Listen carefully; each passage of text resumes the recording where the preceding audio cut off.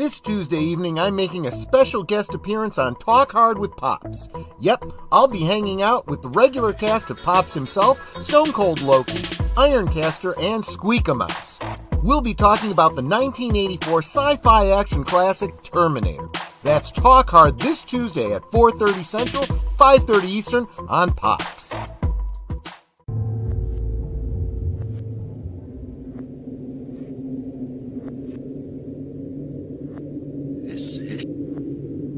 Future or is it past? No, it is Twofer.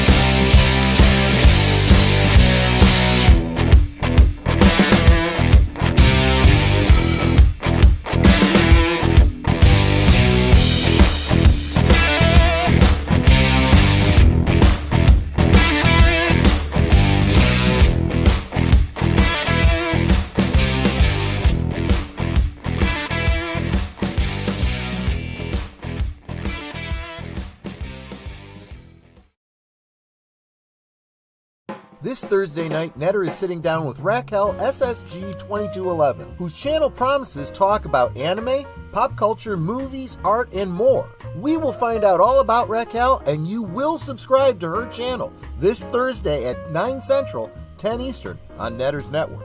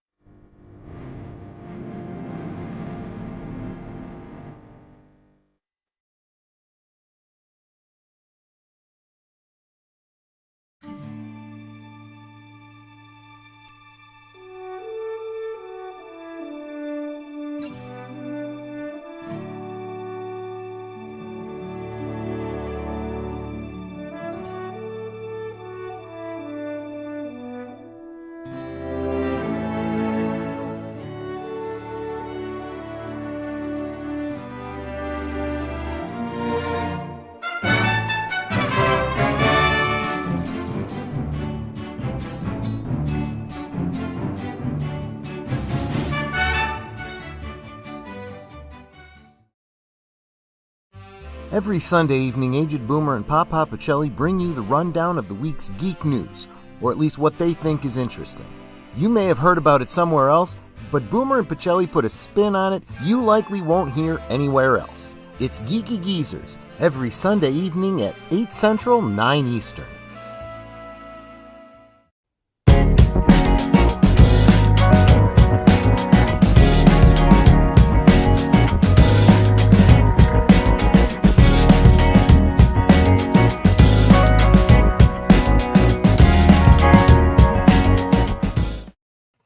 Well, the coming attractions have gotten a little bit longer, but I think that gives you a good indication of how busy we are behind the scenes. Think about it.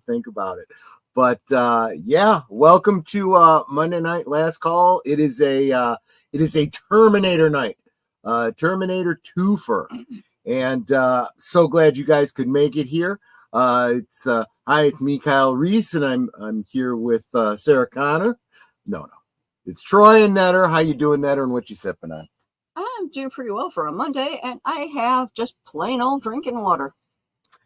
That's perfectly awesome. That's it's good to stay hydrated. I mean, it is Myers brand, but just regular ordinary drinking water. Well, we did bill, and I did warn everybody who's been paying attention that Sin, if she's able to make it tonight, will be running late.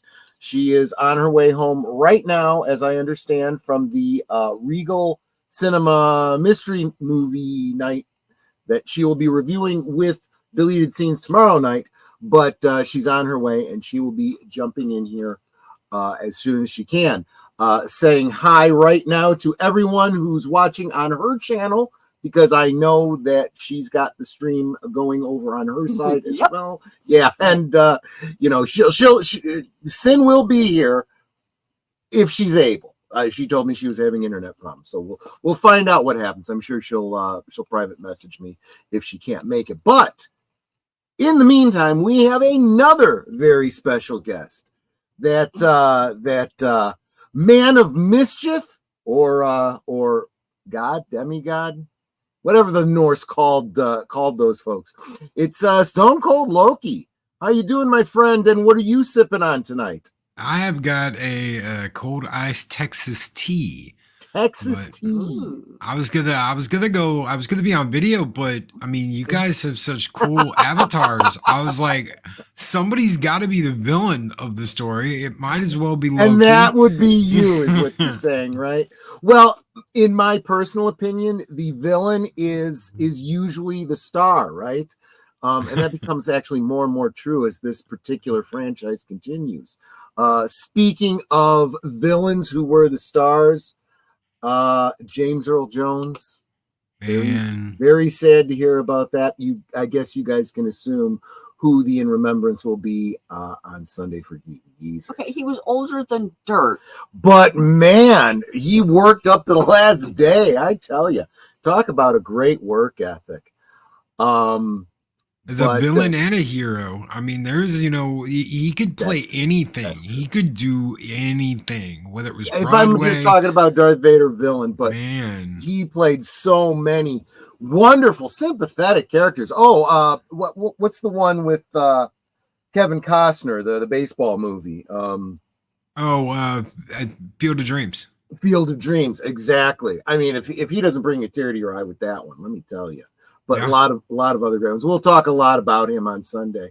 And speaking of supporting your favorite villains, I'm sorry, Loki. I'm gonna do this. I didn't talk to you about it in advance, but guys, I don't ask for any contributions tonight. What I ask you to do, hit that link over there and help out Loki. He's got some medical bills to take care of. Like I said on social media, those of you that follow me, you got to support the people that support you. And absolutely. Loki is one of the reasons that Netter and I are here, that we have the followers that we have, that we were able to get to the point where we demonetized in the first place and have this channel to be able to bring these movies to you and the chats and the socialness. The only problem is my husband did donate some, but he did it without talking to me because I felt he gave way too little. Well, yes, I gave kind of a minimum because I hadn't spoken to you about our finances yet. I know we could do more, and we will do more. We will, definitely. But in the meantime, I'm asking you guys all to help. I just dropped the link. Family helps family, and that's what we're doing. And I say that at the end of every string. You want to say something now, Loki? Huh? Want me to let you talk? Yeah, just you guys sharing it. Just you guys sharing it is so special to me. Seriously. Like you said, every little bit helps. It doesn't matter whether it's a share or it's a like or it's whatever. Thank you very much. Yeah, but we're going to do all the things, right, everybody? But speaking of which, you guys have waited long enough, but I'm not getting to the movie right now because you guys are important too. And I want to say hi to all of you.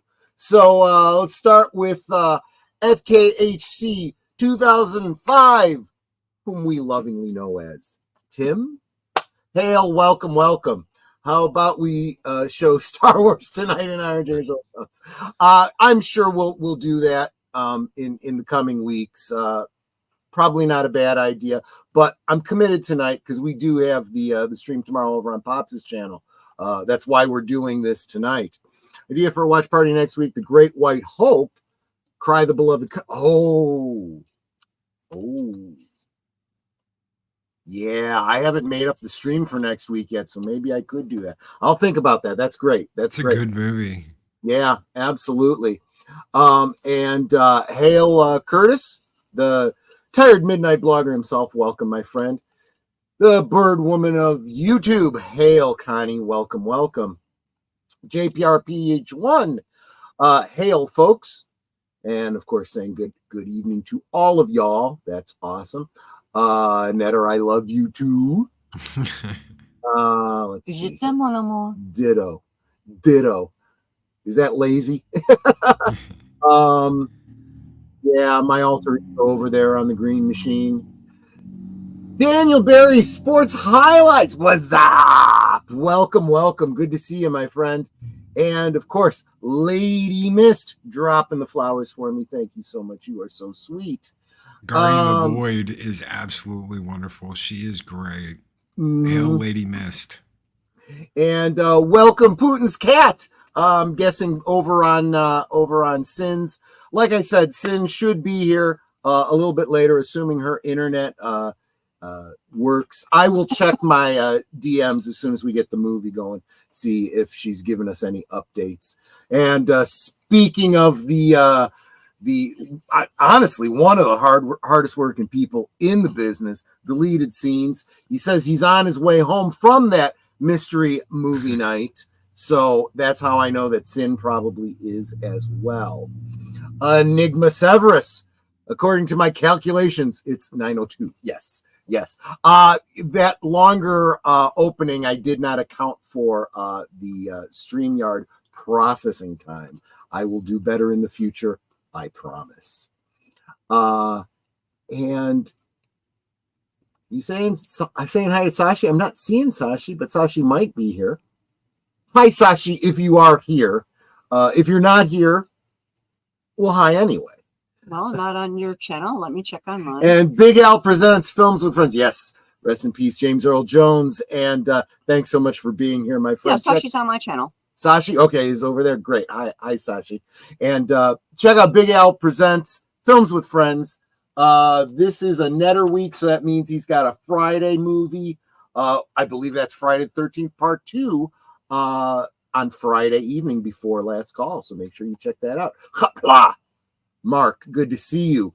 Can I just say something real quick? Yes. I don't mean to interrupt you. You guys had me freaking out because I'm looking at the comments in StreamYards. Yes. I'm like, this isn't matching up with the comments that are on YouTube. I'm watching the comments. We are simulcasting. Yes. Okay. Although it makes sense now. I know you guys do that. I know you do, but I wasn't thinking about that. I was like, man, those are YouTube. It's not Rumble or anything. It's not X. It would look different. If it weren't for StreamYard, I'd never be able to keep track of all this because I've got my own. I've got the green machine going, but nobody's over there. That's fine. I'm really just using it as a backup in case anything happens to this channel. Sin's got 2 streams going. Netter's got a stream going. You're perfectly welcome to simulcast too if you want to, Loki. It's going to take me a little while to get through all these, so you certainly have time to set it up. I said hi to Mark. I believe he's calling in from the dilithium mines of Ruapente. Do you want me to give you a thumbnail? Yeah, you can shoot that over to him. I was talking to Loki. I've got guys. You got me for probably another 40 minutes. So by the time I set it up, I would probably be tripping over my own. That's fine. That's fine. The View with Drew. Haven't seen you in a while, buddy. Welcome. Good to see you. I have a great rewatch, my friends. My Beetlejuice 2 review is up. So go check that out over on Big Al's channel if you would. Samuel Proctor, welcome, my friends. Let's see. It took me a while to figure out when people were saying Skull, they meant Stone Cold Loki. Since Corner jumped into my chat and said, just jump in the chat real quick to let Troy know I sent a message via Twitter. My stupid internet is still down. Okay, fair enough. If you want to shoot her a note back, I haven't had a chance to respond to any of that. And PJ of Orville Nation, Business manager for the channel. Welcome, my friend. He likes the cool intro. Cool. PJ's such a good guy, isn't he? You can't say good enough things about PJ. You just can't. There's never if enough good if my things to channel's say not about doing PJ. well, it's not his fault. It's because I haven't taken his advice. You know, there's a lot of things he's told me to do that I know I should and I haven't. Enigma, did I say hi to you yet? I'm sorry. Troy is in competition with modern movie theaters for longest trailer times. Yeah, well, you know, I've got stuff to promote. They don't. Am I right or am I wrong? And promote we do. And we absolutely do promote.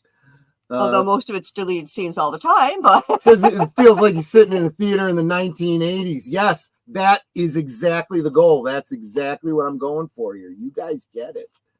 I'm going to start going through these really, really fast. If I miss anyone, please shout out, say hi. I did say hi to Enigma, right? Enigma Severus.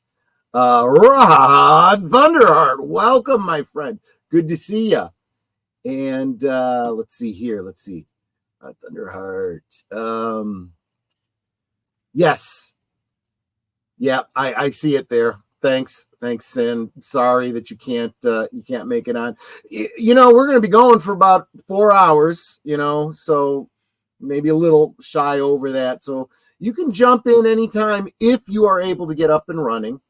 And if it's a connection problem, try restarting your router and your modem. Did you try unplugging back in? No, seriously, because we've had that issue before. Right. We've restarted our modem and our router.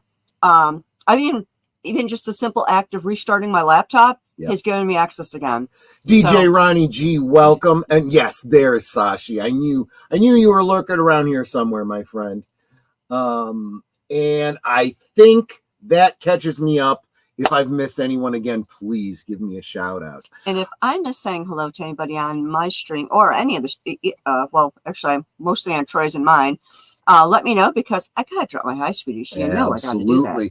I'm going to go ahead and get us started. I think we're talking about a movie that we've all seen, so I don't think anyone's going to be lost. Does that mean you're going to put it on like 2 times fast so that you can get through it faster? No, because I need the watch time. What I'm going to do is I'm going to go ahead and get it started. You guys all know how this goes. Pinned to the top of most of our streams, we have that Cosme link. If you're watching along with us live, you can watch literally synced up with us because we'll be streaming it to you on Cosme off platform. If you're here in the future, you're going to need your own copy. So if you're here in the past, you've been waiting all this time? Well, you know, time travel, I get it, but you're probably sitting there naked then. So, you know, maybe put something on before, you know, you cue us up. Anyway, I'm going to go ahead and get us going and then we'll chit chat. So here we go in 5, 4, 3, 2, 1, play. Now, something else I should warn you all about for those of you that are going to be able to hang out with us through part 2. This first one, I believe, is the theatrical release, and I've got subtitles. The second one is the extreme DVD, and I do not have subtitles for it. My goodness, there's a bunch of versions of Judgment Day. I mean, trying to find the right subtitles is ridiculous. I mean, there's like 25 versions of it out there. I'm like, screw it. I don't have time for this. You guys know how the story goes anyway. We'll figure it out.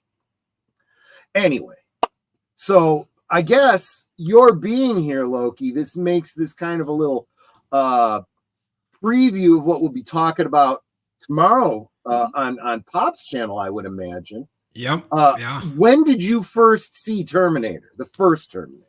It was after Terminator 2 because I wasn't allowed to watch the first movie until I was like 9 or 10. So it wasn't until after 2 came out that I have seen it so many times for so long. I honestly do not remember when the first time was I saw it. This was, what year was this? 80, is it 84?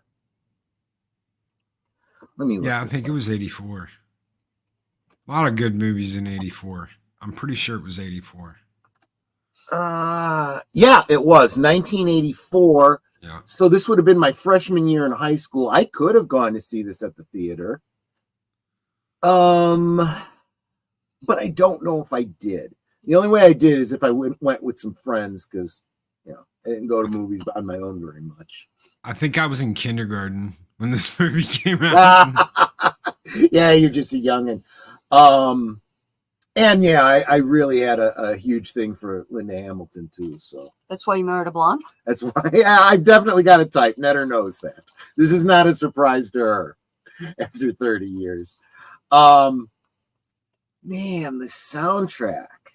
This is just a lot of these movies were like that with me. So like I saw Aliens before I saw Alien. I saw Conan the Barbarian before I saw Conan, or the Destroyer before I saw Barbarian, Terminator 2 before I saw the original.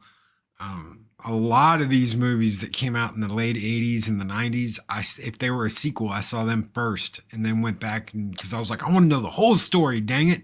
Yeah, I get that. But back then, when they wrote movies and they did sequels, the writers had in their minds, how do I write this so it's a continuation of the previous story, but people won't be completely lost if this is the first movie they're seeing? They don't do that anymore. Yeah.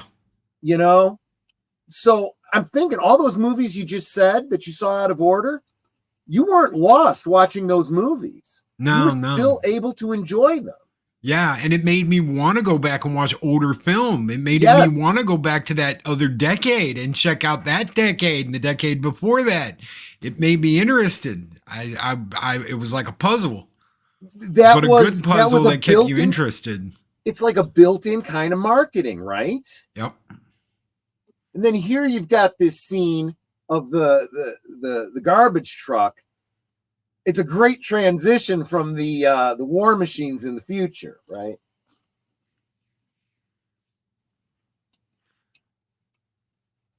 What do I look like? A ballet? That was one. Yeah, that was one. Exactly. There's nothing I can do about the films unless I were to go through and edit each and every one of them. The gardener said a naughty word. So I've thought about this a lot since 84, right? You've got this concept of time travel, and you can only time travel only organic material can travel back in time. And they kind of skirt around that by saying all of the Terminators,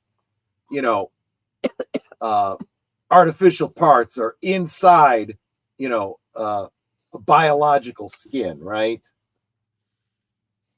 So wouldn't you be able to travel back in time wearing leather, cotton, natural fabrics? Just saying. So he could have had some boxers on when he transported. Absolutely. Still, we get to see. They just wanted an excuse to show Arnold's butt. And Beans, too, later on. Oh, there he is. The guy we all love. Game over, man. Game over, yeah. Honestly, I like how they have to keep part of him in shadow at all times. Yeah, well, they didn't want to push it too hard. It's R-rated, but they didn't want to overdo it.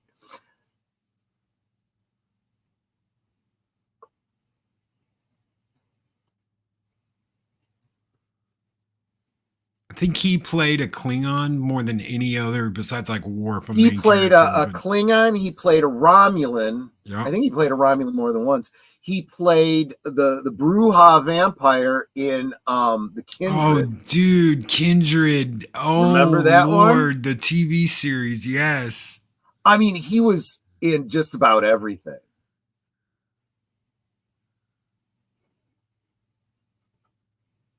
I forgot about Kindred TV series. That takes me back. Yep.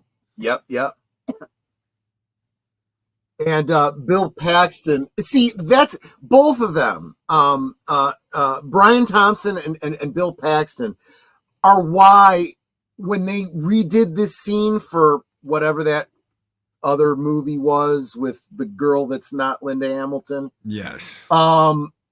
I wish they hadn't remade it. They didn't need to. With clever editing, they could have used the exact same scenes, but then spliced in the interaction between the two Terminators, the two Arnolds, you know? Everyone was like, oh, that's real cool. They, you know, they're acting like them point for point and everything. It's like, yeah, but you didn't have to do that. No, you didn't. He kind of messed up. Well, yeah, you see the scars on his back, right? Which is brilliant because it communicates this, you know, soldier of the future.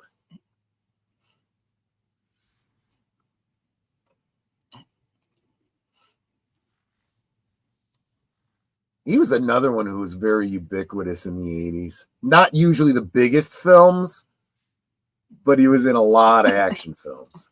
Yep. Would it make you feel better if I said I did?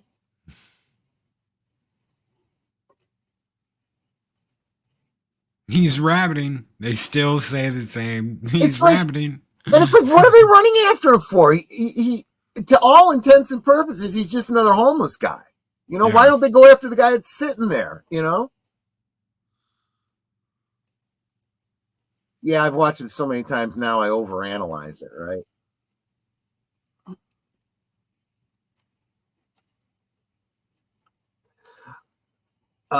So I'm sorry, I haven't been watching the chat. That's life, but not as we know it. Your clothes, give them to me now. Yes, and welcome, by the way. Thanks for being here. I need your clothes, your boots, and your motorcycle. Yeah, okay. DJ Ronnie G is saying it had something to do with the bioelectric field. Yeah.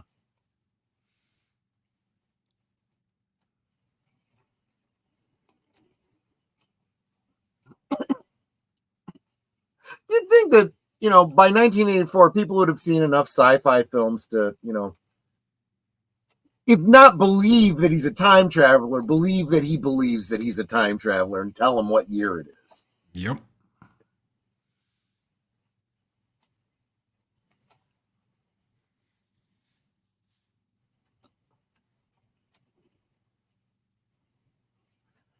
I mean, it must be a really slow night. They pull in extra cops to go after a vagrant?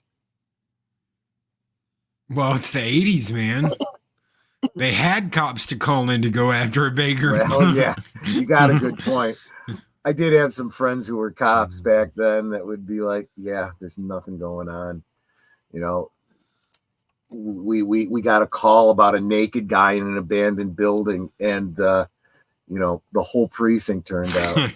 No, that really happened at the building that ended up becoming, it was in the process of being built. It was a condominium that my attorney eventually moved into, and he's like, yeah, he's like, you know, he was what do you call it? He had he was an older guy, so he's going through dementia and whatnot, and he's walking around naked in the you know, husk of the building being erected. If nothing else, the cops needed to show up to make sure he didn't hurt himself. But like all the cops showed up, and it was like we had nothing else to do, so we thought we'd come and see the naked guy.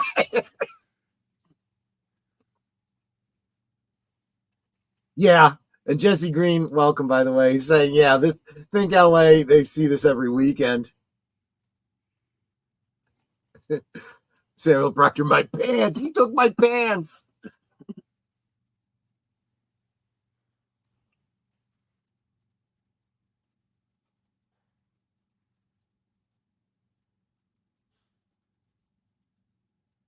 You know, and as long as you're not running, you pretty much do just blend in. You know, just don't, just walk casual. Yep. Fly casual.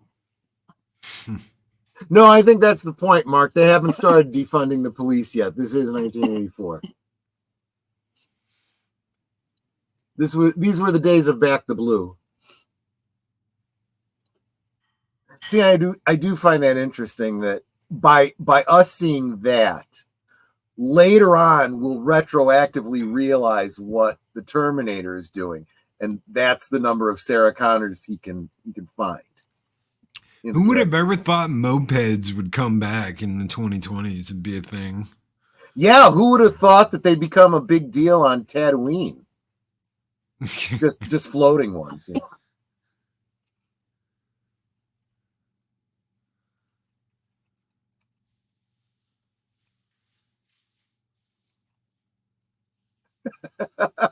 That hairdo of the 80s.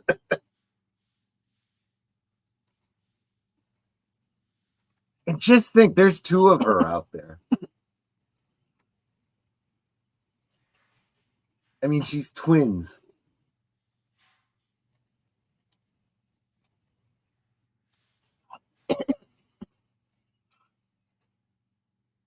So one thing that somebody has pointed out is that, it's pretty obvious, Arnold Schwarzenegger's the bad guy in the first movie. But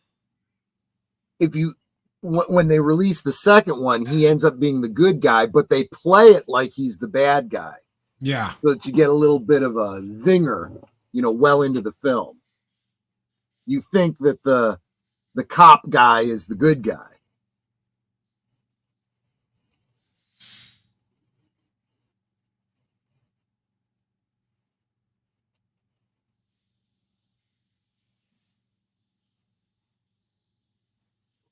Now, see, I've seen this enough times in real life to know this isn't her fault. She's having a rough day. Take your time, girl. You're okay. Aww. In 10 years, who's going to care? Well, yeah, that's exactly right. You don't know when Judgment Day is coming. But that is good foreshadowing, right? Here we go. Oh, yeah, he knows his guns from WWII.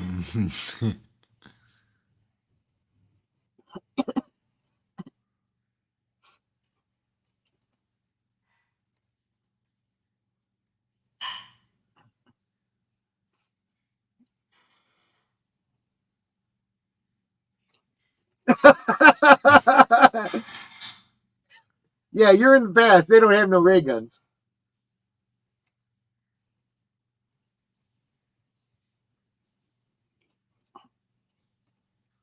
All of them.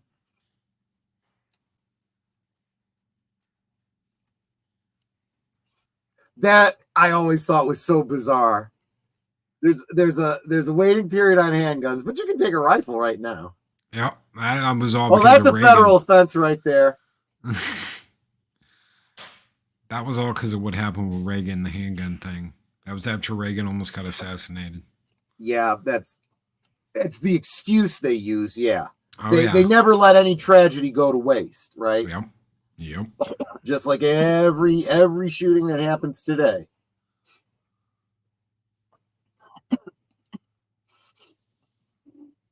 So glad they didn't go with OJ. It would have been a different movie. But I'll tell you, that would have changed the whole course of films, too. Can you imagine if Schwarzenegger hadn't done this, he had just been Conan? I don't think he would have launched the way he has. Yeah, the Brady Bill. I absolutely agree with you.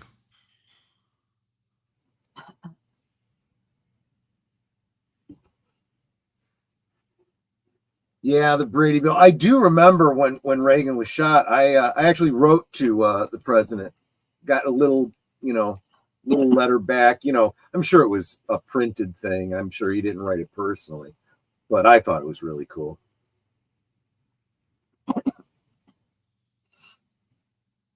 Are you Sakana? Wrong answer, lady.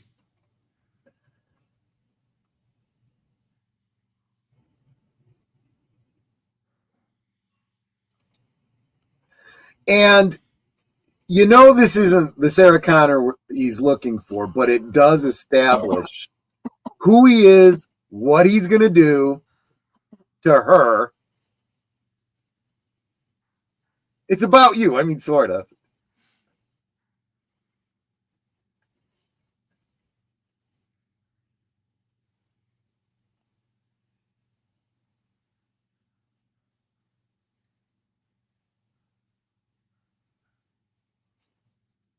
You're dead, honey.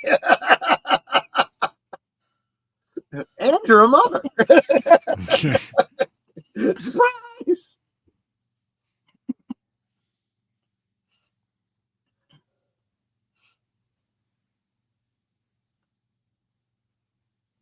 And this was when you could hotwire a car without having to bust the lock. The wheel would be locked up. And bypass electronics. Yep. He does not like machines. Well, you get the impression that he's got a little bit of PTSD because he's seeing the same parallels, that, were pretty obvious in the opening, right? And now we're kind of seeing it from his perspective again. If you guys have to have this on some form of physical media. There's all kinds of great behind the scenes and whatnot. And you can see, how a lot of these shots were done.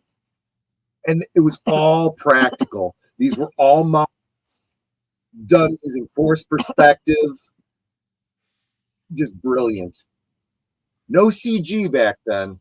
Yes, the lasers were done by animation, but it was like hand animation.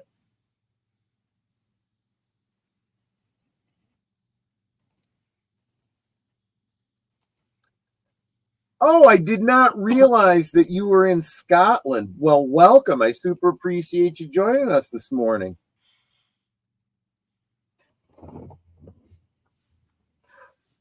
Upset that he only has about 14 lines in the first film. Yeah,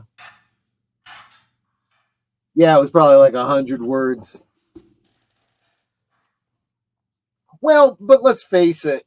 That was the role he was playing, and kind of made up for it in the next movie. And he's definitely demonstrated his range since then.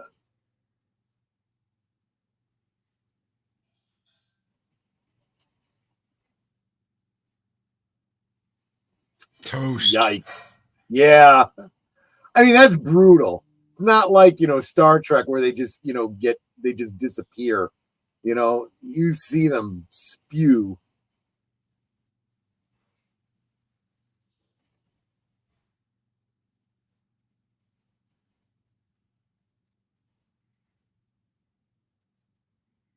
See, and it's these scenes that made us want to see this prequel. And we have never gotten it. No, not like we should have. No. Not at all. That's why, what was that one with Christian Bale? Salvation. That was not this, and it should have been. Yes. Instead, they did the half human, half Terminator, brought you back to life. That was stupid so thing. Freaking ridiculous.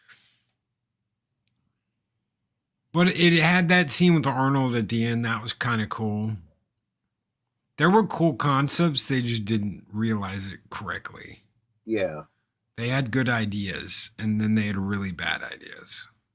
I think one of the big problems is always trying to funnel Schwarzenegger into it.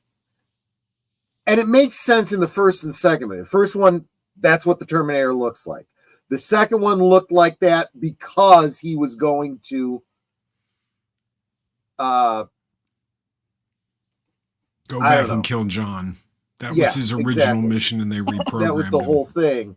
And he there's that whole timey-wimey thing about, the Protector and Bonnie, so on and so forth. The problem is the Terminators would not do that for infiltration reasons. For infiltration reasons, you have different models all the time, at least on the outside. You'd have a bunch of exoskeletons running around, for your shock troopers. But if you're going to put them in skin, you don't want them to be an exact twin of the last one that just infiltrated them. And how they come up with that in 3, why he looks that way is just... Yeah. when you see him, he's one of the scientists that work for Cybernet, and he's like, that how y'all doing? Yeah. And you're like, wow. Sense, right? You know, I mean, they did the same thing with Data, right? Data looks just like Dr. Soong, you know? Yeah. Speaking of Star Trek, we got what's his name? Paul Winfield, who played Darmok in Star Trek: The Next Generation. Captain, I'm forgetting the captain's name. Captain of the Reliant in Star Trek 2. In Wrath of Khan. Man, I can hear his name too because I can Terrell. Captain Terrell. Captain Terrell, right. Because I'm thinking about what Khan killed him, Terrell, now. Yes. I try to obey, sir, but it's difficult. Oh, that 80s hair. Perma-perm. Yeah, right? But if you grew up in Texas in the 80s and 90s, you saw all that constantly. Yeah. Because it was all bigger the hair, closer to God. Yep. That's true. That is true. Oh, I had a perm once. I looked awful in it. No one ever looked good with a perm. No.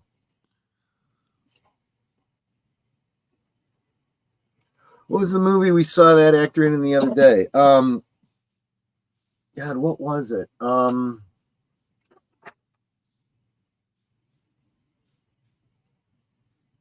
Was he in Cliffhanger? Yeah, I think he was in Cliffhanger. Yeah, you're right. 2 weeks in a row.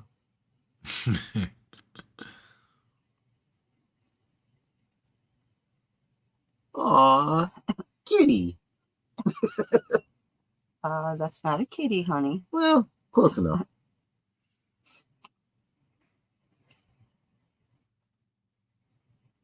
See, that's one of the big mysteries of this franchise. What happened to the iguana?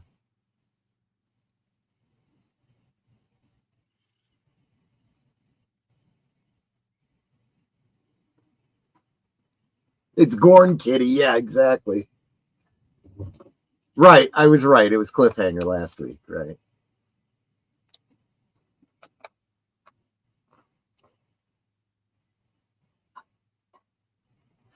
Although I will say this, a lot of people rip on the 80s for the garish colors and whatnot.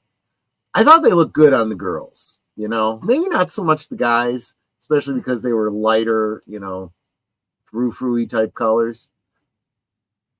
Or guys wearing really short gym shorts. When you see that, you're like, yeah, no. All my life, that's how it's been. The women's styles have been kind of cute and sexy, and the comparable guys' outfits are hip huggers in the 70s, for example. Yeah. Sexy on girls, stupid on guys. And they were doing jazzercise. Yes, and jazzercise. And the leg warmers I thought were kind of sexy on girls. Guys should, no, never, never, never.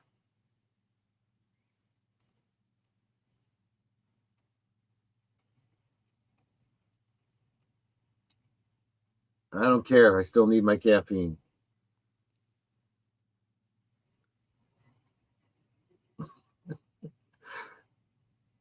He would have made a good Terminator too, right? Who, Lance?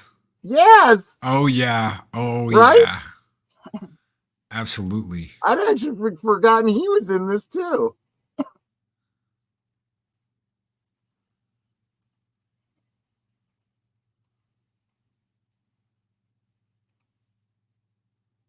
Yeah, I remember the dumb outgoing it's like, sweetie, take off the headphones while you're having a fun time. Why don't you just listen to the music on a boombox? Yeah, maybe she's not having fun. Maybe, you know, he's having fun and she's just enjoying her music.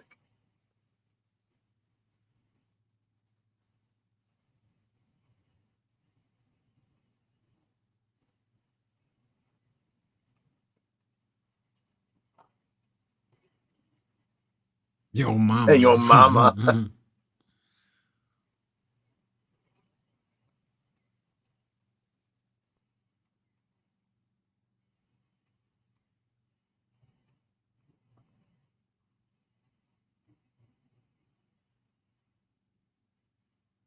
That got her attention.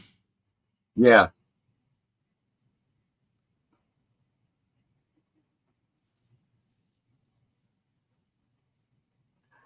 See, now that any reasonable person would get worried. It's like, okay, there's someone out trying to kill anyone named Sarah Connor. Yep. I don't know if anyone wants to kill me personally, but the if phone book killer. Yeah, exactly. And the 80s was just wild enough that somebody would have done that. The phone book killer.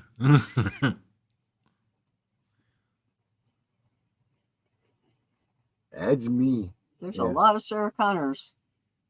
But and this is, of course, storytelling shorthand, right? Because if this was reality, he'd literally have to go to every Connor in there, because Sarah could be living with family and not be the name on the account. Oh, good point. Yep.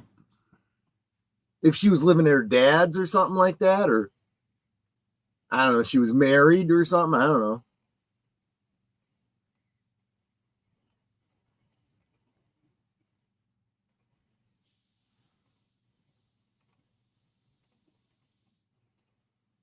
Now, it took me a while to catch on to this, because now she's sensitive. First she's a girl alone out in the city, right? So she's going to have the guard up, but she also knows or believes someone is trying to kill her, and she realizes she's being followed. So of course she is.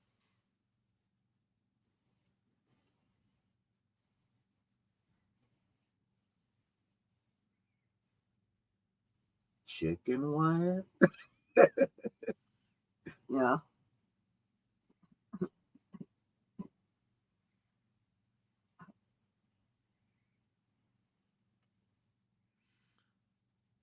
You can like see the cigarette smoke in that I know, building. right? It's crazy. I can remember the smell of a place like that, Yep. Yeah, it's like you could smell the beer. Do you know how many years I was still going into restaurants and saying I'd like seating for 2 non-smoking? Yep. And they'd be like, it's all non-smoking. Oh, yeah, that's right.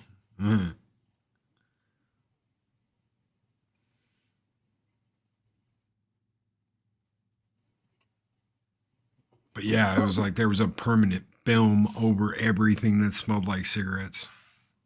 Yep. And everything ended up being with this yellow kind of haze on it. And if you were to wipe it off, you'd see a big difference between the yellow goop from the nicotine and whatever was underneath it.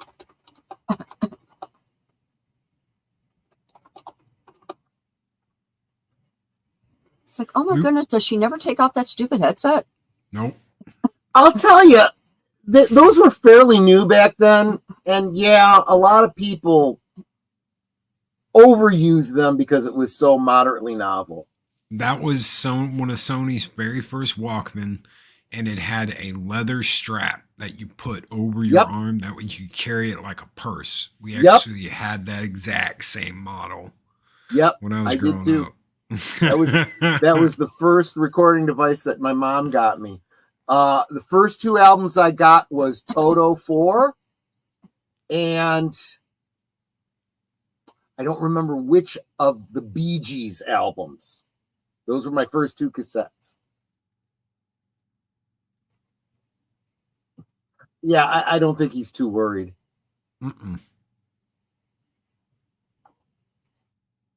Ow.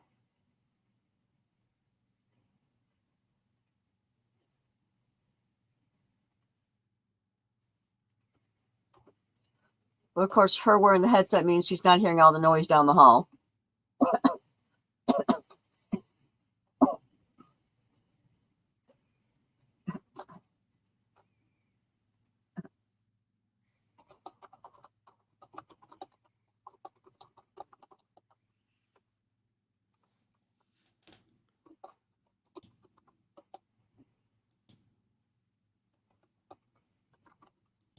And see, we just watched Time After Time over on Big Al's a couple weeks ago. Yeah. Very similar situation. The guy shows up to kill the girl, but kills her roommate instead.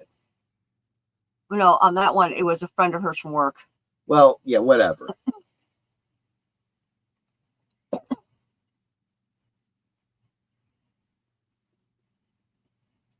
And now he really, I got the wrong one, damn it.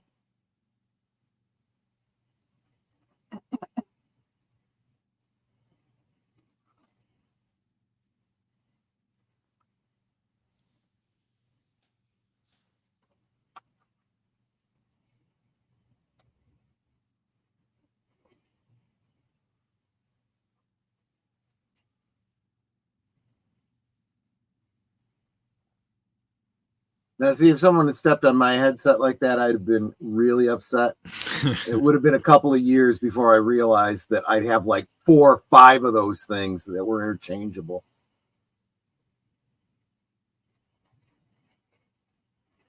I mean, that helps, right? Now you know who you're looking for. Okay, why is her ID there and not in her purse? That's a good question. Good point.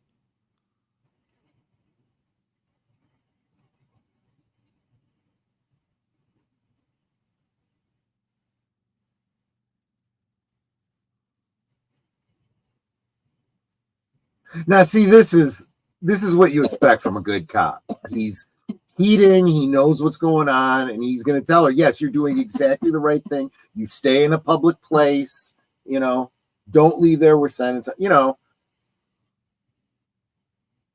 Well, those are the normal rules. Right. That's what he thinks is going to help her. Now, that's not the advice she would get now. Now he would say, well, you know, I think you're profiling this individual. You know, I think you're being a bit histophobic.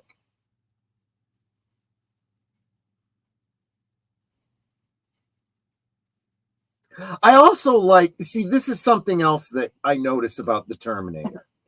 He doesn't turn around and beat the guy up or, you know, whatever. He could, but he has absolutely no interest in doing that. He breaks the guy's hand and continues walking because he's on his mission.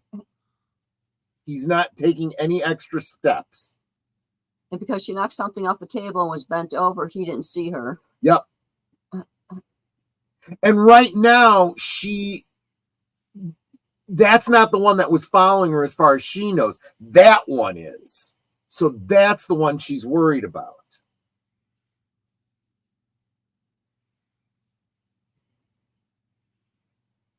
Well, I was thinking that too, Samuel. I suspect that he's probably had a few calls out there in the past. I figure after some people get a little bit drinky, the police do have to get called out from time to time. And welcome, RK Rim 2008. So good to see you. Glad you are here. Those of you that are new, we are watching Terminator right now, and the link is pinned above if you want to watch along with us. See, I'm wondering if in 1984 someone would have even known what a laser sight was and what it meant. Oh, they were brand new. Yeah, they were pretty new back then. And heavy. Well, yeah, you saw it, right? Yeah. Now they're itty bitty things. They're little bitty add-ons. And real quick, let me say hi to a friend of the channel and channel member, Deleted Scenes, filling in for Sin tonight. How you doing, my friend? Hello. You been watching along with us all this time, or are you just kind of catching up now? I am catching up right now, but of course, being a fan of the film, I was going to say, you know this film, right? know about where we are. Yeah. And this is also my excuse to get to hang out with Loki because it's been a while. There you go. Brother. What is going on? It's good to see you. How you doing, man? Yeah. I'm doing. Come with me if you want to leave. Absolutely. All right. And you know, he's he's not a machine, but he is a soldier. So he just goes up, blasts the guy. No preamble, nothing. Mhm. He's also on his mission, right? Yep.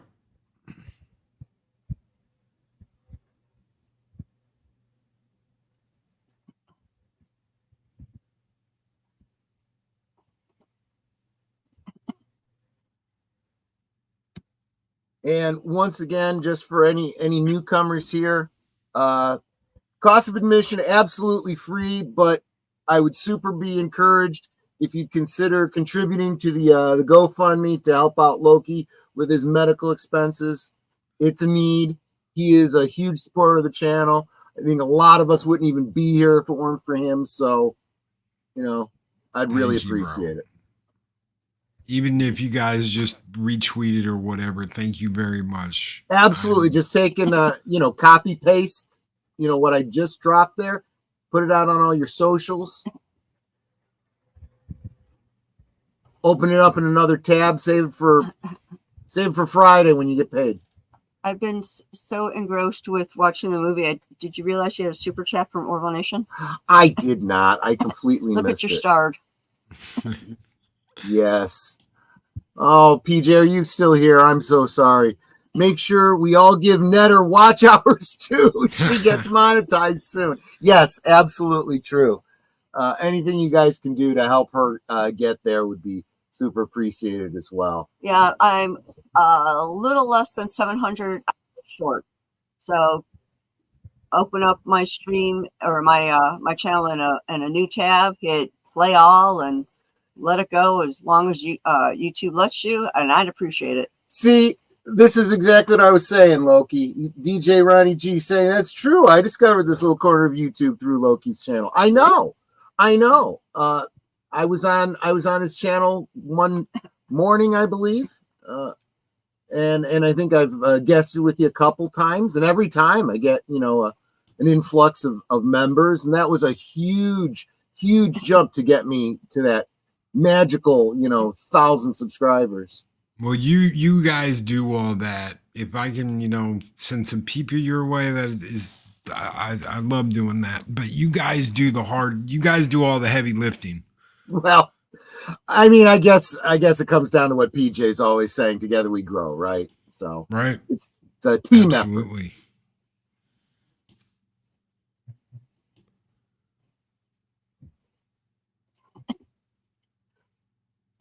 And now I totally understand her cognitive dissonance, right? She's still afraid of him. And he's trying to just tell her what's going on. And she's going to obviously have a hard time believing it. I also love the effect of the lost eyebrows on Arnold. That's very off-putting.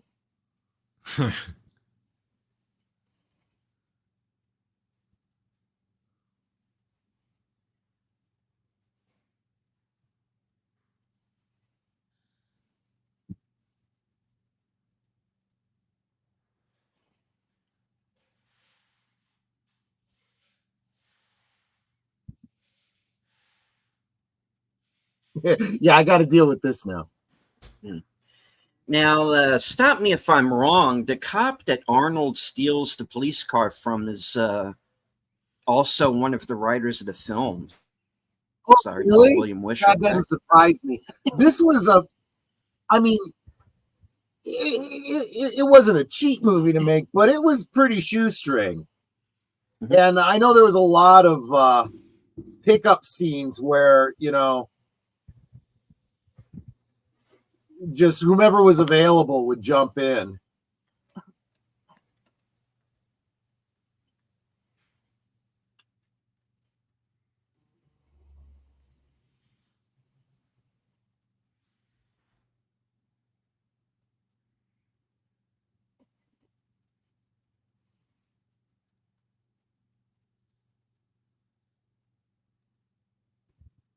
I wonder how many times he screwed up these lines.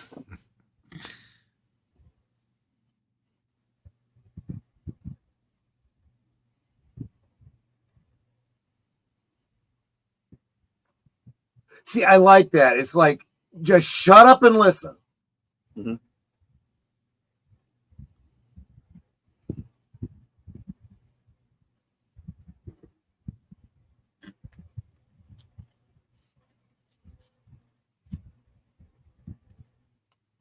That's an interesting point. So he didn't even know what that Terminator looked like. Yep. And he should have. Well, I know that the belief, the assumption is that he followed that Terminator into the time travel facility. So yeah, I think a lot of people assume he had at least seen him previously.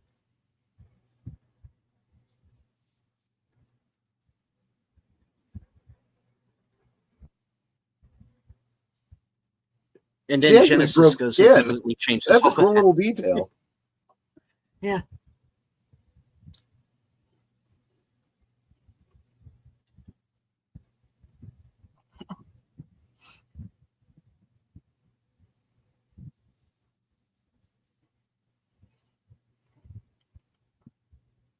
Because that's what its programming says. Sin, we totally understand. Can't be there. To anyone who's watching on my channel, my internet has been out all freaking day. Yeah, I told everybody that was the case. It really sucks. Yeah. I will hopefully be a worthy substitute. Oh, dude, you're great. Yeah, you're okay. I mean, you're no Sin, but you're okay. No. Oh, well, no. See? He's like, yeah, well, no, I know that. Just get a picture of Sin, put it in the corner, you know. Right. They'll be like, she's here. Just tell everyone, yeah, I got a throat thing going on. She did have the confunk last night, so, you know, that would explain the voice, right? Curtis is dropping the memes in Cosme. He's Johnny on the spot. I don't know how he finds these things that are so perfect. You remember when the locks on doors had that, you know, mushroom on top for pulling it up? Oh yeah. So if you left your keys in your car, they would put the coat hanger You around. can put the coat hanger in and pull it up. Yeah. Now you have to literally do it inside the door. And some cars will lock you out if they don't have power. You can't even get into them even with your key. Yeah, you're right. Open. What I think is funny is we have a Honda Accord. It's keyless entry, but in an emergency, the keyless entry turns into an actual key to unlock the door. Yep. Okay, that's all well and good. But once you're inside the car, there's no key to start the car. Yeah, it's push ignition. It's like, exactly. Well, that's kind of useless. I can get in the car, but then I can't go anywhere. Yeah. Hold your key fob up to the go button. That's how you fix that. So if your key fob's dead, it still has like a magnetic charge to it.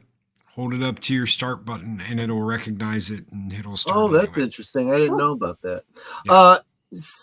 Samuel Proctor, yes, he did start out with eyebrows. He lost his eyebrows because there was wasn't there flames or something like that? Yeah. That burned him off. Yeah.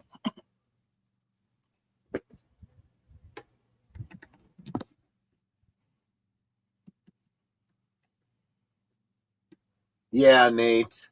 We were talking about that at the top of the show. Yeah. Yep. There's the locking column I was talking about.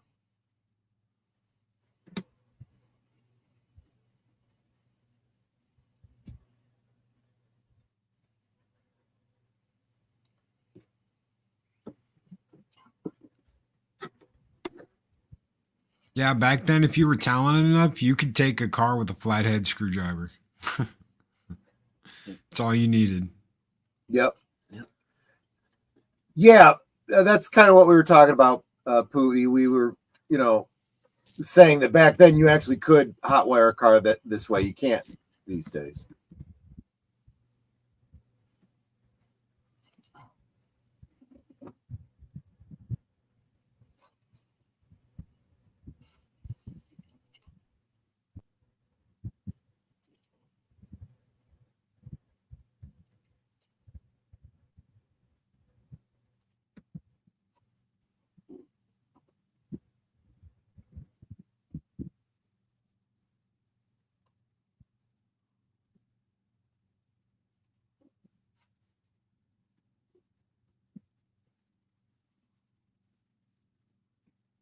And that man was Kurt Russell.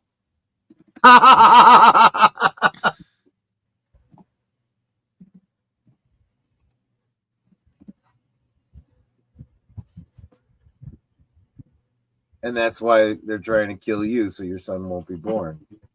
Yeah.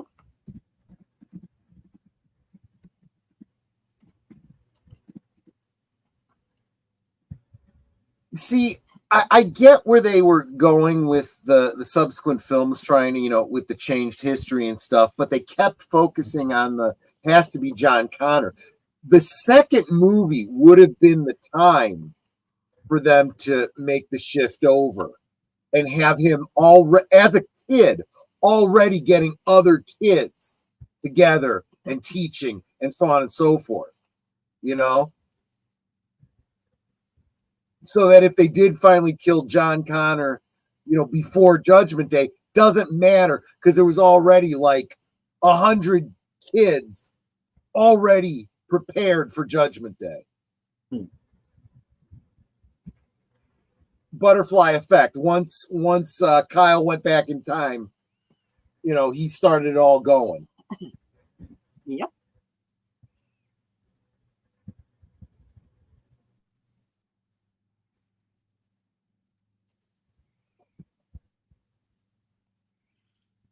I wonder how many cars got wrecked during the filming of this. This movie had a low budget. I can't imagine they wrecked that. Well, movie. Look at the damage that they've actually gotten, though.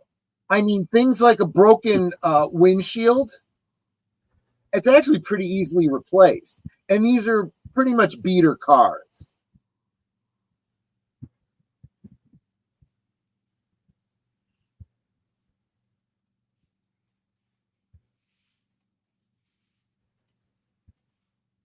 I mean, my understanding was there was one scene where they have to break a window, and it was the director's car, just because they needed to get the shot. And he's like, let's just do it,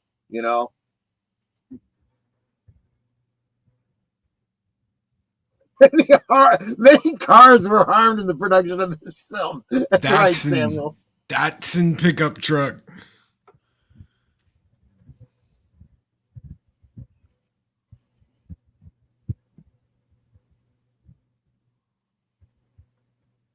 Yeah, this is also 1984 because, about a decade or 2 decades later, they wouldn't have even said that. They'd have just shot.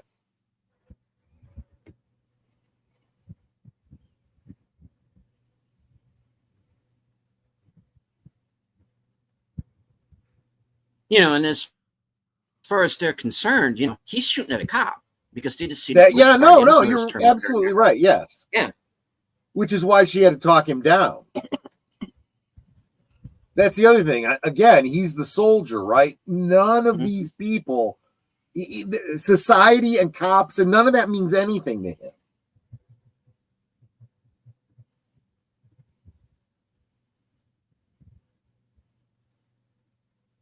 I like it. He takes another drag off his cigarette and hands it off.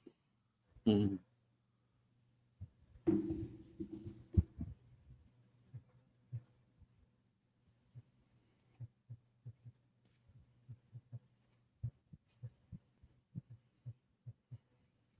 Oh, here we go. Yeah.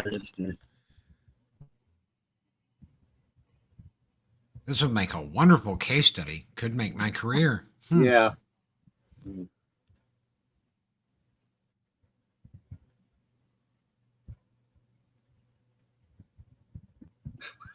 This is where I'm going to have to leave you. Thank you so very much. I can't wait to get to hang out tomorrow. We will pick it up again tomorrow over on Pop's channel. Talk Hard.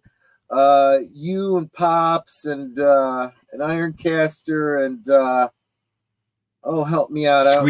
Squeak Mouse. Squeak Mouse. There you go. We'll see you tomorrow. That's 4:30 my time. It's 5:30 on the East Coast. Yep. Over on Pops' channel. I've got it out on my what do you call it? Community tab. So everybody, have a great night, Loki, and we'll Friday Netter gets paid. We'll we'll contribute a little dude, bit just more to that. Thank you for what you've done. Seriously, thank you Oh, very absolutely, much. man. Thank you for everything you've done for this channel and this community, man. Yeah. And I'd love to have you on Thursday Things again. Yeah, if you can spare a Thursday night some night for Netter, she'd love it. I will. You have the first one I have. she'll DM you later. Thanks, Okay. man. Thank Take you it easy. guys.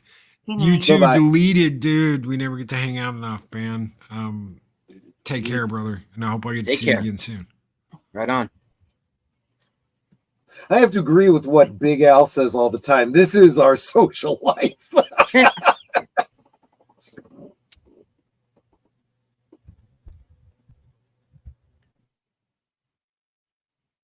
What's that one, Sam? Was that movie with J.K. Simmons? The one about the drummers? Mm. Was it like Rimshot or something like that?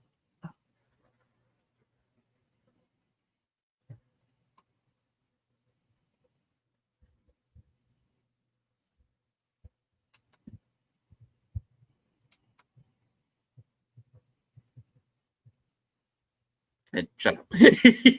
Ed, shut up. Yeah, just stop right there.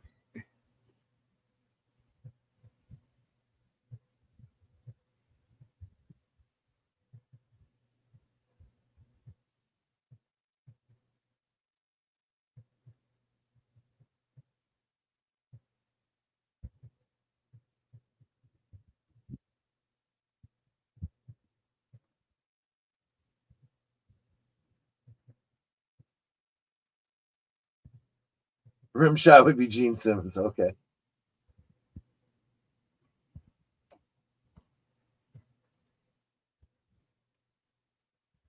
Okay, no, fair enough.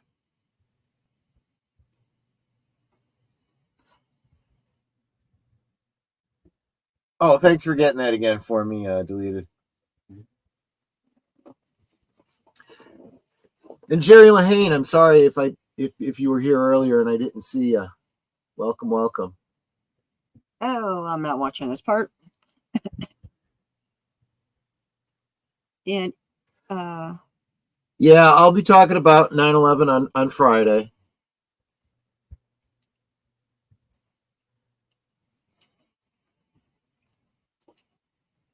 Yeah, let me know when this part's over, because that's gross. But it's fascinating because it's like this is where they start using the fake head and everything, you know? So gross. DJ says, yeah, Netter, you said hi, but I appreciate your diligence. Well, it's like there's so many people in the chat. I'm like, did I say hi to everyone? See, if I did miss saying hi to anyone, let me know. Absolutely. This was the only way they could do something like this was with an artificial, with basically a puppet, you know? Whereas today, all they'd have to do is paint out the eye and then CG it. A CG has its place, right? You know, right tool for the right job.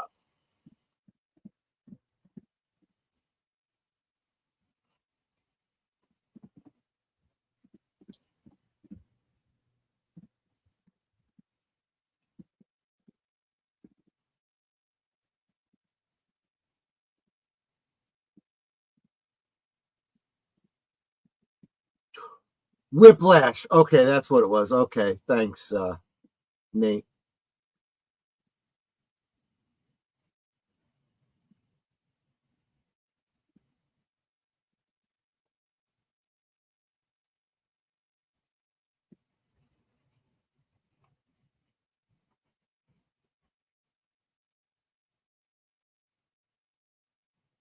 I mean, that's an excellent point. It's like, I don't know these details. You mean, why does your car work the way it does?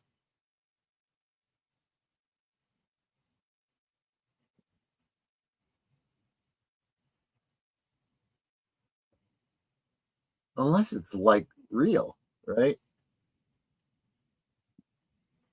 1987, Gene Roddenberry, Terminator 2 concepts for digitizing pixels, morphing liquid metal. Yeah.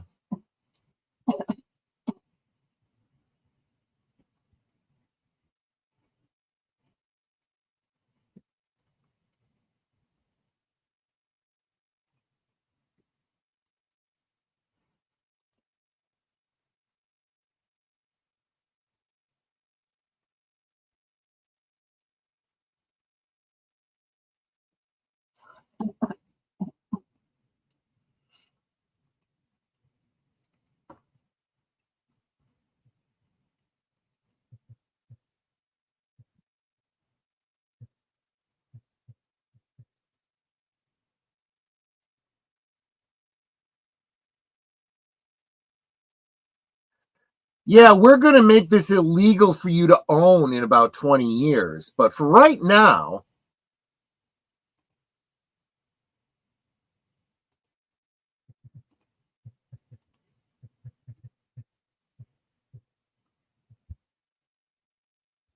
actually, he wouldn't even have to break his hand. A lot of people can punch through a window. Well, it depends on the thickness of the window.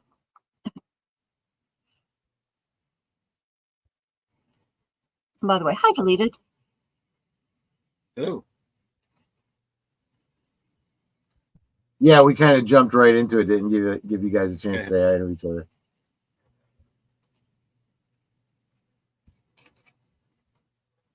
And John, you're changing IDs again on me. That's his evil twin Skippy. Yes, exactly. There's 3 or 4 of them, but that's okay.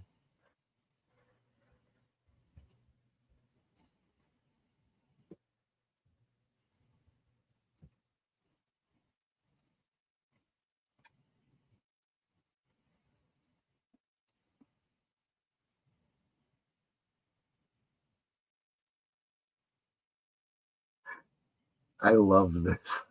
Mm-hmm. This is kind of where it starts, right? I'll be back. That synced up perfectly, Curtis.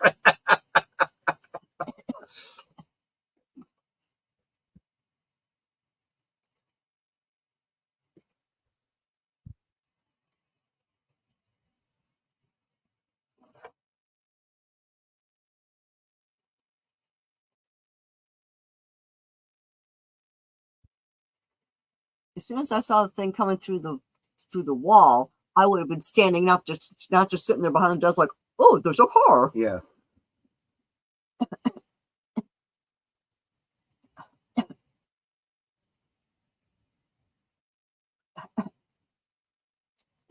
Never go to you.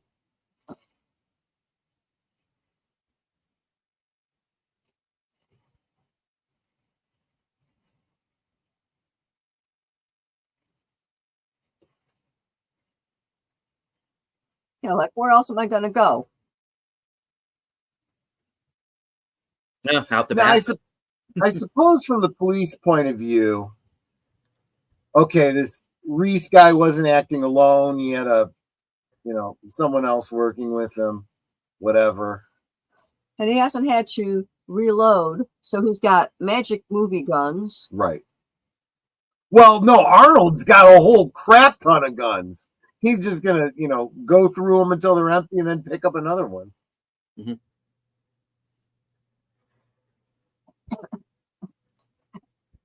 Yeah, because he's the problem. Mm-hmm.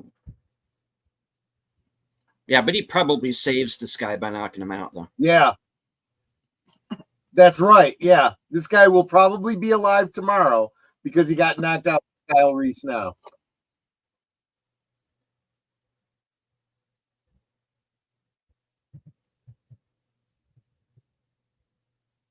Oh, the stuntman behind the desk actually died? That sucks. Stuntman that did what? So in the previous scene, the stuntman behind the desk actually died. That would be the first time hearing of that. Okay, now I'm going to Google it. And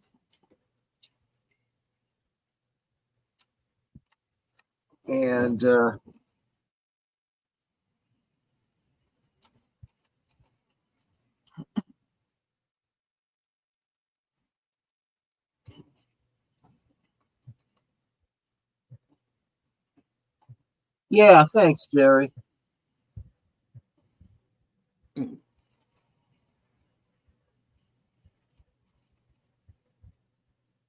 Okay. Whoops.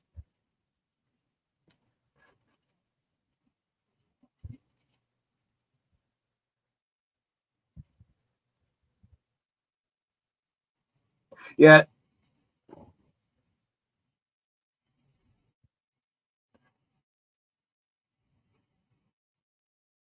See, it's like she instinctively knows he's there to help.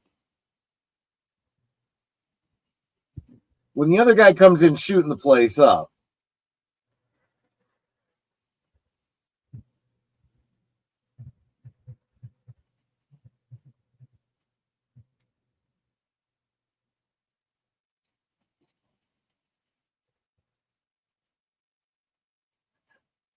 Yeah, and so you need large capacity magazines. You might have to deal with a Terminator one day. Or the police. Or the military.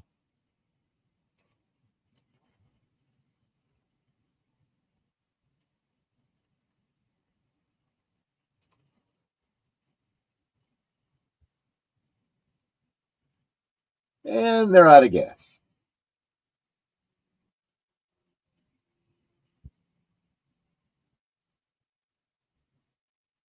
I'm sure in the future you could buy plutonium in every corner gas station.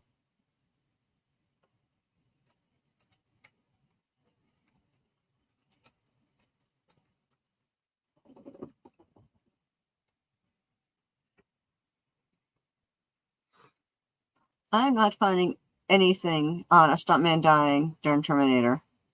Yeah. So it might be just an urban legend.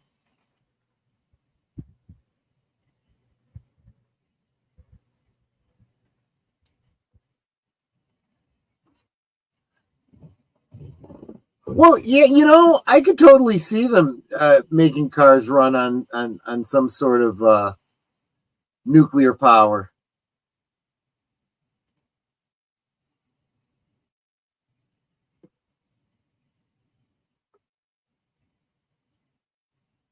I thought Reese was his first name.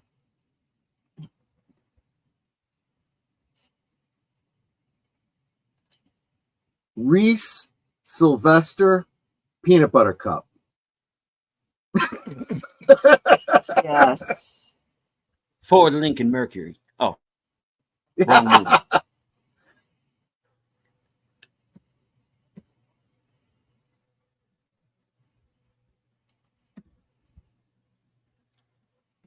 Psh, I get shot like this all the time. Actually, I was watching a great video. They had actually designed train engines that would run on nuclear. But there's a lot of obvious reasons they decided not to do it.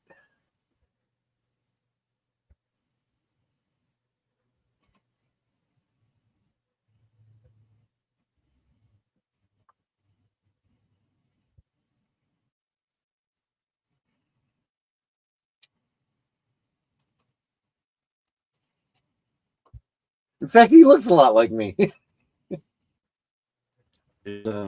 Played by several different actors. Yes. They pick one,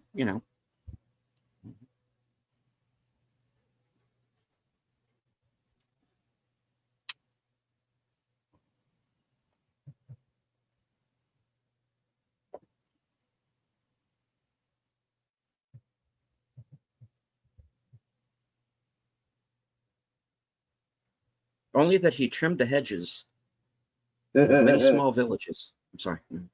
I'll stop.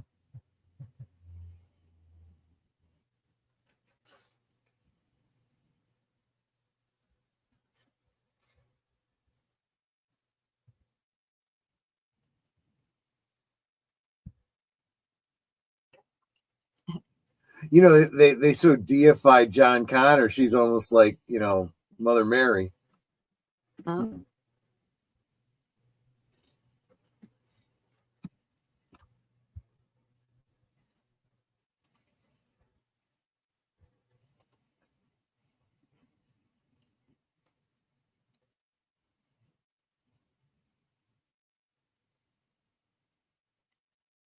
That's fine. They can run things on hydrogen, but they're going to decide not to do it for the same reason they've never made cars that run on hydrogen.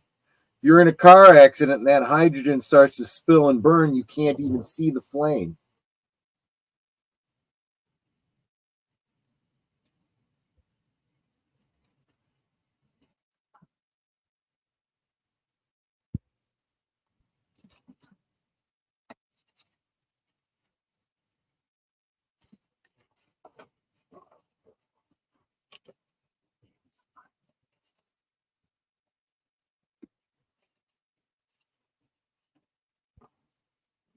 End message.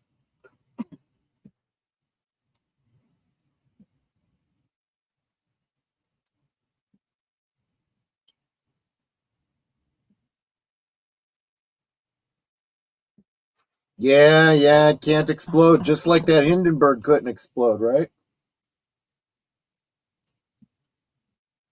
A minute ago, she's freezing. Now she's fine.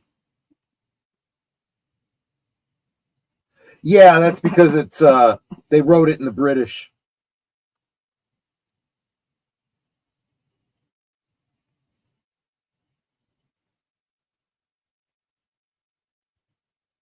Oh yeah, because it's a wonderful place. Oh, is it Tahiti? Tahiti is a wonderful place. Yeah. A magical place. You never been in a car accident, have you, Putin? Metal things tend to not always stay intact. No. And that airbag? That's not exactly a free ride either. No, yeah. I've actually heard of a lot of circumstances where people were actually hurt by the airbags exploding. Yeah. Yeah.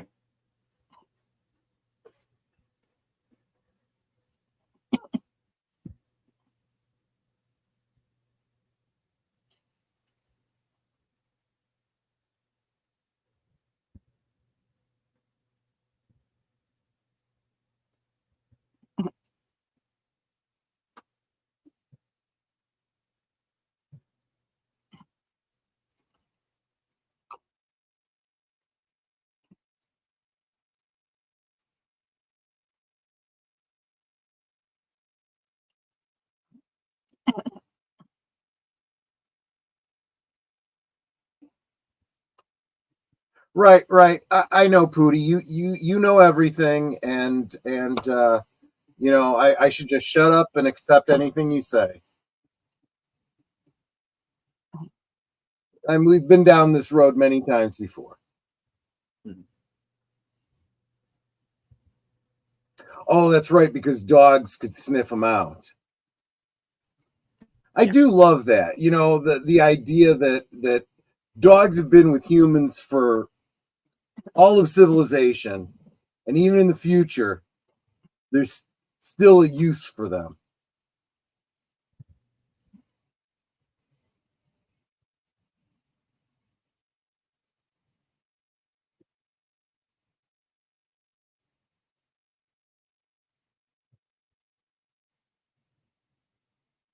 Oh, that's what's on TV tonight. Was that Fire Walk with Me? It actually makes sense. Think about it, because if you're going to have an open flame and you don't want to attract, you know, hey, here's where we're at, you're going to put a hood over it. So, and it also funnels the heat to you, and it doesn't just let it dissipate all over the place.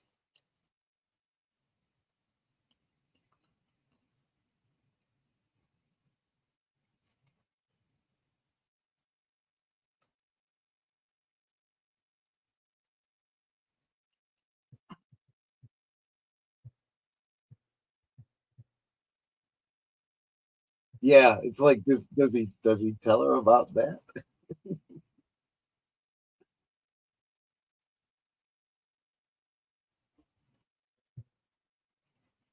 And see, it's not the same Terminator model here, right?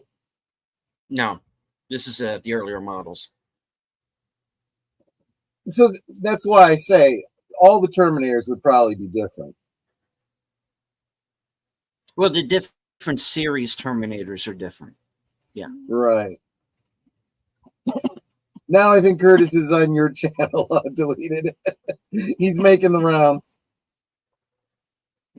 Hey there, Curtis.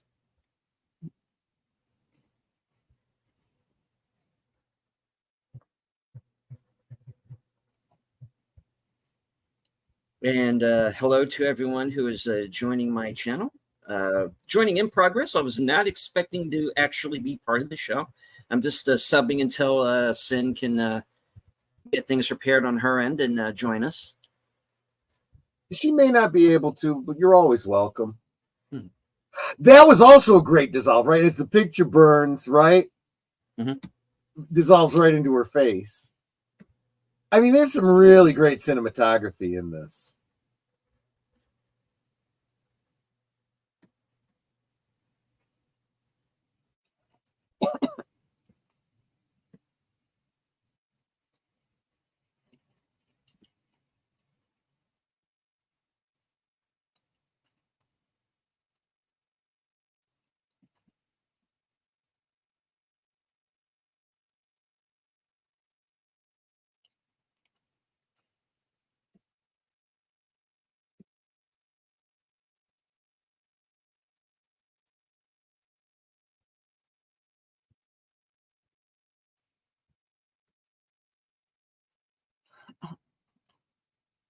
And the more he moves along, the less human he looks.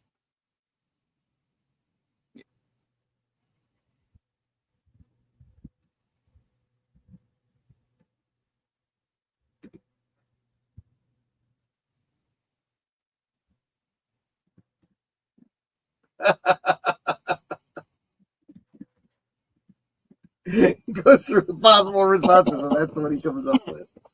Okay.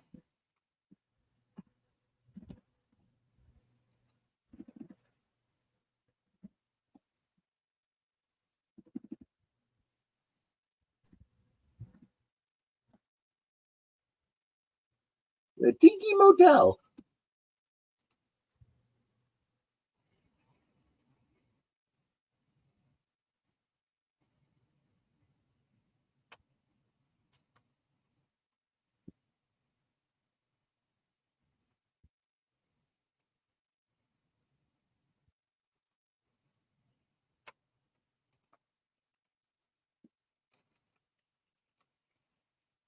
Hey, Deleted, have you seen this? I heard about this new cartoon they were doing. Oh, the Terminator Zero. Yeah. I have not seen it yet, but I've been hearing some good things, so I might be giving it a look. Good. I'm kind of wary now when it comes to franchises, so I want to. I know, right? Be careful.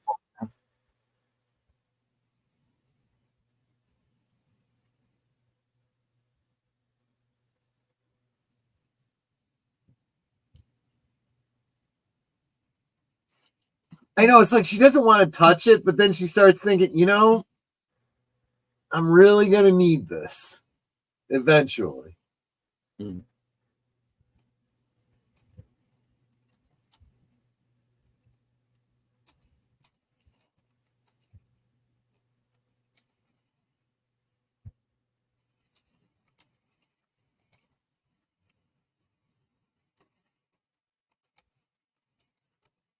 Was the super messed up part that nobody ever brings up.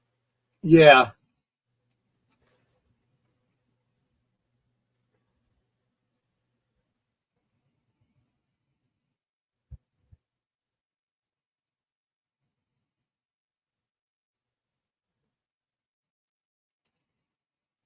Yeah, mom's dead. Yeah. Although they hit all those points too, then in the second movie too, But this time there's a Terminator on the other end too, who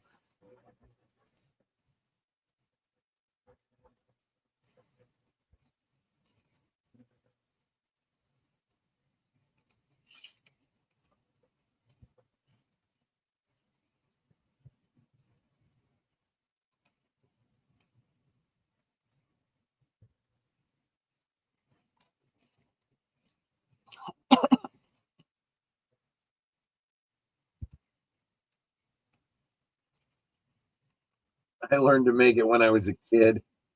I mean, it really tells you about the world he came from. Trenton, New Jersey. No.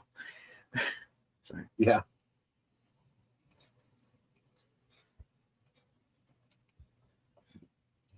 Creating a little ontological paradox here. He's teaching her so she could teach her son so that they could teach him eventually.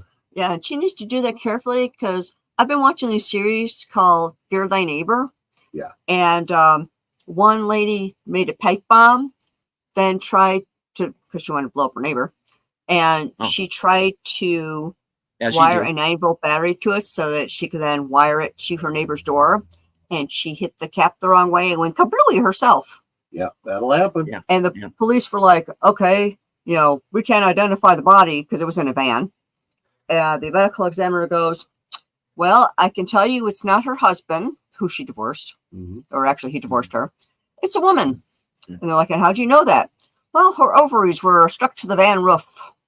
Gosh. Yeah. Ow.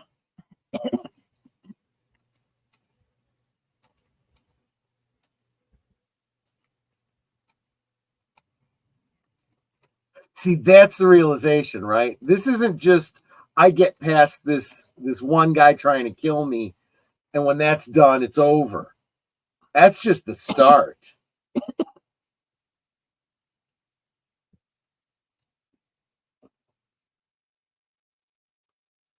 I mean, it is balanced nutrition if they're trying to limit the population.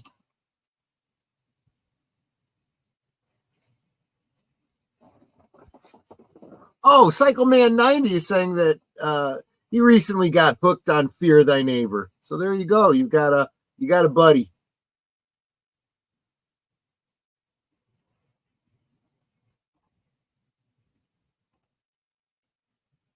And welcome, by the way.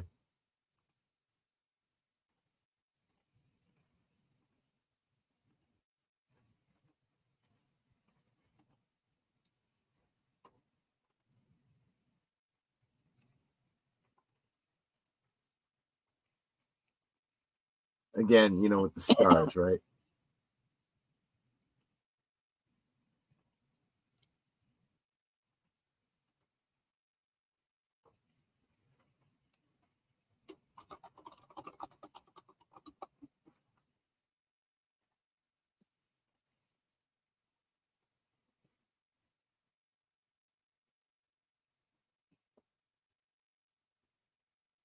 And hello to Outlaw Bill.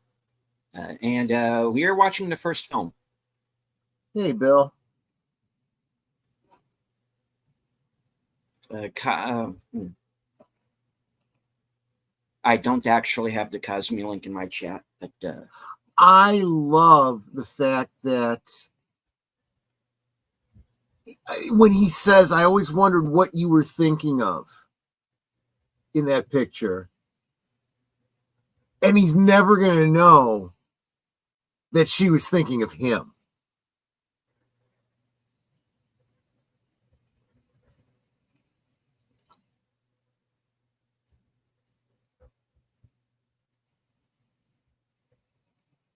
I'd feel a bit more careful with those pipe bombs, dude. Okay, I missed something, Curtis. Who's not a stalker? Kyle? Well, yeah, he kind of is from a timey-wimey sense. Yes, we are. And if you want to watch along with us, the Cosme link is right above. You can jump in right where we're at. It's about to get good. This is the good scene.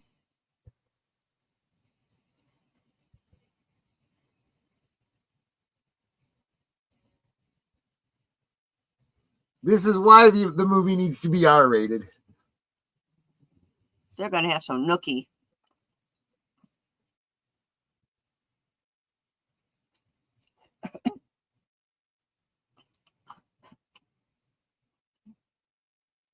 Yeah, this was back when they weren't afraid to show a few breasticles once in a while.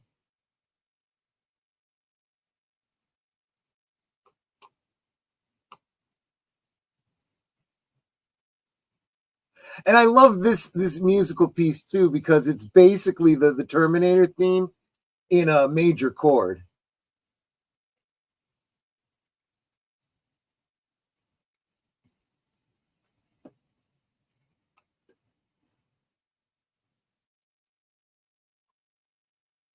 Guess what? You're John Connor's daddy.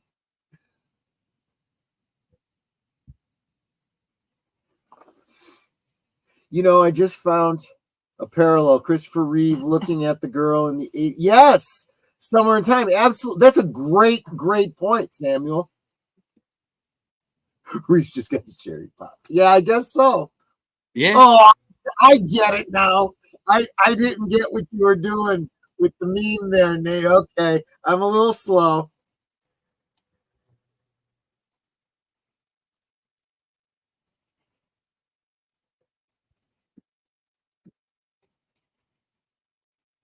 Miss. Yeah, he was kind of shooting at nothing. Little real life Grand Theft Auto there. Yeah.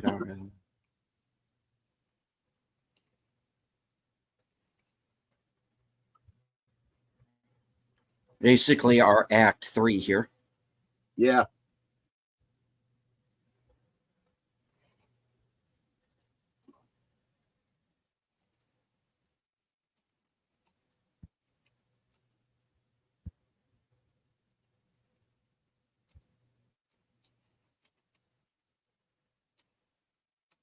When do you think Sarah realizes that her mother's dead?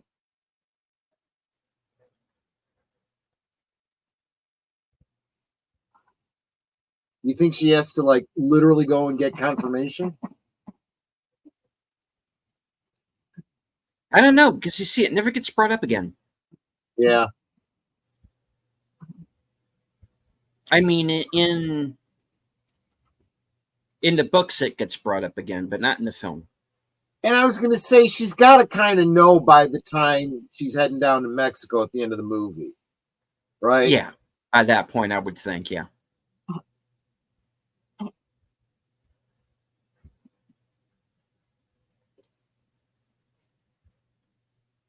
No, it's not the yet. car chase with the pipe bombs. Yeah. With Arnold on the motorcycle.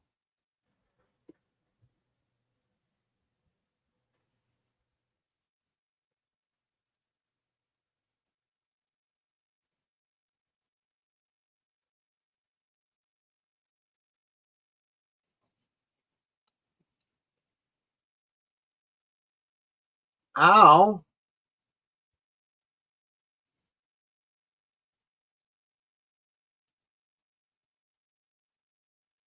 And again, with the very clever, see, he drops the big gun because now he's got to go to a handgun. It's what he's got.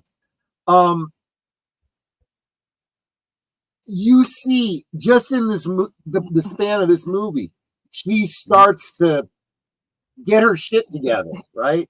Mm-hmm. She's still a klutz, obviously, but she's starting to take control. She's starting to do what she needs to take care of herself and Kyle. Yeah. I mean, that's a hero's journey for you.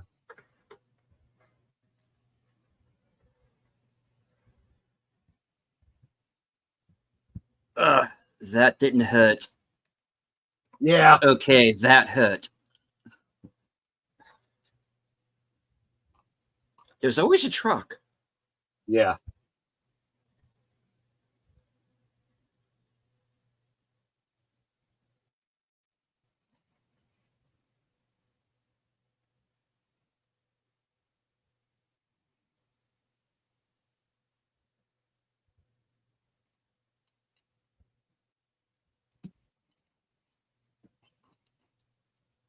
Yeah, you want to get out of there as quickly as you can.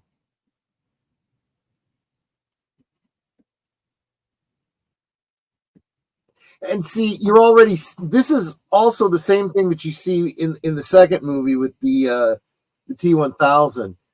It's getting more and more busted up as it goes, starting to malfunction and whatnot.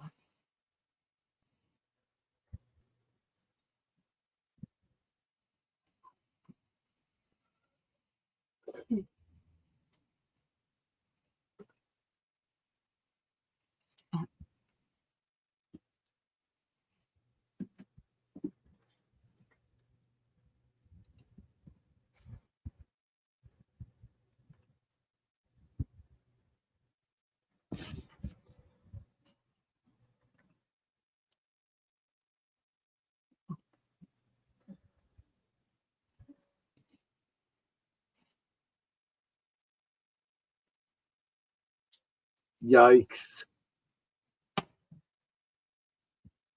That's wow.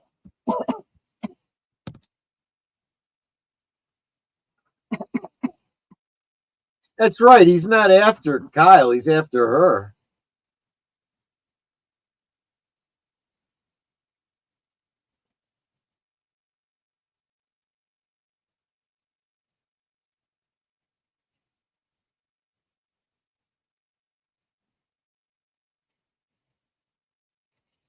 Like, oh, I wish I had a short fuse.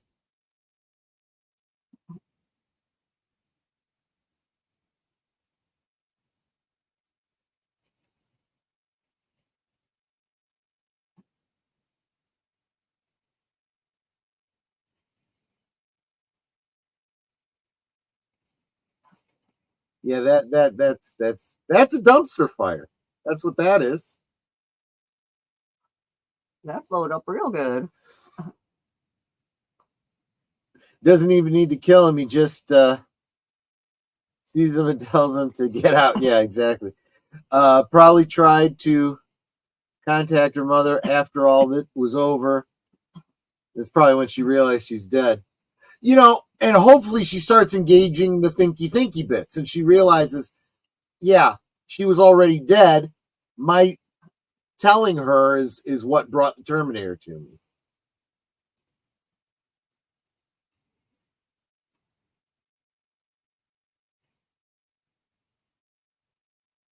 Yeah, it's not over. It's not over, Sarah. It's not over till the fat lady sings.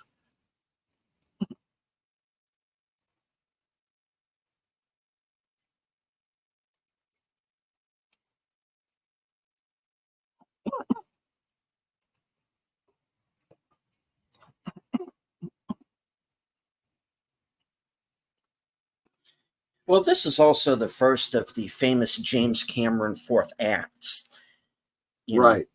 Which unfortunately everyone started to emulate. Right.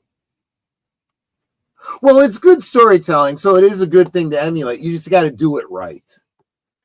Mm-hmm. It also works a lot better in the theater when you don't know how much time is left in the movie.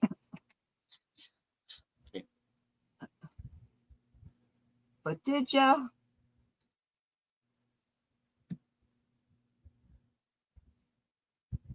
This is a pretty cool reveal, though. I got Yeah. to say.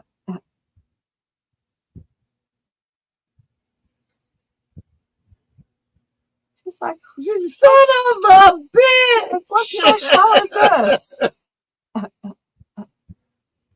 And this is where I feel like we're missing something by not using stop motion anymore. Stop motion is great for a scene like this with a robot that's, all herky jerky.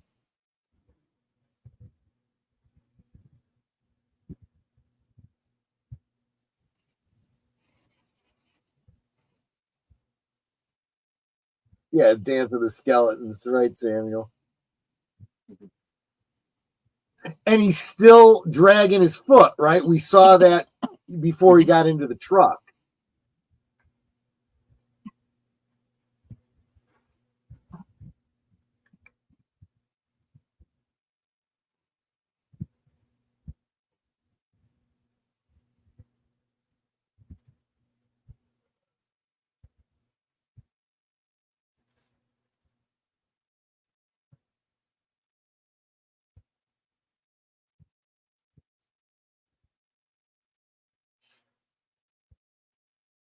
All the noise and stuff, you won't be able to hear them. Noise, lights, movement, yeah.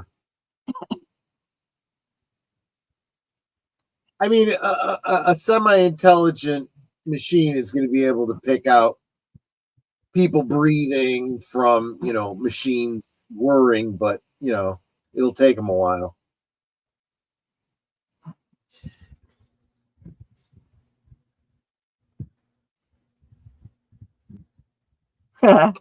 Good girl. She's learning.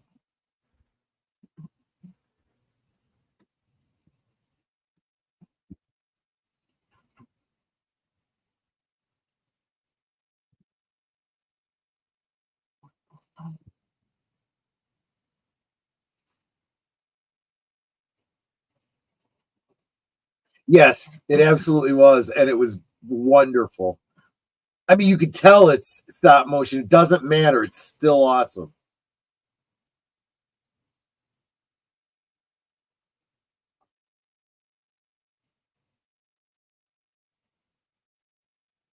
It's like I always say, right tool, right job.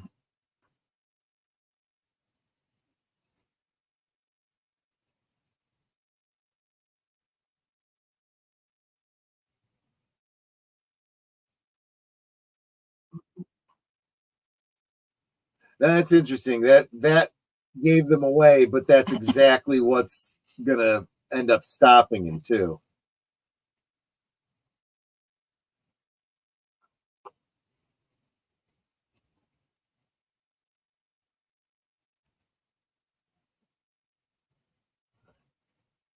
Okay, maybe not.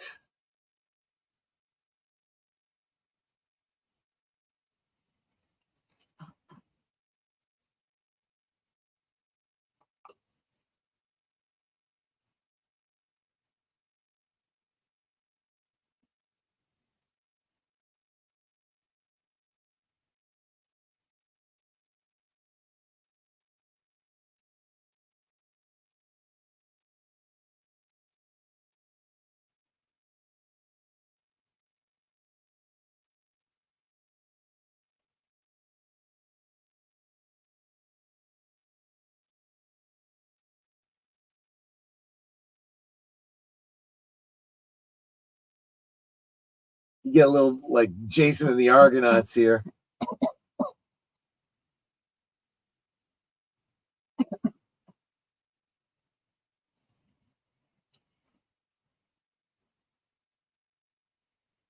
She's like, okay, yeah, now I'm going to run. Yeah, right.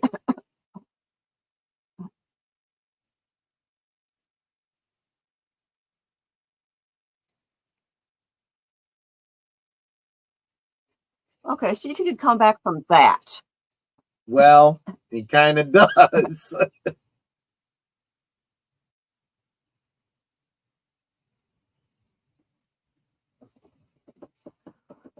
Okay, must be something on Nate's end. He got kicked out of Cosme, and I can't seem to get back in. I hit refresh multiple times. I've had this problem before. You're going to have to close down your whole browser and reboot the browser.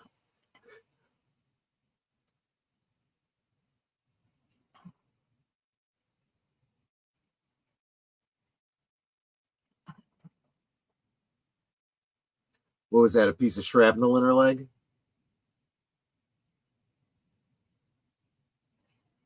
Yeah, well, technically it got her. Yeah, I suppose. Didn't kill her, but, it wounded her.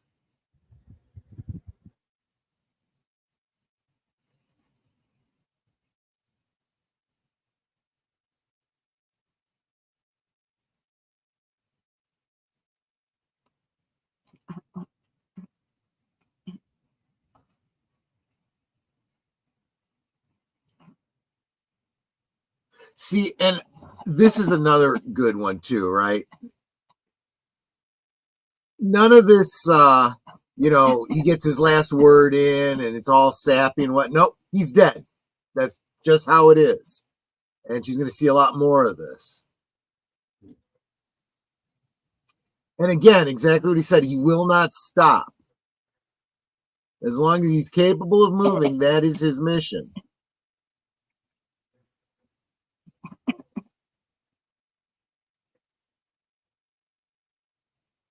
She fell down after hearing a loud noise. Yeah, exactly, Curtis.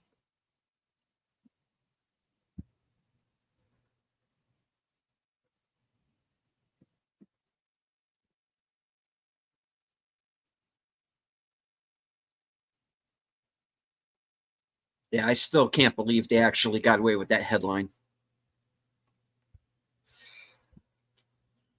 But there are still people believing it. That's why they get away with that crap. Yeah.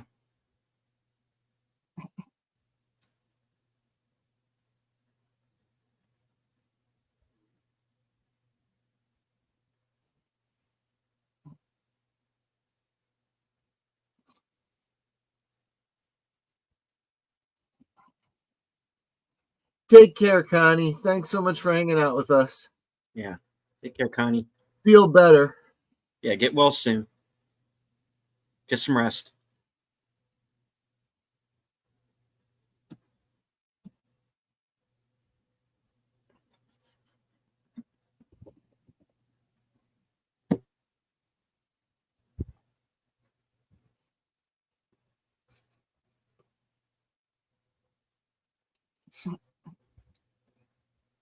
It's Terminator fucker. it's just a matter of time because he literally had his hand around her neck.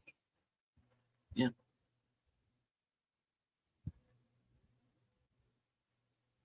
Is that really a hand, though? Well, whatever. Manipulator. Would that be a digitizer? Yeah, exactly. Now he's gone. Yeah. But he left behind an arm and a chip. Yep.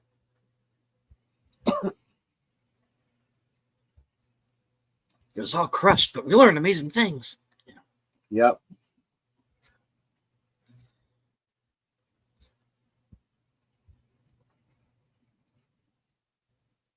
Yeah, he's all dead.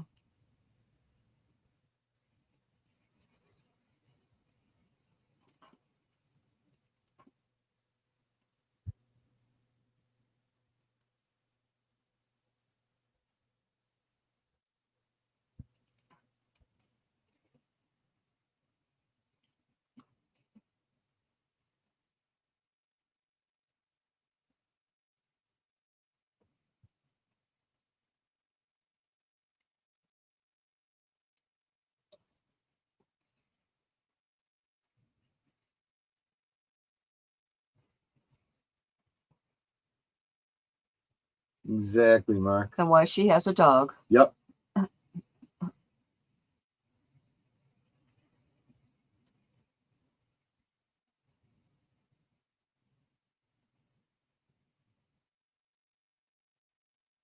Those watermelons are just begging to be run over. Yeah.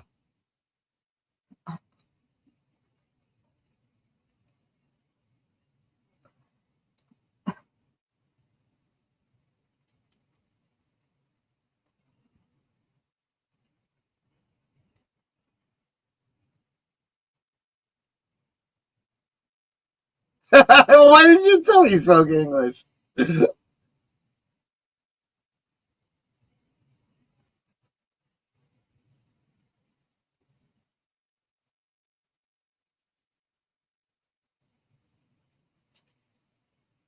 Just that sentence alone.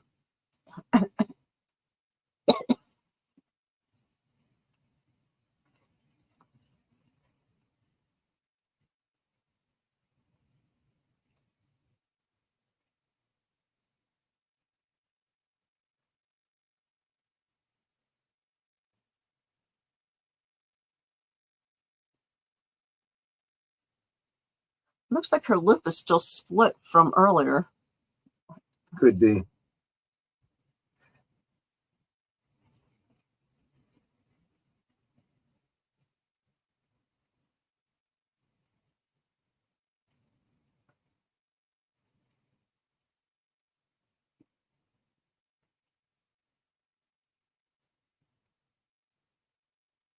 That is what he said. Yeah.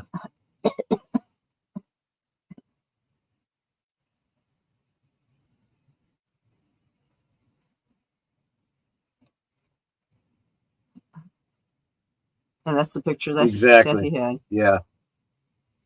She was literally talking about him as the picture was taken.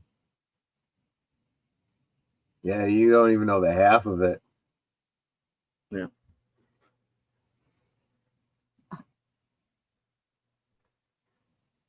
I hope she's got a cover for that Jeep for the inclement weather.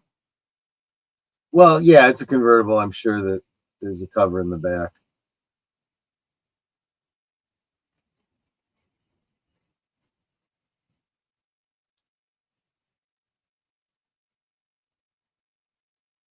Wow.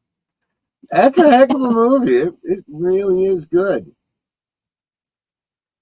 Yeah, they had to acknowledge Harlan Ellison because lawsuits.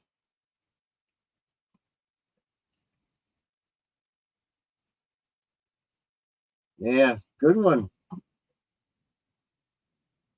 So I'm going to let you guys know because I think there might be some new viewers here, and you might not have been here earlier on in the show. I had subtitles for the first movie. I do not have subtitles for the second one. So sorry about that. I try to provide you with subtitles whenever I can, but that's funny, Samuel. Drum.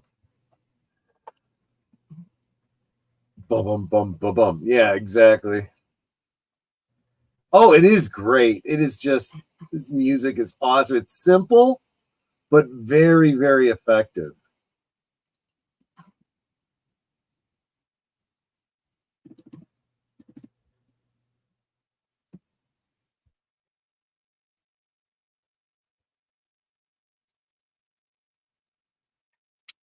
Oh boy. Yeah, honestly, I like the second movie. I still like the first one best. It was simple, you know. The second one was great. They really should have stopped for two. Not that they couldn't have done, the future war and all that kind of stuff that leads up to the beginning of one, but they blew it. They screwed it all up.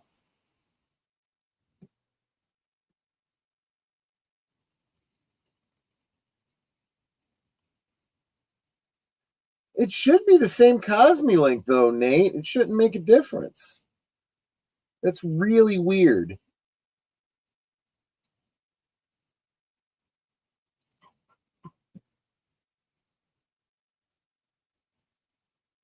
And I especially like the sound of the metal on metal.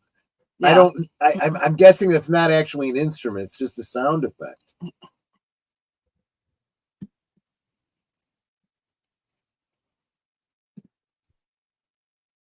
You know, Samuel, that meme actually really works.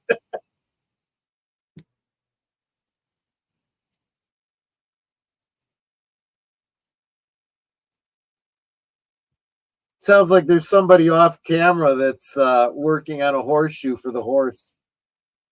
Mm-hmm.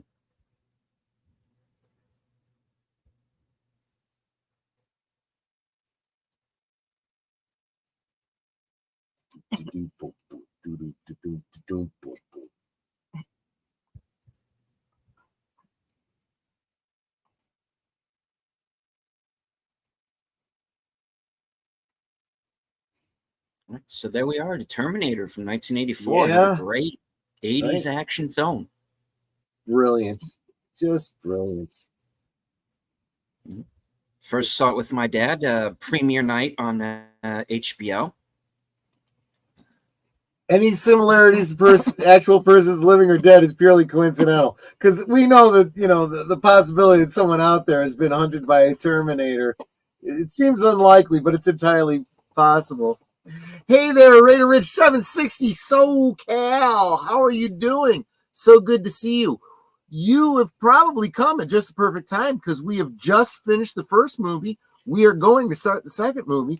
Feel free to go ahead and open up Cosme. We are going to take a brief 4-minute intermission, and we will be coming back on the other side to watch Terminator 2. So, yeah. He'll be back. We'll be back. See you on the other side of the intermission.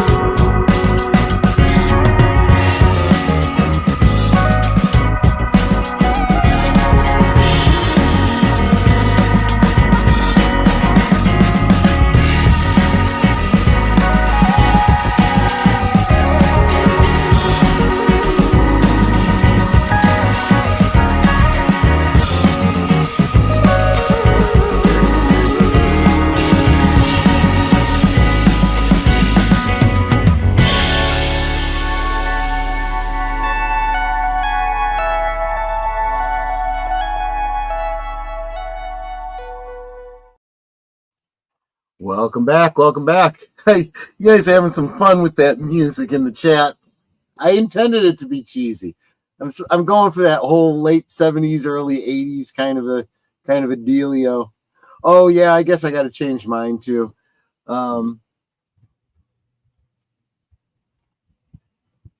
Give me just a second. I forgot about that. Let's see. Let's go. There we go. And we'll go with the obvious one, I suppose. Just make it easy.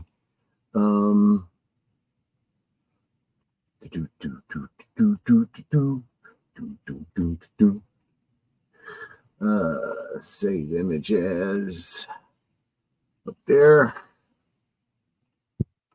This time I get to be Arnold.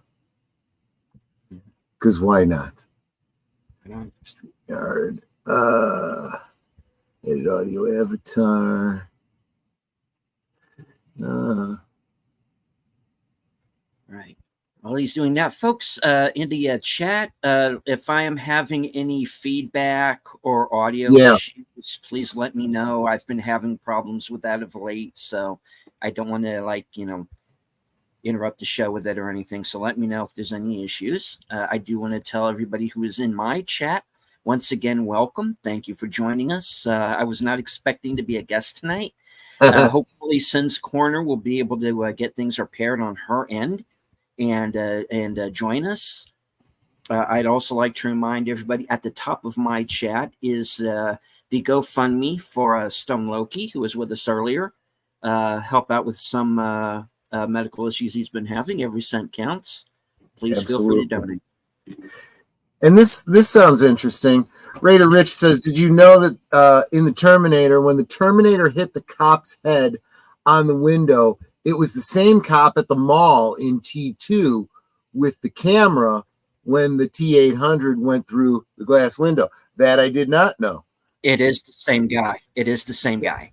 William Wisher, who is also the co-screenwriter of the film. Yeah. Easter egg cameo there. Yeah. That is very, very interesting. I love when they do like intentional stuff like that. Okay. So Cosme Link, if you aren't already there, go ahead and open it up. Again, sorry, no subtitles. I should also point out to you that we are watching the T2 Extreme Edition. I have no idea what the hell this particular edit is. I guess we'll find out as we go. Okay, so we're going to get going in 5, 4, 3, 2, 1, play. And it goes right into the, is this Canon? Carolco. Oh, okay. There you go. One of those old logos from back in the day that I miss. Right, exactly. Mario Casar presents. And here's another establishing shot. Now, if you've seen the first movie, you know what's kind of coming for the world. And you start looking at the world around the heroes and you go, you guys have no idea what's about to happen. And this is what's about to happen.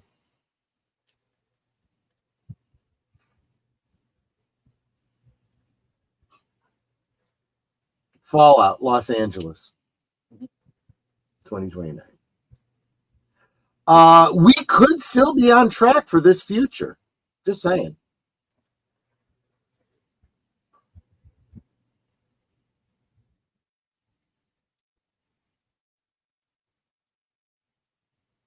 That's less than half the people in the world.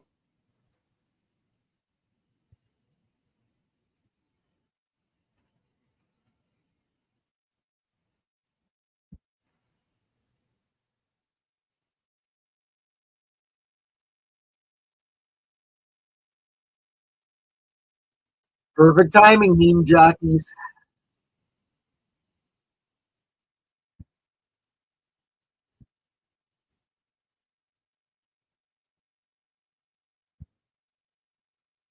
You know, these laser effects here, very much of the 80s, right? You see him here, you see him in like all the sci-fi films back then. I like that effect. They don't do anything like that now. I miss that. That neon purplish, you know.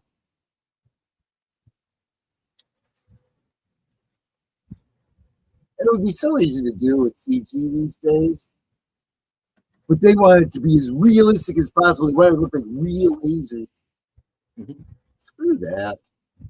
And you are seeing several different types of effects here. You're getting hand-drawn animation. You're getting stop motion models. Yep. And like I said, models with forced perspective because they're all different scales.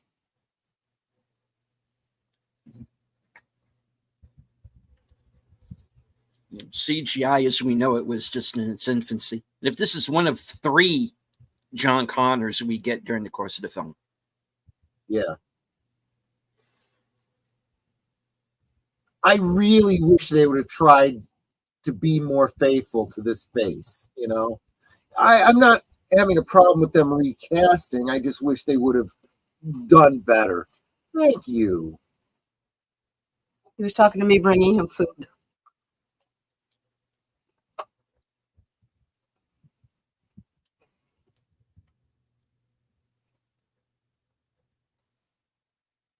Yeah, that's part of the problem. We create AIs and then we give them access to movies like this.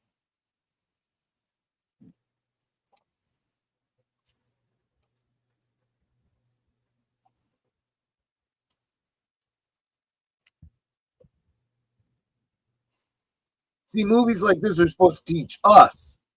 They're supposed to be a warning for us to prevent this kind of a future. No, we've decided to turn them into how-tos.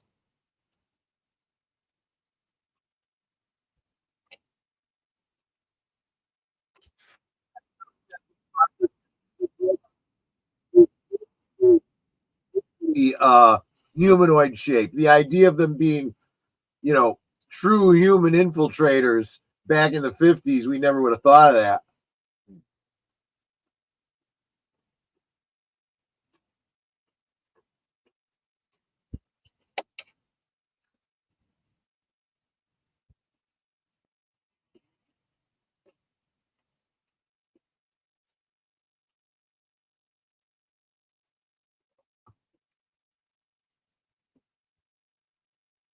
Oh, Charlotte couldn't make it, but she sent word via Curtis to say goodnight to you and I. Oh, Well, Charlotte. thank you for Good night. that.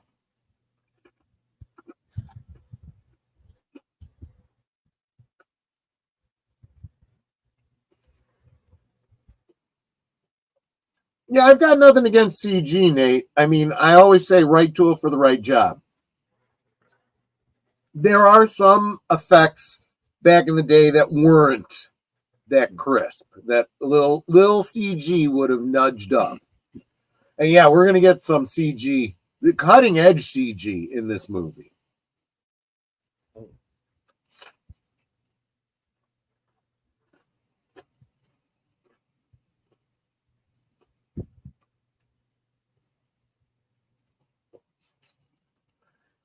Honestly, that's where the humanoids robots are all going to come from, Mark. It's going to be people trying to create, you know, six and whatnot. And, you know, it's kind of how technology goes. It starts with porn and it goes from there. So I can't have a fembot? I'm saying it's coming one way or the other.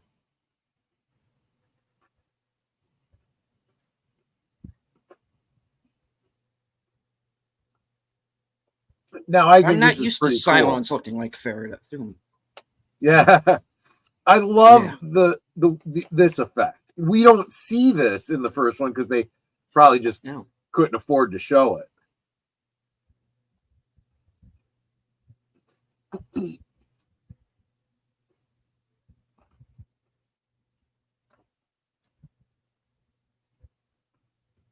Now, like I was saying at the beginning of the other one, This is the big switcheroo. We all know where this is going, but back in the day,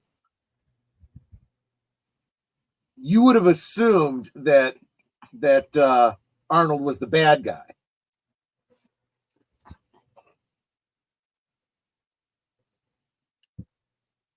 Well, even if you didn't know, I think there's a hint to it in this scene.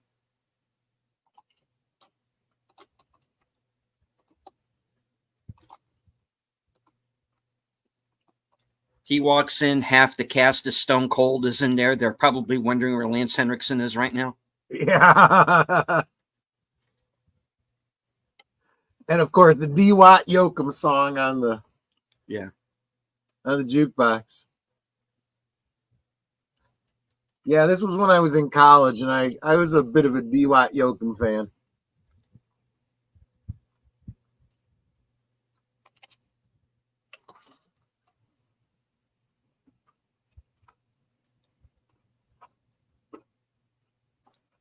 Robert Winley, he always plays bikers.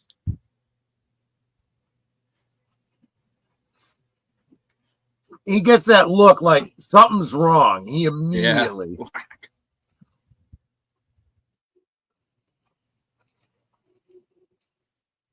Ooh! Ow! Ow! Ow! Ow!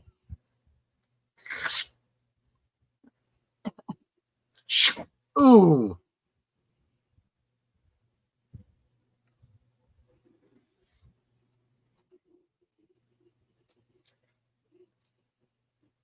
Was that a long enough blade to go all the way through and through? It's supposed to be, but clearly it isn't. So he's pinned to the pool table? Jeez. Yeah.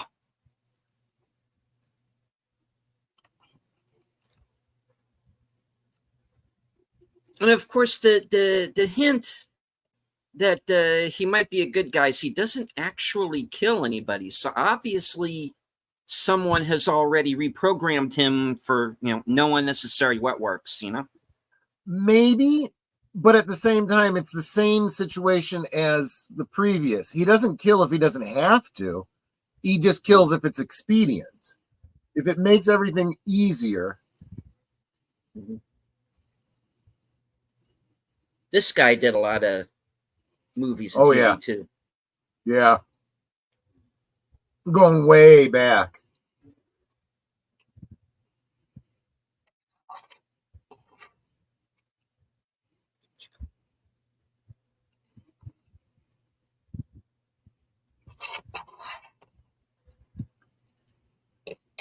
Little editing mistake there.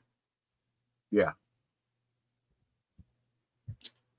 It's like, what? And see, this is the other thing that, and I get, you're probably right. He probably was programmed, no unnecessary killing, but at the same time, the efficiency of a Terminator would be, this guy is no danger to me. He's not going to stop me in my mission. I don't need to kill him. The ammo is more valuable. You know?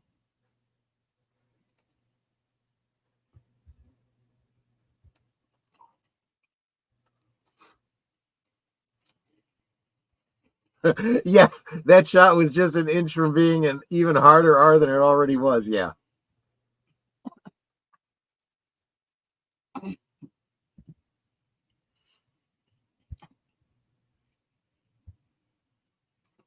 What is it with cops always rousing the homeless in these 80s films? Nowadays, they couldn't care less about the homeless. Part of the problem in their city. Well, they wouldn't get, they'd get sued now. Back then, it wasn't so much a thing. True. And I got hiccups. You gotta be nice to everybody now. Because there's snowflakes out there. Thunk.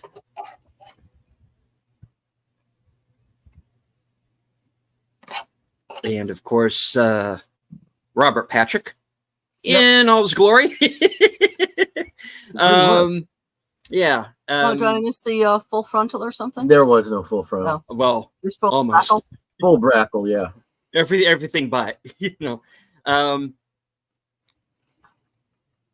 I didn't make the connection between the two films, but I had seen him previous to this. He was in Die Hard 2.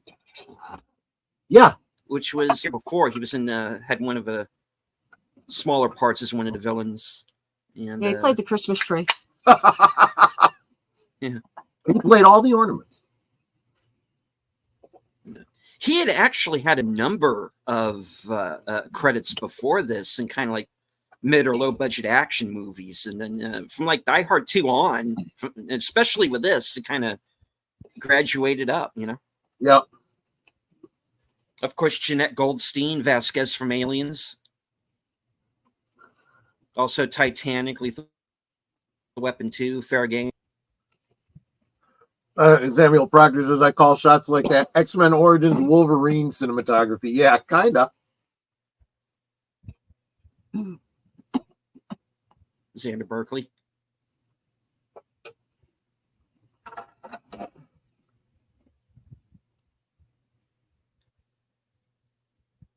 You know what was kind of a rare good guy role for him? Yeah, Sorry, if you notice Netta, in all these old movies, everyone smoked. Yep. You don't see that nowadays. Mm. Mm-hmm. And the beginning of the Odyssey that is Edward Furlong. Yep. Of course, is John Connor.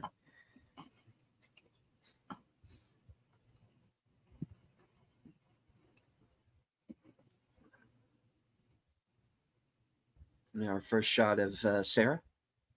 With long hair. Yeah. And ripped muscle. And yeah.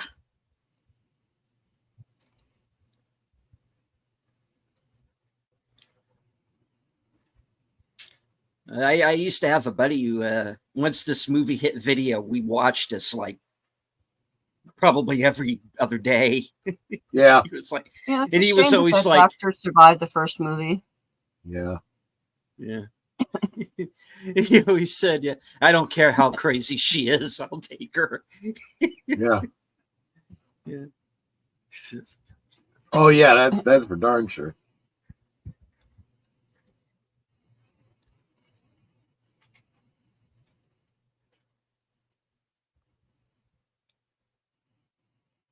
Oh, so just a few years from now. Mm-hmm. Oh, so the world is definitely screwed then. Mm-hmm.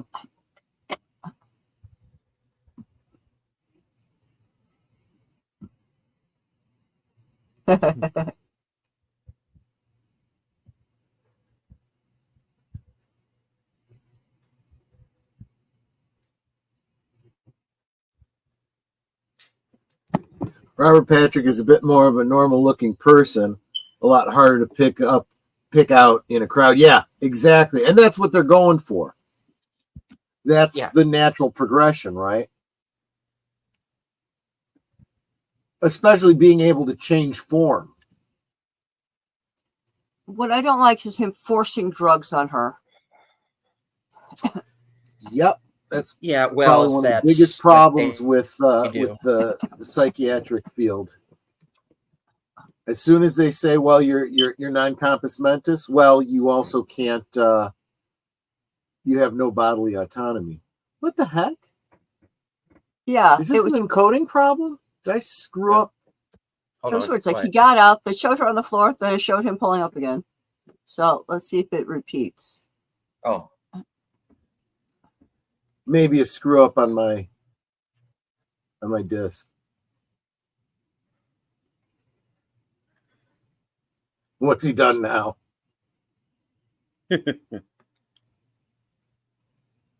And you don't need a whole prequel series to explain that line. Right. No.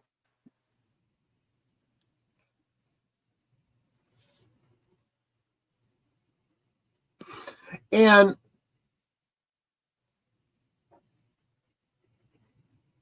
he's very effective, right? As an infiltrate, because he's not going to just start killing indiscriminately. He's getting all the information he can, and he's being nice to do it because he knows it'll give him every advantage.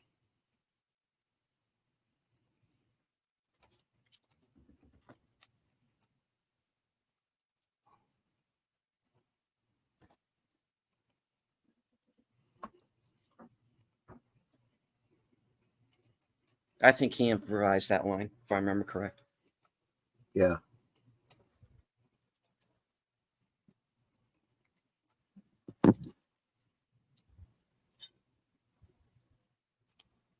Why 300? Because that was the maximum you could take out of a ATM. Easy. Man, Nate, you are just, your timing is perfect.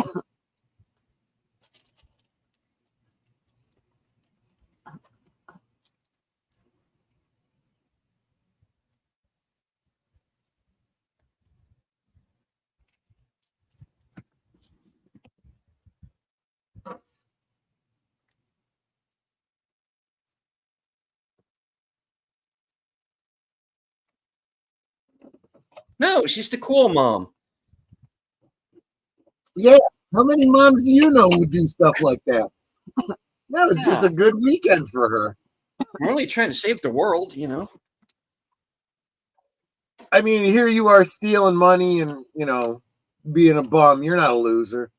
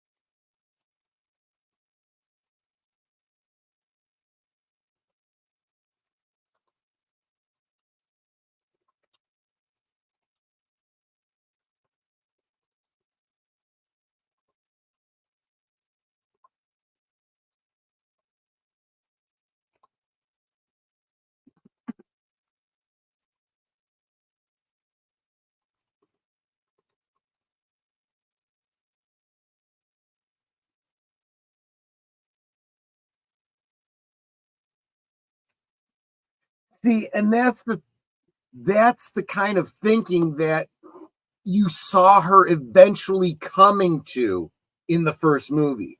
She wasn't getting it. And now she does, obviously.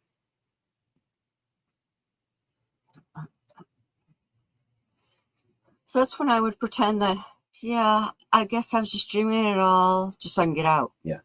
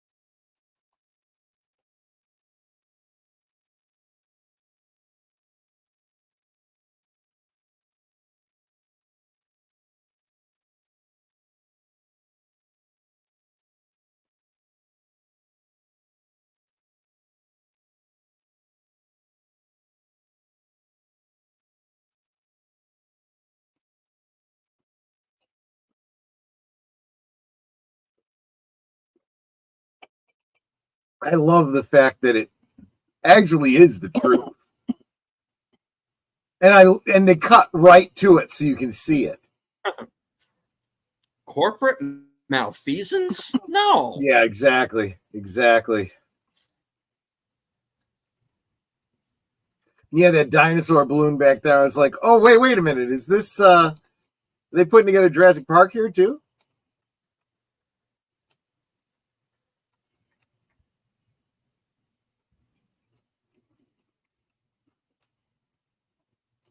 I like how this is all in one shot. Yeah.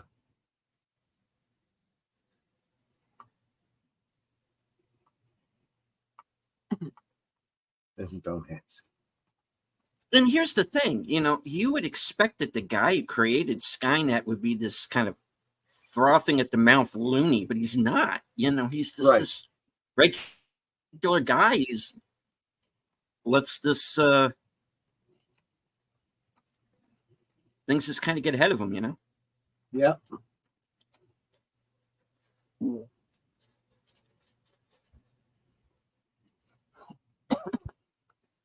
He's not like, I'm going to take over the world. No, he's just like, he's just fascinated with this thing and just trying to figure it out. Because in the real world, that's the way it goes, Yeah. And it's not like this is his technology that he owns. No. It belongs to the company.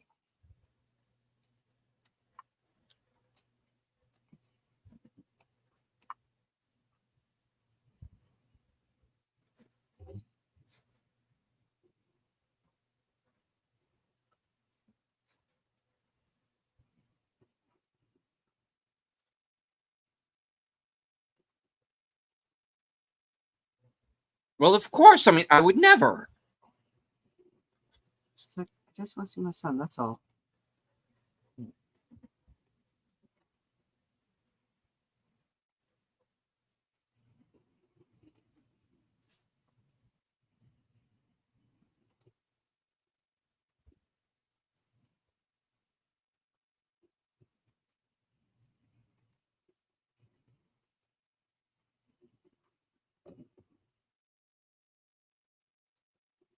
Now, see, I think any sane person would do this too.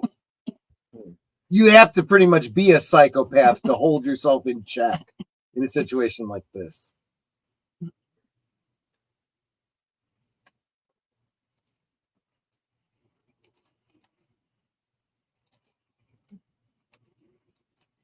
The model citizen.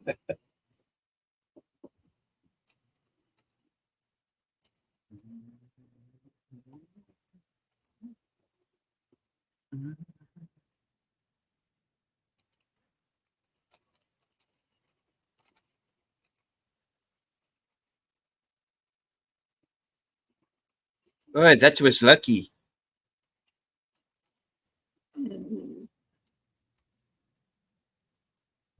And see, really, at this point, if you didn't already know the story, you wouldn't have any reason to believe that the Terminator is the good guy and that the other one is the bad guy.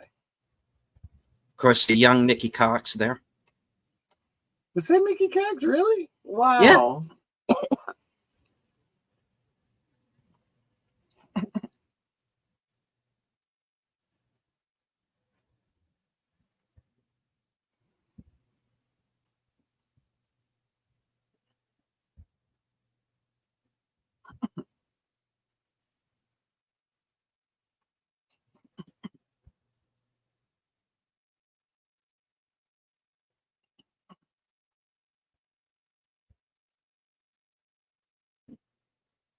Sorry, man.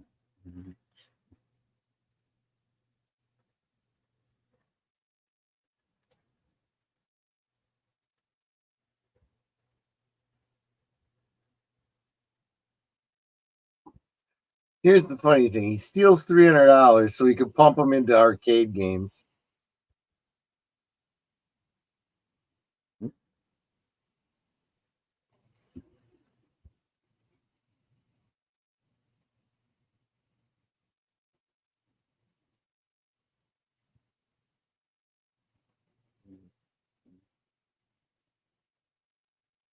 Yeah.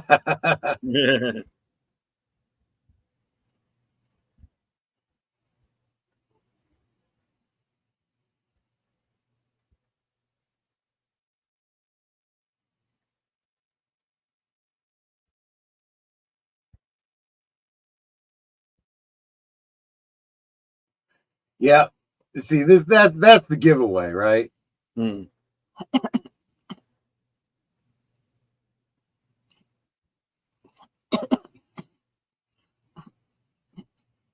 This is the big reveal.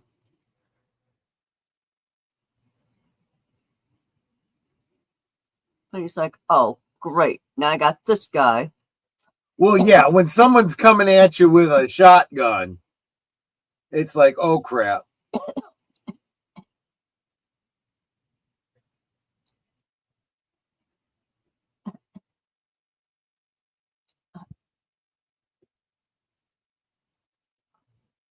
Down. There's the reveal, right? Right up until that moment, you're not certain.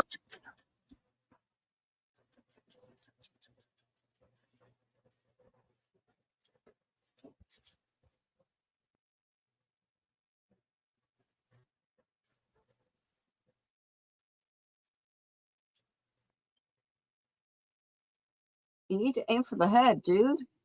It kind of doesn't matter.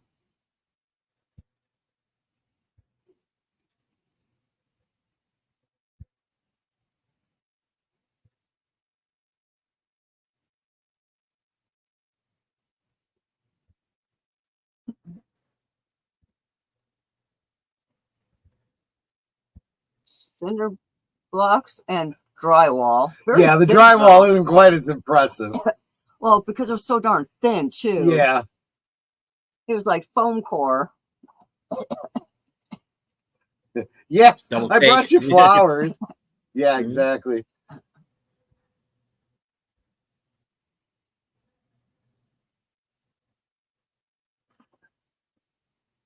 Hey, that guy.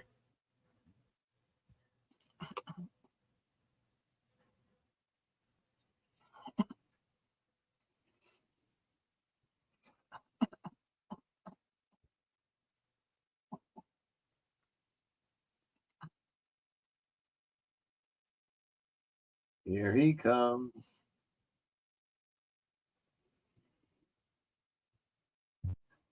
It all starts just in time. Right? Yeah. I'll tell you what, though. You could really believe that he would be able to keep up with that bike. Yeah, he actually did. They had to get him to slow down because he was catching up to the bike. Oh, wow. Yeah.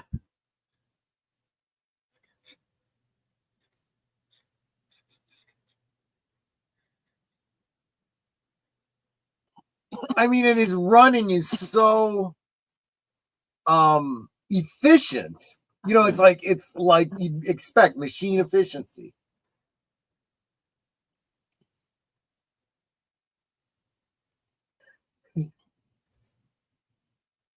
You don't bring me flowers. You don't blow my head off. You hardly shoot at me anymore.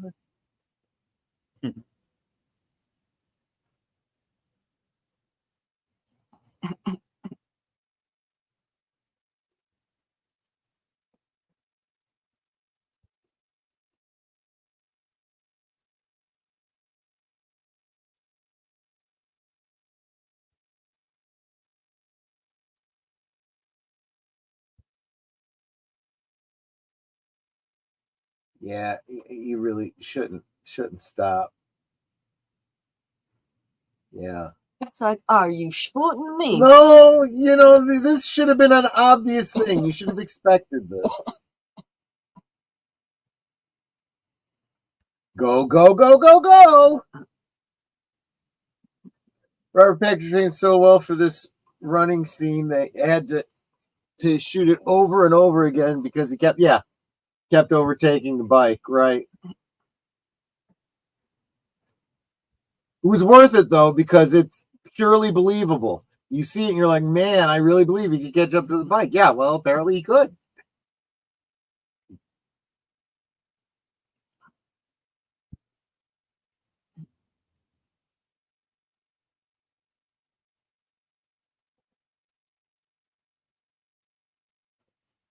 Yeah, just from this bit with the semi, you know, they had a bigger budget.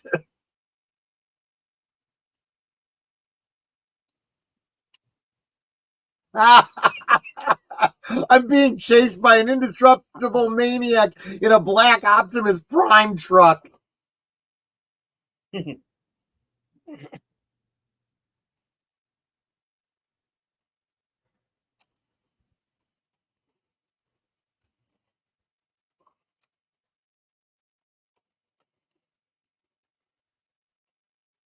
That's video game tactics there.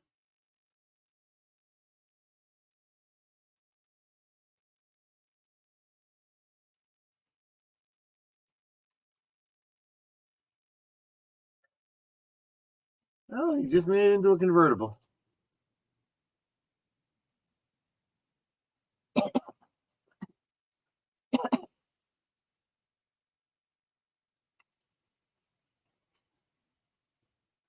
Slow-mo so you can appreciate the stunt.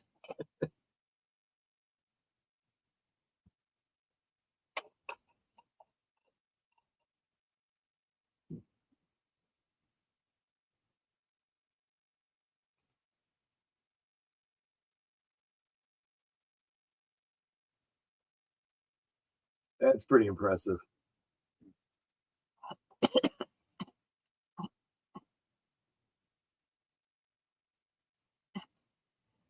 Yep, that helps. Boom.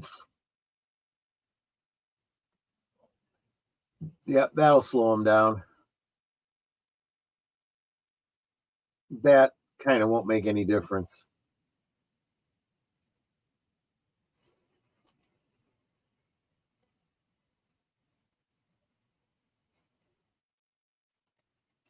Yeah, no, that's exactly what it's for, Samuel. Yep, lever action shotgun.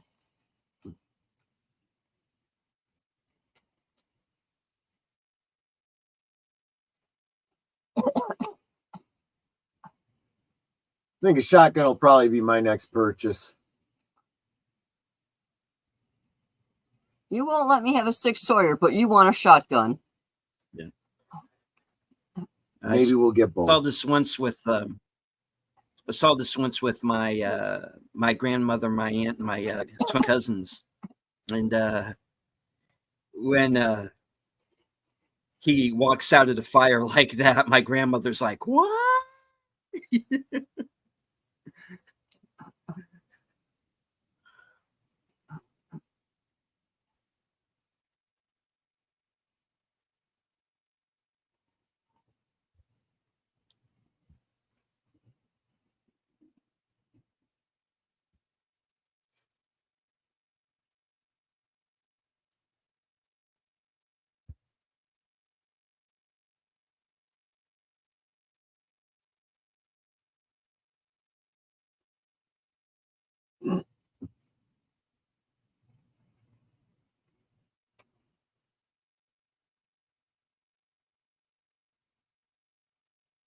Yeah, and I feel like you could blame Zack Snyder for that, Samuel.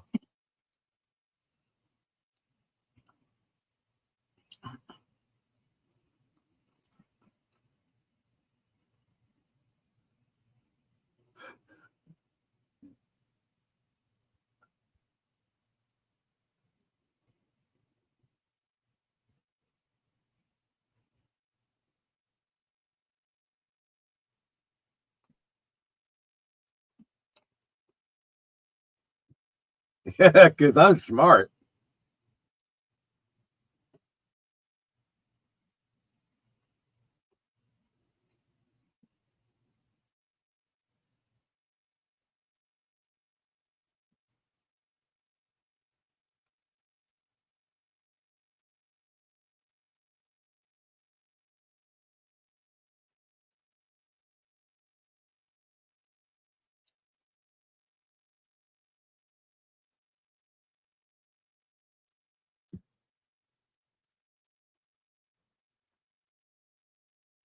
Yeah, I don't know what the heck.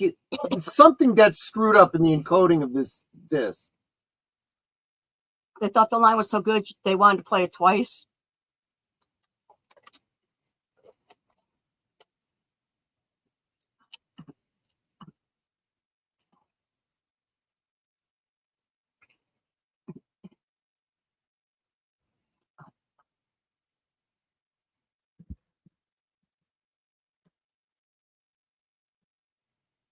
I would.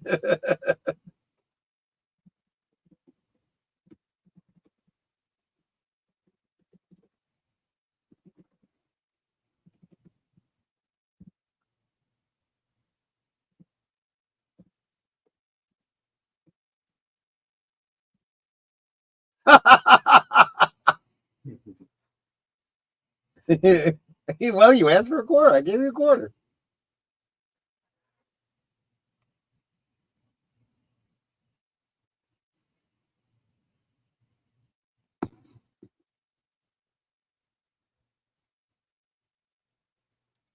So I'm sorry. What's her relationship to John? Guardian. Foster parents. Oh, foster. Okay, I didn't know if she was supposed to be like a sister or an aunt or something. I mean, sister to Sarah.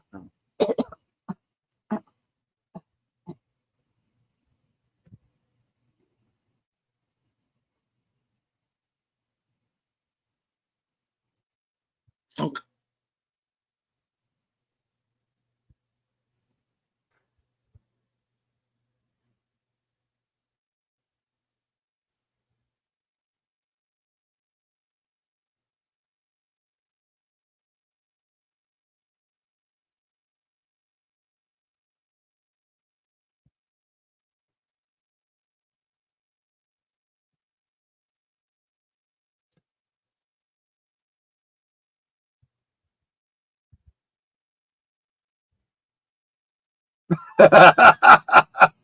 Honestly, he kind of had it coming. I do like that he held the milk carton until just when the camera was on him.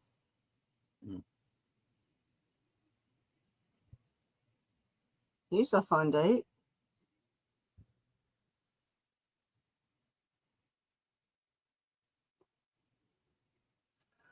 Quick change artist.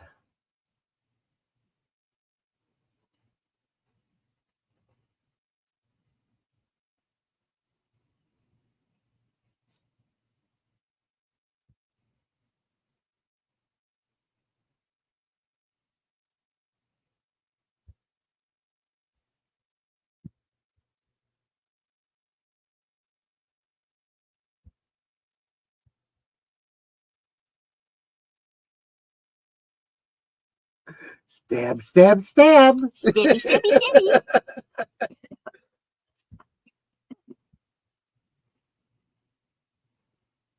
Yeah, that's exactly right. Because this is exactly what I was saying earlier, that they used to write sequels with the assumption that a good part of your audience may not have seen the prequels or the previous films. So you had to kind of explain what they were missing.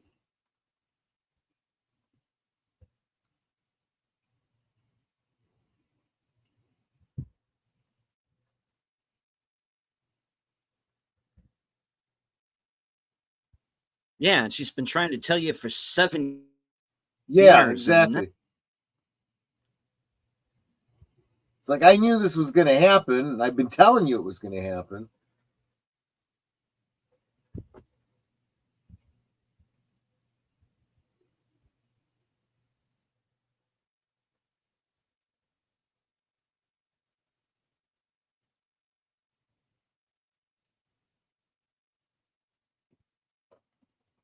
Curtis, I will bet you dollars to baked beans in that scene that Raul Julia had cables going up his arms. And when he put the knives together, he was closing a circuit to make those sparks.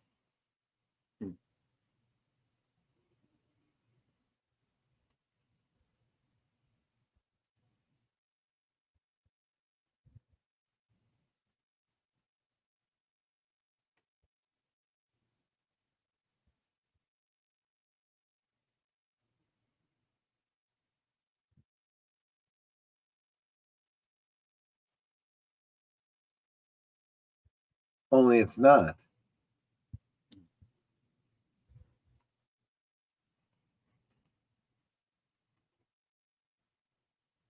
Yep.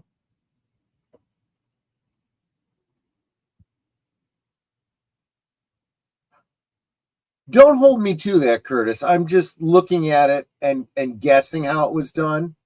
There might be another way they could have done it.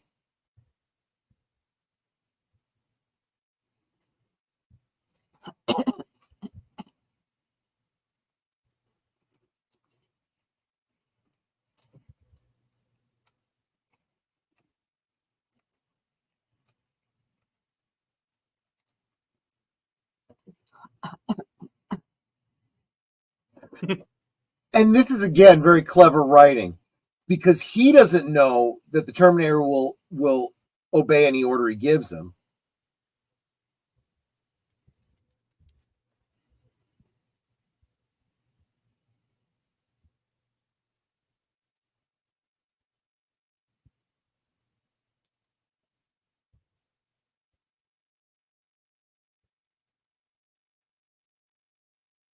Oh no.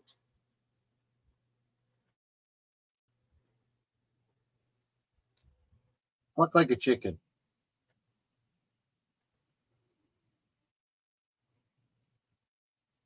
Don't do Batman and Robin. Yeah.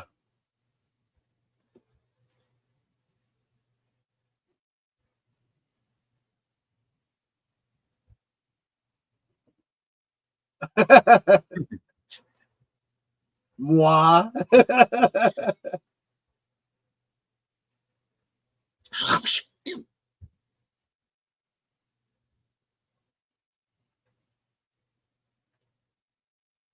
We're just trying to help.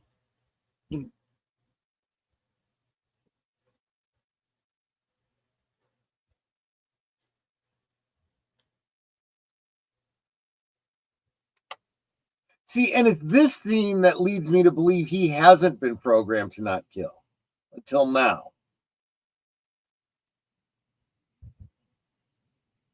It's what I do.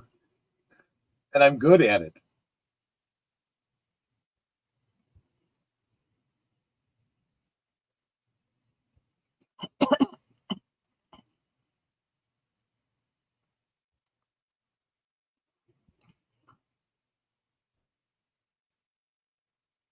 Unless they're really, really bad.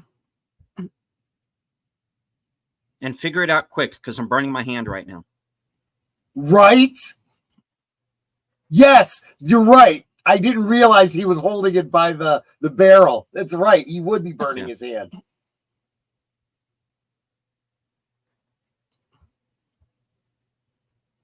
And you don't fire because you're going to shoot your Wiener Schnitzel off. Yeah. Have a little weapon safety in our movie here, please. I just really didn't care. I would appreciate if they just teach Hollywood to practice trigger safety. Yeah.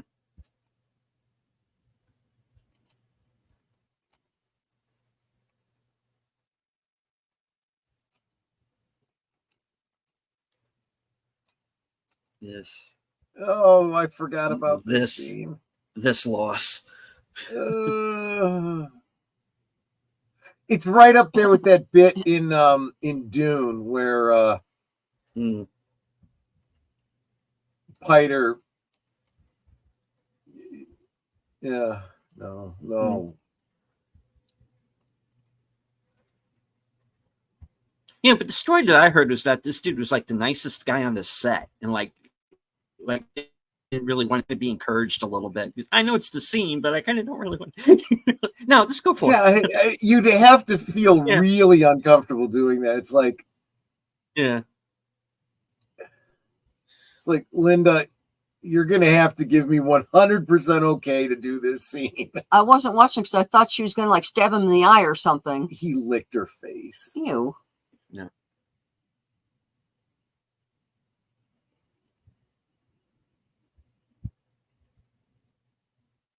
Which gives her even more of an incentive to get out of there, because you don't know what this asshole's going to come back and do next, you know? Exactly. I do like the fact that she uses the closure of the buckle to straighten the thing in order to be able to pick the lock.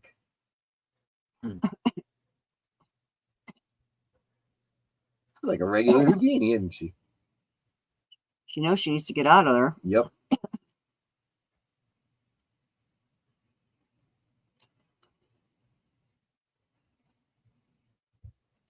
Wow, look at that mullet. Yep.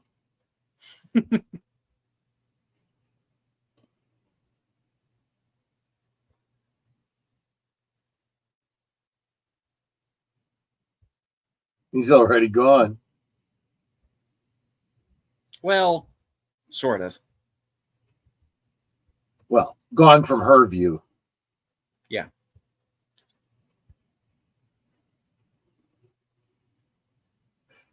It's amazing what she could do with a paperclip. Alec Baldwin would go beyond having to practice trigger safety. I just mean the dingbats that whenever they pose with the guns, they have their finger on the trigger. Yeah, Alec Baldwin is a whole other level of stupid.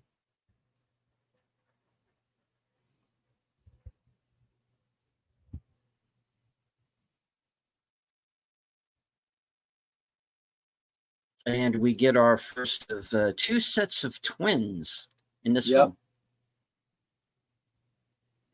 Yeah, the use of twins is brilliant. Yeah. Don and Dan Stanton, who are also in Good Morning Vietnam. And I think they were in like one of the Honey, I Shrunk the Kids movies. I mean, if you've got twins, they work great for special effects and they work great for comedy. Okay, but he's supposed to touch the guy in order to imitate him. He walked over him. Oh.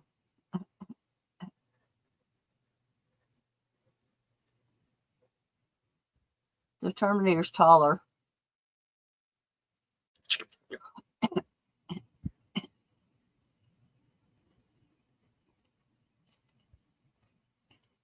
And I think this brother made a joke between takes, like, you have no idea how long I've been wanting to do that. I would imagine, yeah.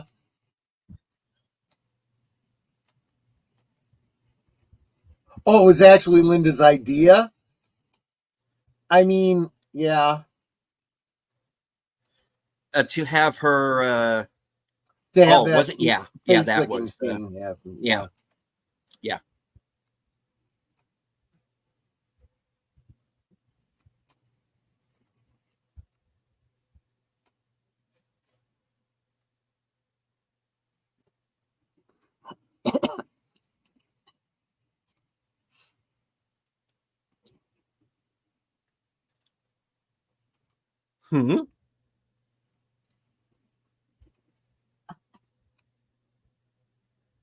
Well, that's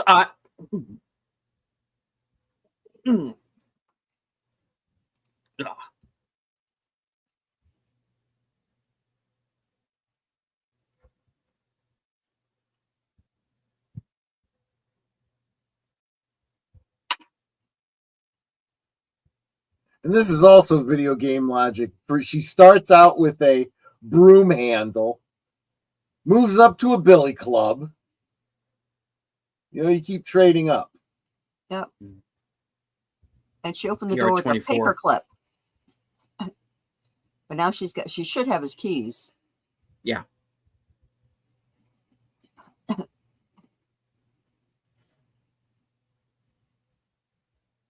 I never did notice that, Nate. That's a good point.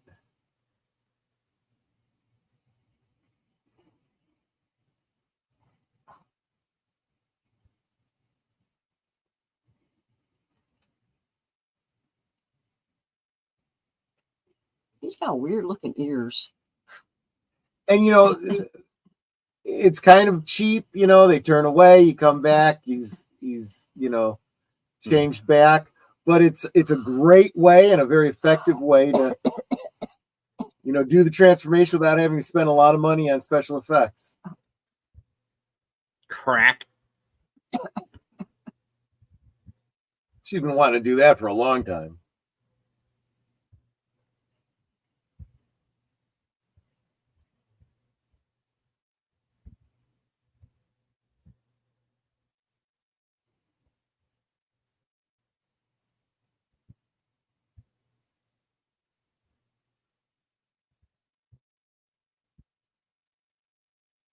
Wow. Well, she's in no rush to build up a girl herself, you know.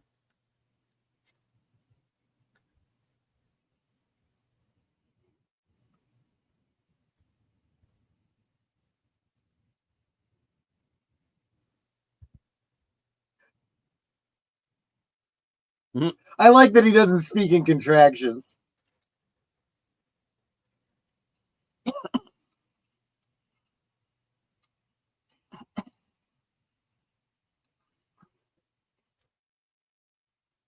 You didn't kill him.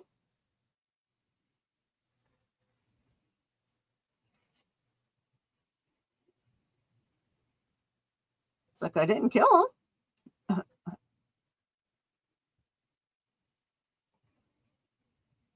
Never walk straight again, but you know. Yeah, he'll live. Well, you know, it's a good point. What he's basically saying is, I did what you said. I didn't kill him. You didn't specify I can't maim him. Yeah, I would probably say go with minimal physical damage whenever possible.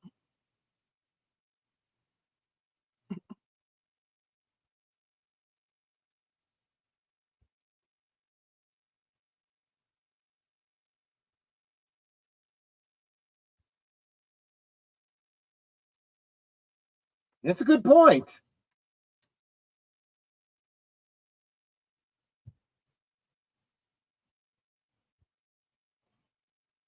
I know. I wouldn't even have to have anything in the syringe. Someone's sticking a needle in my neck. I don't like needles. No, neither do I.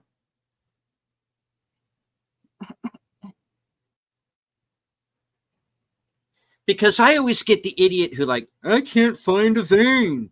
So like stick me 3 or 4 times, you know? Right.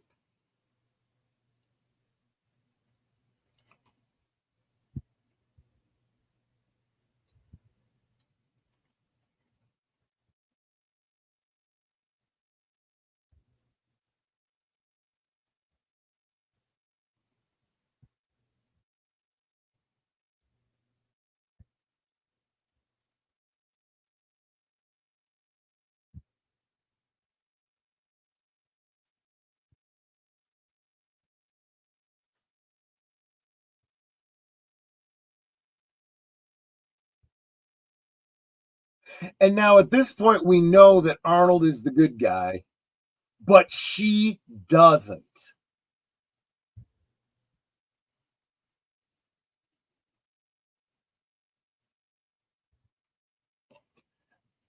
Samuel, probably not, but it is possible.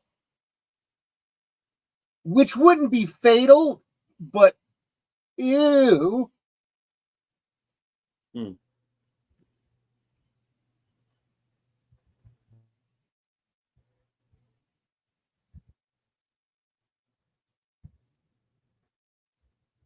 Yeah. So as far as she's concerned, that's it. I'm dead. You know?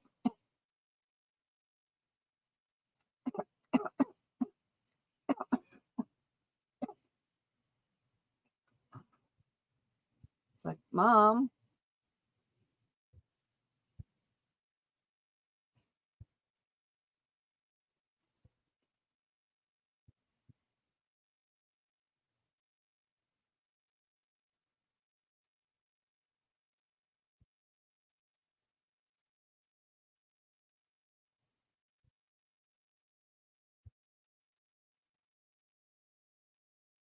Ooh.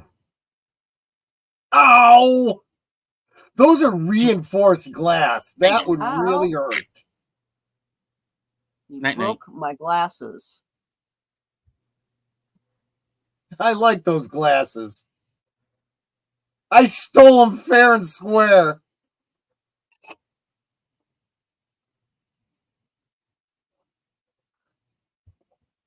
If you were to live.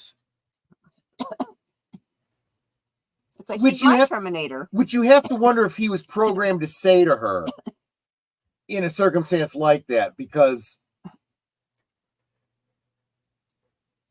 that's what Kyle had said to her. And it is entirely possible that John would have known that and told him that. Clink.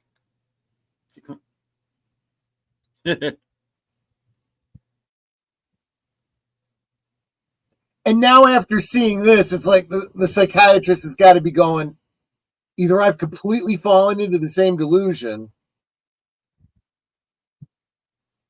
Okay, that time you were a little slow there, Nate.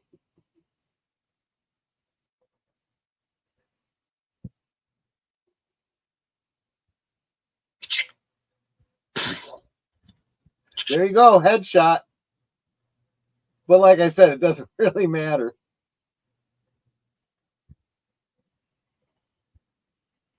He had a splitting headache.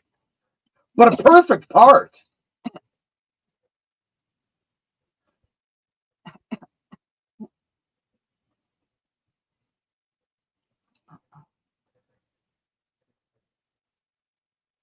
I mean, and Linda Hamilton is in like such perfect shape. Yeah. And by shape, I mean 2 points. You're in throwing distance.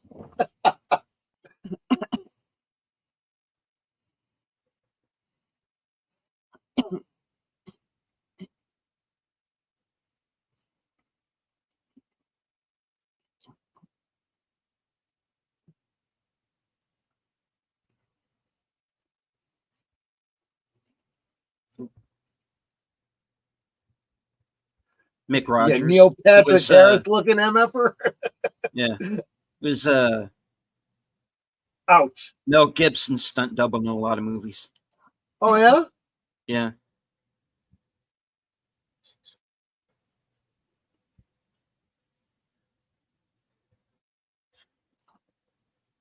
Okay, she's going to need to find some shoes.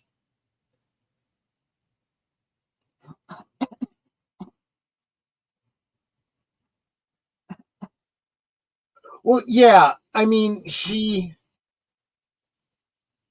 is incredibly traumatized by that model of Terminator. Mm-hmm. And she wasn't prepared to face one down. She was expecting to only be dealing with humans.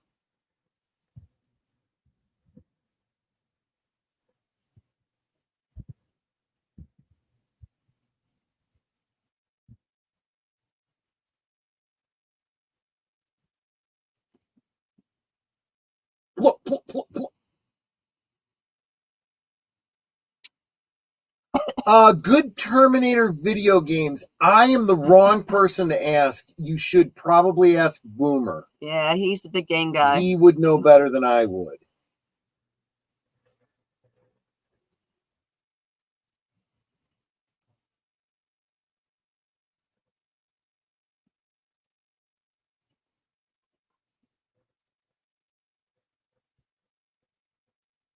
I mean, I should think so. I actually remember playing a pretty good arcade game of Terminator 2, actually.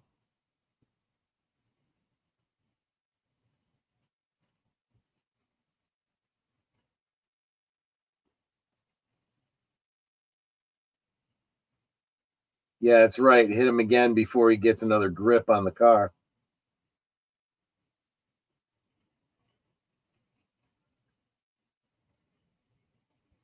See, here's a setup that I was expecting something to come of, and we don't really get.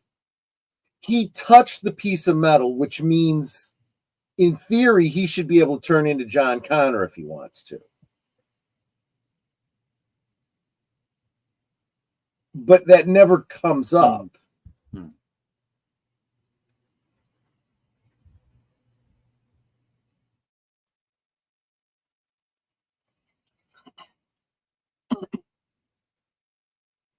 No.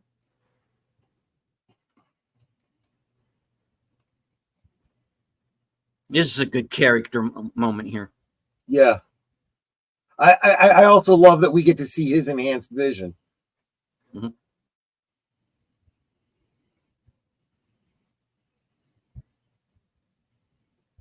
Yeah. Yeah, that's not a hug. She's looking to make sure he's safe. Yeah.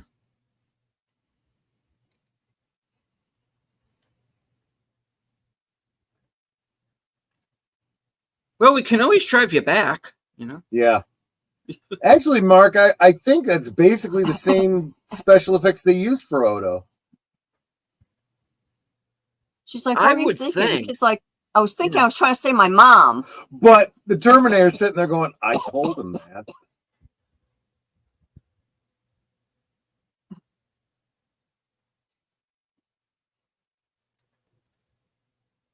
Way to bust your kid's balls.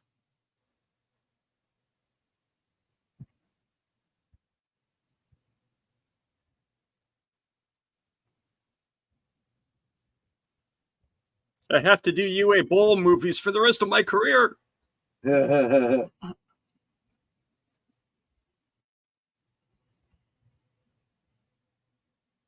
It was in my contract.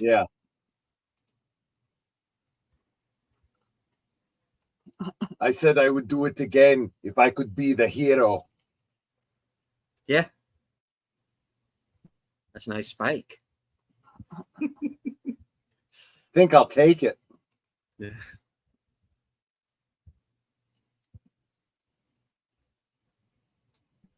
Didn't the Ghostbusters stop here in Afterlife?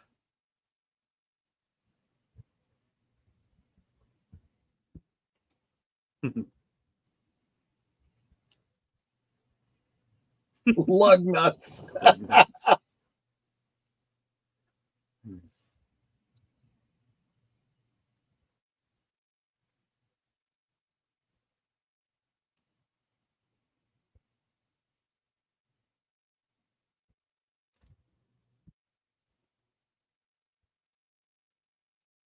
I mean, he's not gonna lie.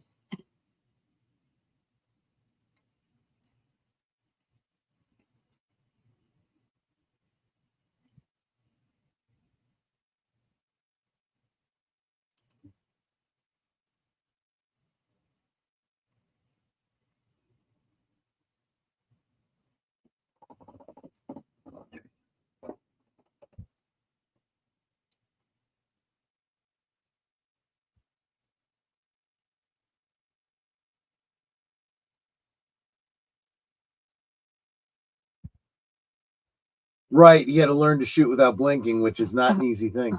No.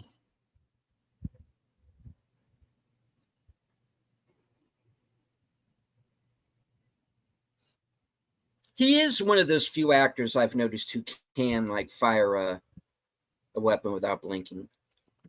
That Great definitely setup carries for over to other films, great yeah. setup for 3 when she's gonna die from cancer because she's smoking.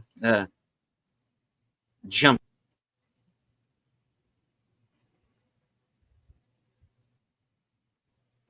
Sorry, happened again. I don't know what the hell's wrong with this particular disc.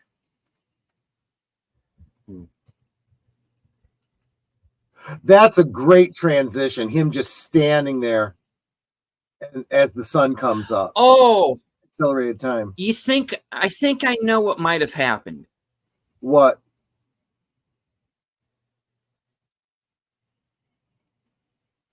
Did you do you have the disc or did you burn it? Yeah. No, I ripped it from the original disc, transferred it over to the other computer. If I am remembering She correctly. needs shoes. Uh-huh.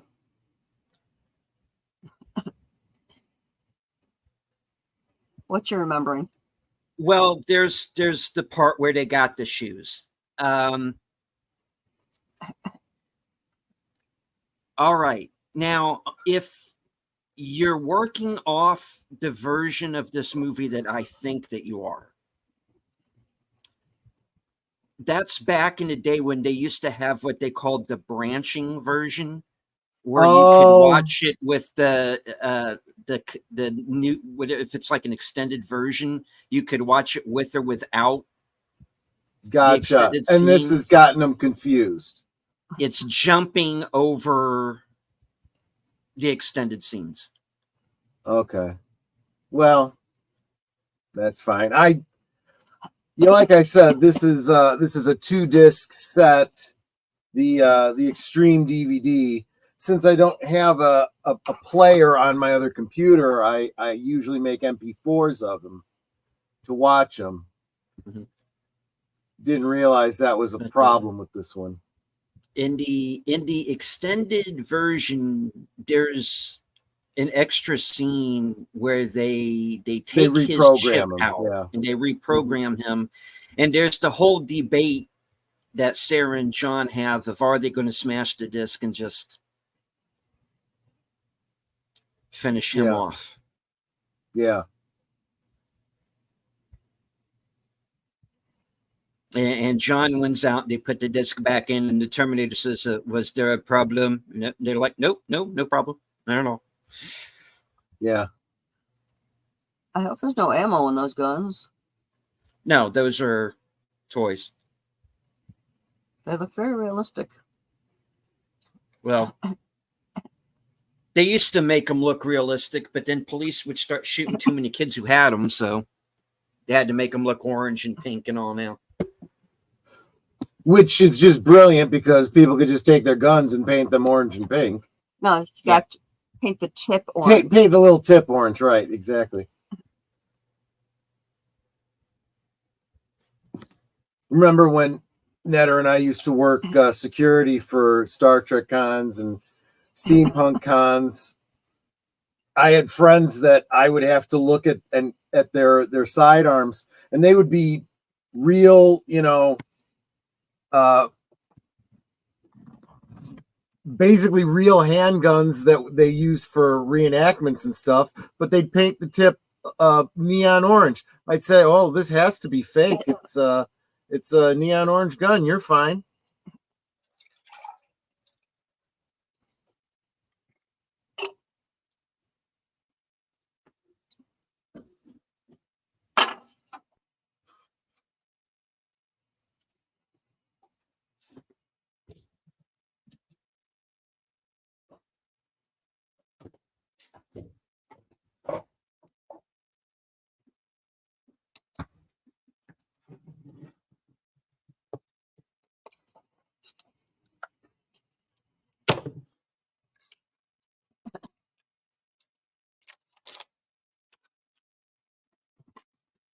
I know stuff. Yeah. I am a Terminator. I kill and I know stuff. Yeah.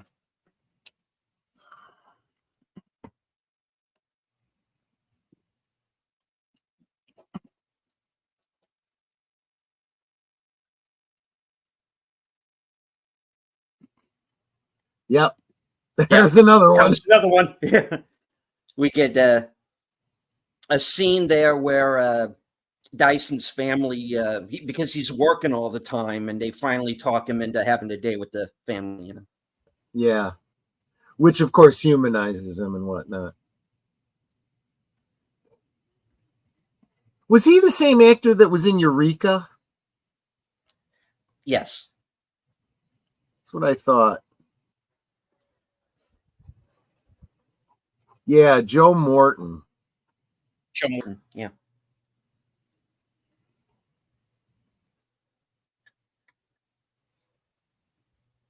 Oh, interesting. He played Silas Stone in Justice League. I kind of wish those characters were done better.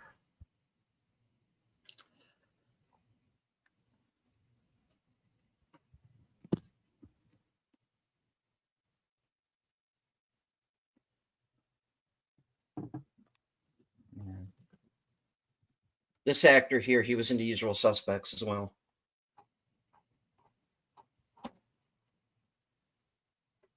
And he did an episode of Alias where he played a Frenchman. So she learned Spanish since the last Oh, time. yeah. Well, she was going down to Mexico at the end of the last movie. Yeah.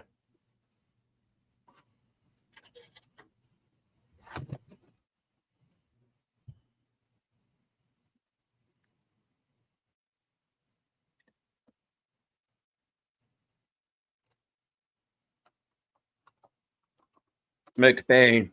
Bob McBain. Right. I feel bad for the kid. He's got such a janky haircut. It's not cut the least bit even. Well, it was a thing.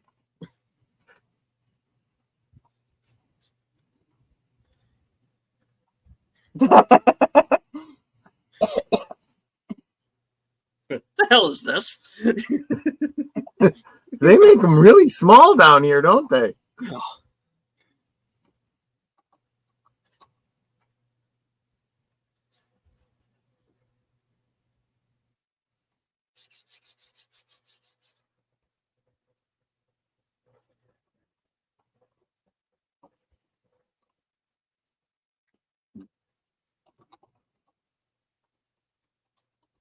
Living room, dining room, arsenal.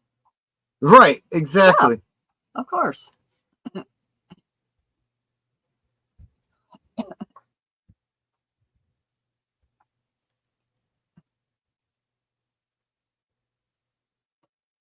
Well, she's got ammo for all those. Those look like ammo boxes, so she must. Be prepared, Jimmy, because old Satan Claus, he's out there. That's right.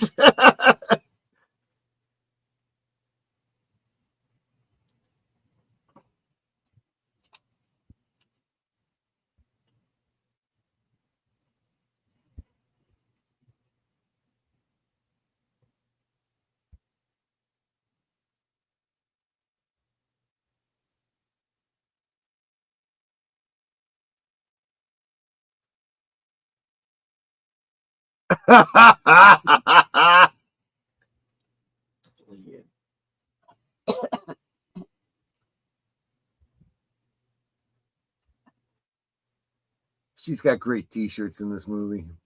Those are called tank tops, dear. Mm-hmm. Here we go again. Yeah. That's okay. It's because you wanted to see her boobs again. Yep. Keep in mind, you still are within throwing distance. I know.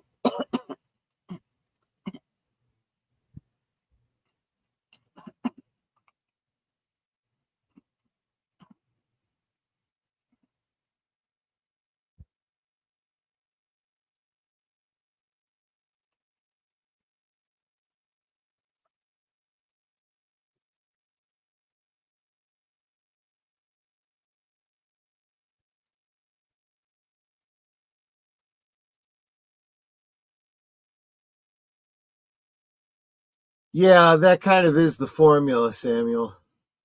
I've seen that in a lot of things. Predator, same thing. Mm-hmm.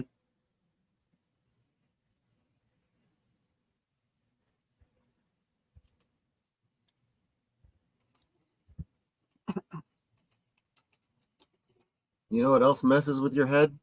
That long damn hair. Get a haircut, kid. I told you, his hair is really janky. Yeah. The sides are all cut crooked. Everything.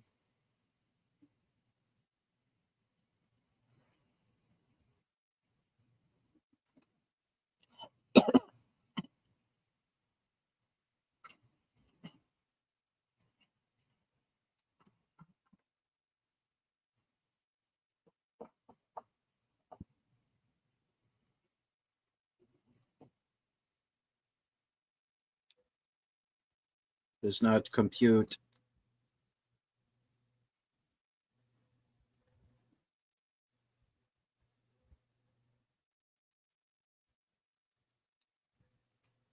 No, I don't get it, and I know what he's talking about.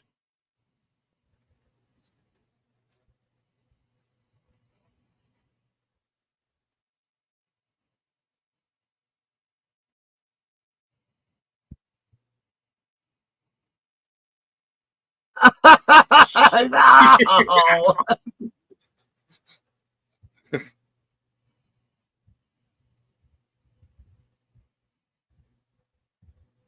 Mm.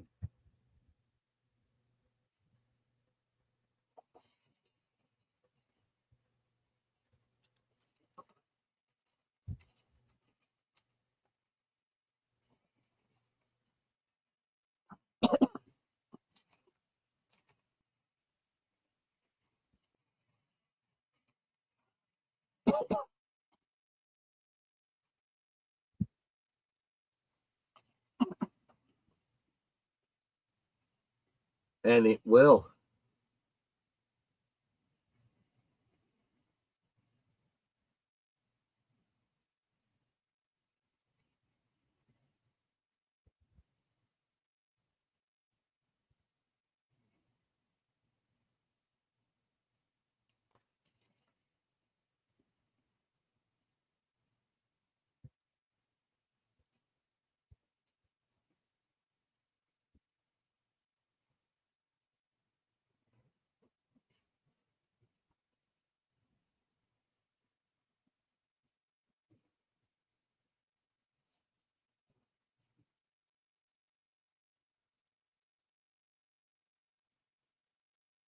Yep. Dogs are good.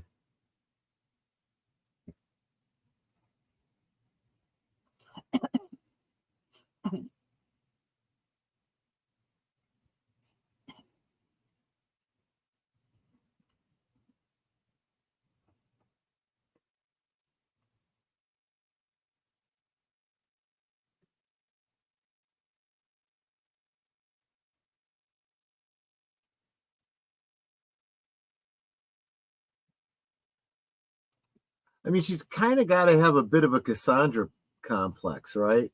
She knows what's coming, but if she tries to tell anyone, they think she's nuts.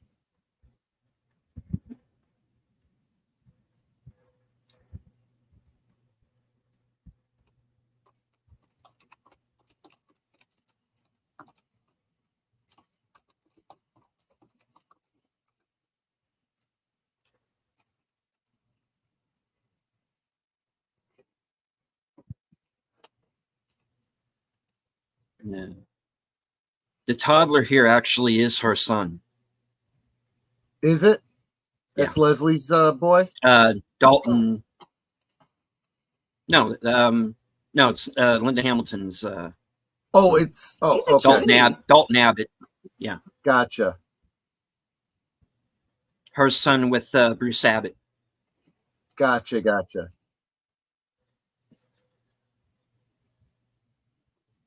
Your thumb, my thumb. Yeah, right. Now, see, I can see in between takes her saying to Leslie, well, I feel good. At least you went first.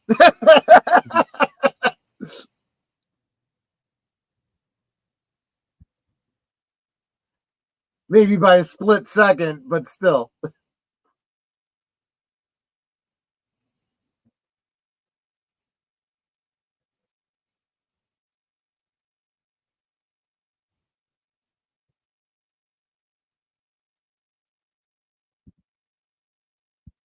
How was she still able to scream? Yeah, no, she wouldn't have been able to. But then again, it was just a dream. So I mentioned before that I saw this once with my aunt and cousins and my grandmother. My cousins went, is that what it's really supposed to look like? And and they went, let's not do that. Yeah, it would be best if that did not happen. Yeah.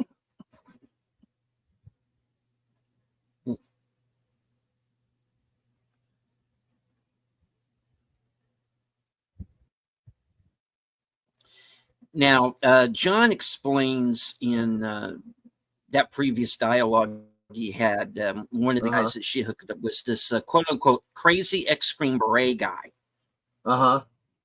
Now, in the original version of the script, she goes to see him. He's this character named Travis Gant, and he has like this whole compound down in Mexico. It's just like he basically has like an army, you know. Yeah. And Enrique is like his number 2, second command guy. Makes sense. But you figure that's the beginning of that resistance, right? Yeah.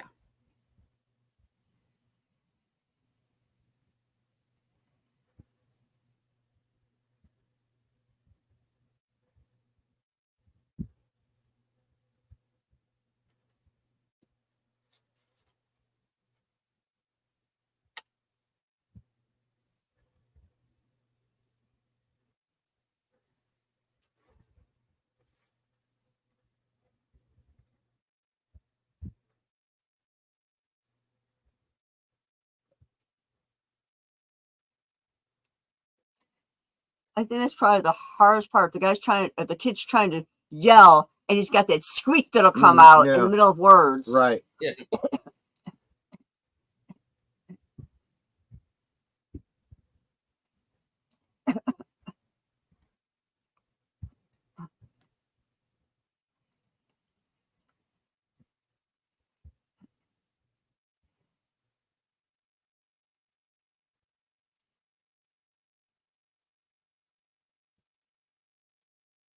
And the reality is,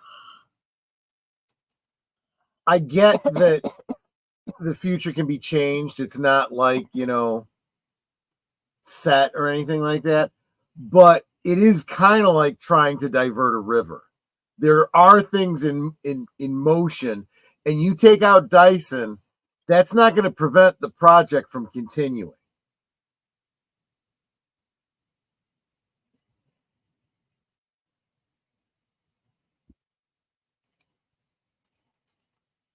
Oh, here we go again. Sorry, guys.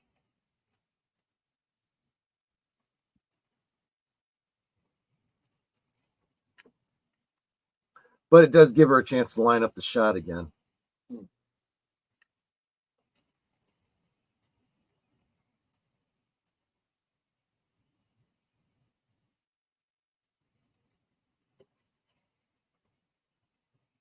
Oh.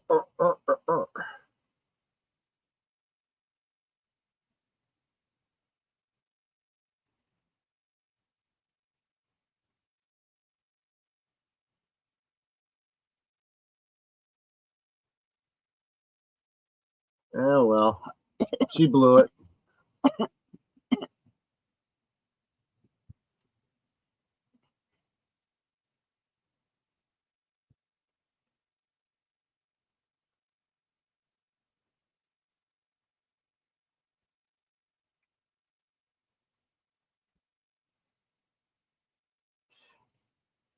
Yeah, there comes a point where you got to realize that's no good. Why they're just standing there to begin with, I don't get. It's like, I hear gunshots, I'm running. I love that it's that Terminator type music. Like she's now a Terminator.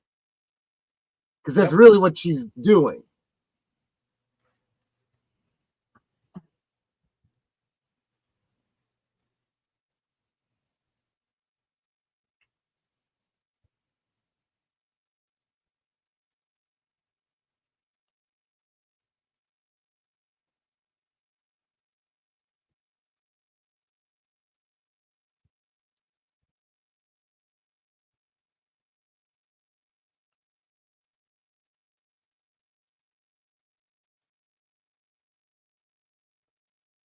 He doesn't know what you're talking about. Exactly. Nope.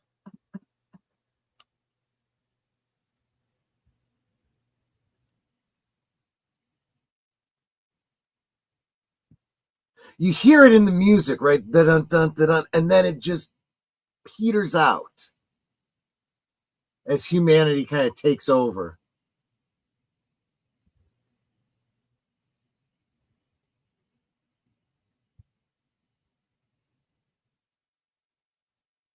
I like her outfit, though. Yeah.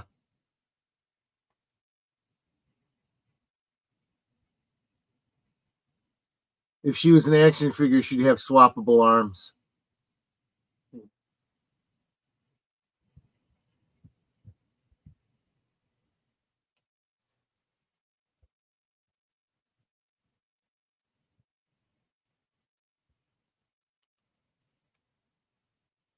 Was that your security system? Yeah. Yeah, exactly. Didn't really work, did it? No.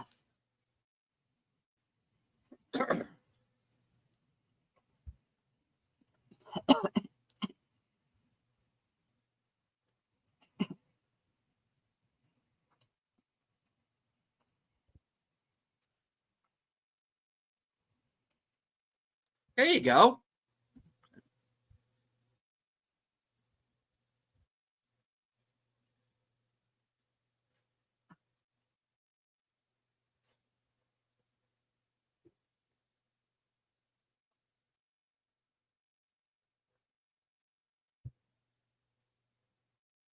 See, here's the real lesson here. There's no point in saving humanity if you lose your humanity. Mm-hmm.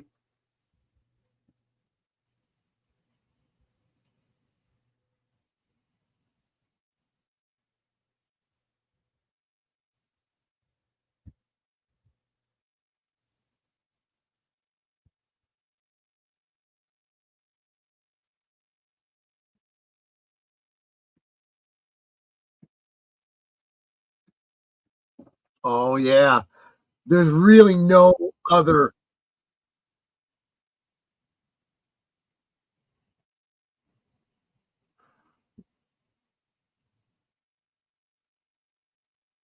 Wait, where's my sister? Oh, we cut her out of the film. Yeah. Oh, yeah.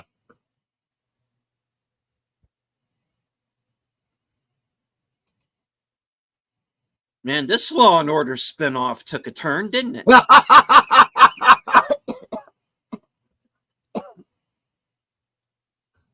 Oh, that's funny, Nate.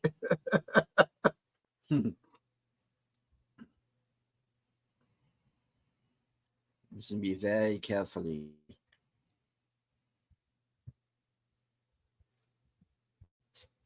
Now that she's finished with her shooting up spree, she's laying her hair down. Yeah.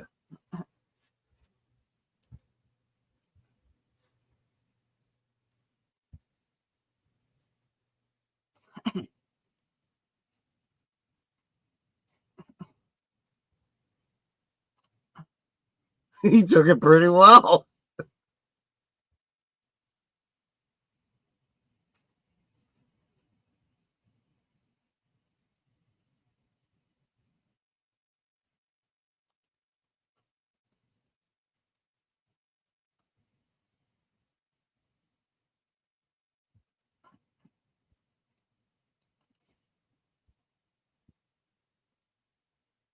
I mean, that's what Oppenheimer said too, right?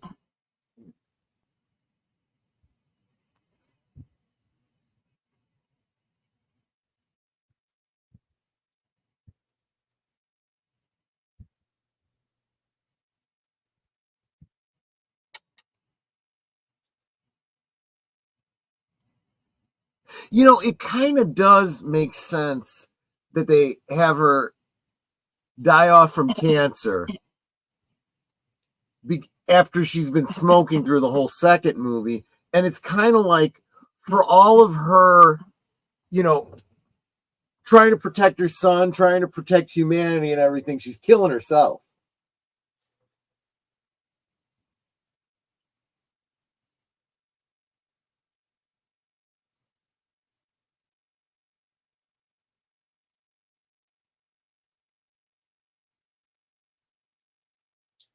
Well, unless you decide Dark Fate erases all that.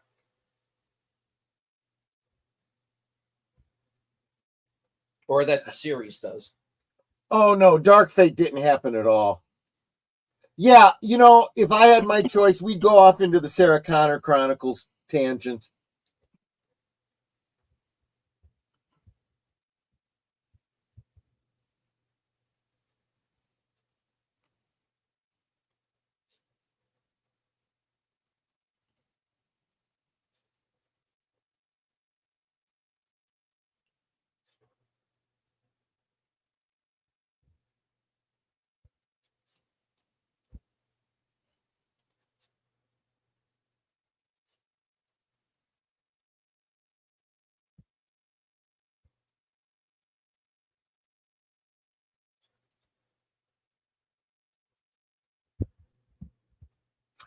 And then there's the moving road motif.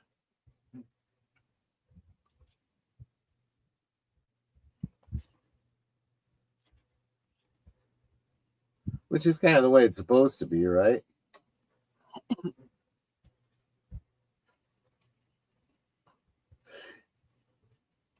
See, Mark, I would say it's not a temporal causality loop. I do think that there is a history that initiates this without the Terminator coming back in time. And every instance of time travel is causing alternate futures, alternate timelines.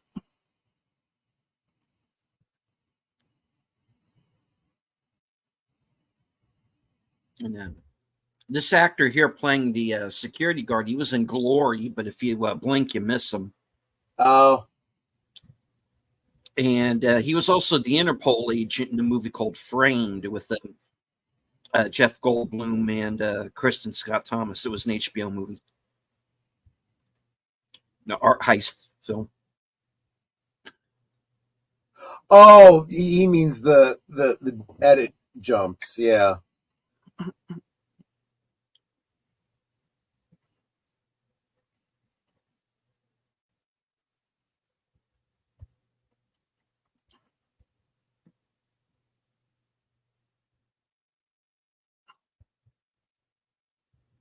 This guy did a lot of TV as well. Yeah.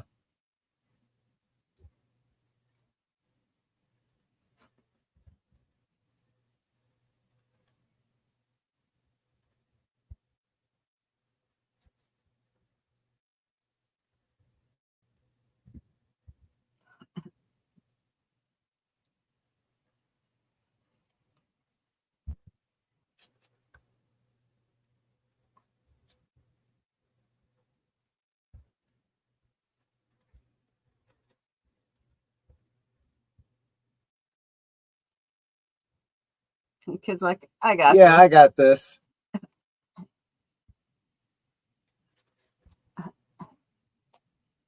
Yeah, everything in this movie is pretty well set up. Yeah.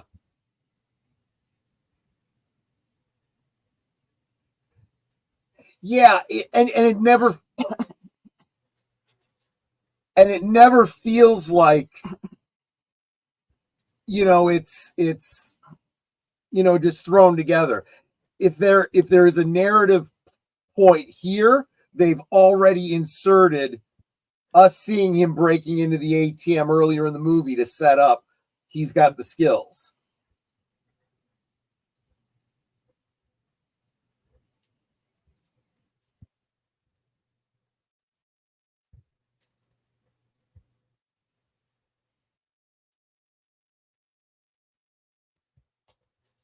Yep, that'll do it.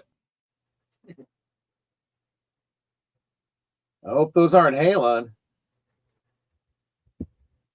It is Halon.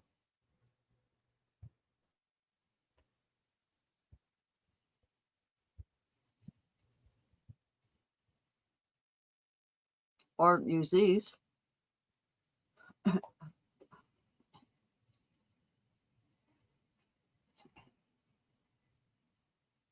Do they still use Halon suppressors? Because they're like really dangerous. Are you my mummy?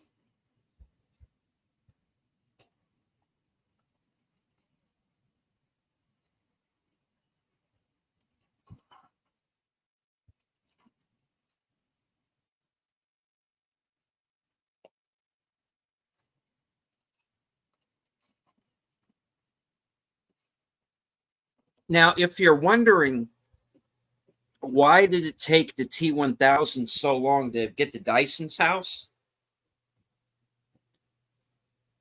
it's because he took a little side trip to Mexico. Well, that makes sense. Yeah, they just didn't film it.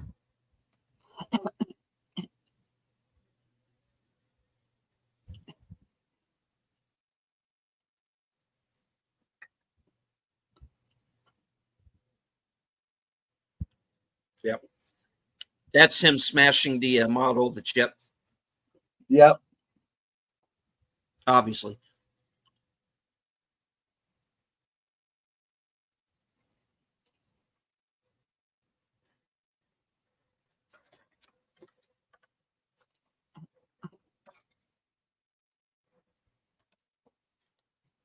I mean, it's fine to interpret it that way, Nate, but we've seen Judgment Day move up and down so many times. I don't see anything that says that it doesn't happen. I don't know, maybe further forward They start messing with time. It changes it again. Then there's the temporal loop that we see in 1 and 2. Then they change it again with the Sarah Connor Chronicles. They change it again with Genesis. Excuse me. Remember, for every temporal loop you see, there's potentially infinite number of previous cycles that we don't see.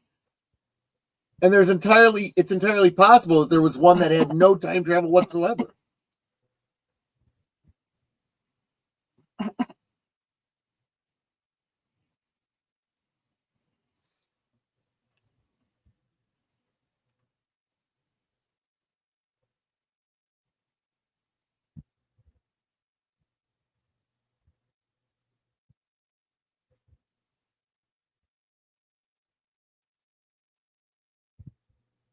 All of them.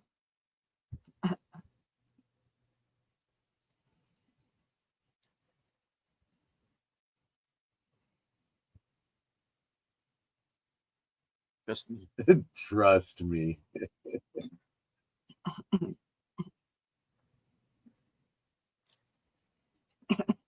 And the chopper pilot here is the same guy who was in Die Hard. In Die Hard? Okay. Yeah.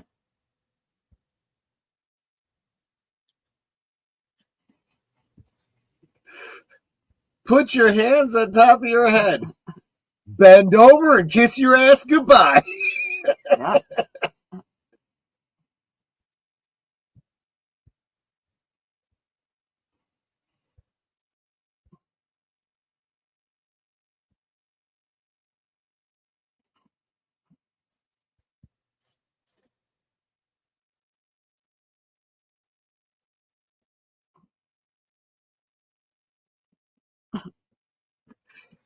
Yeah, you realize what he's doing is he's shooting up all the cars and he's driving them back.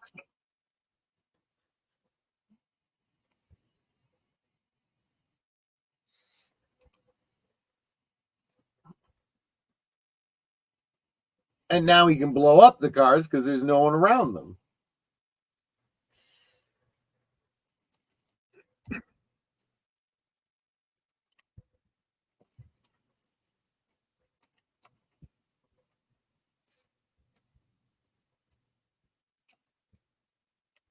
Human casualties, 0. Property damage, about 340,000 and counting.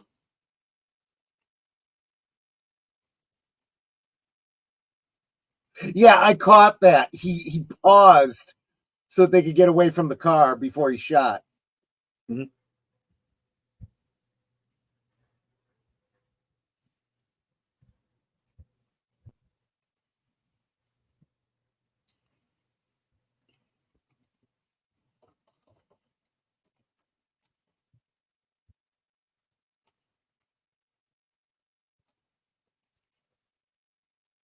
Or you could just do that.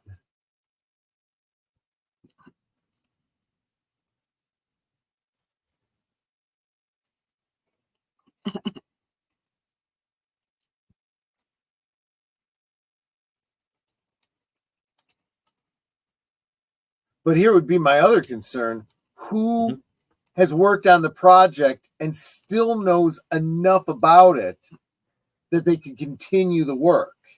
Yeah, well, that's when the plot line of the third movie kicks in. True.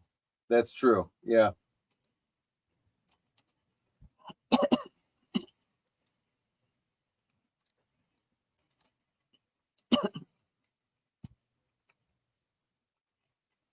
And when they get to Genesis, it's Danny who starts off Skynet.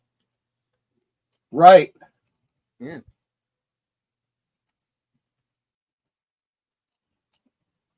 Which he should totally not be doing as a character. Right. Yeah.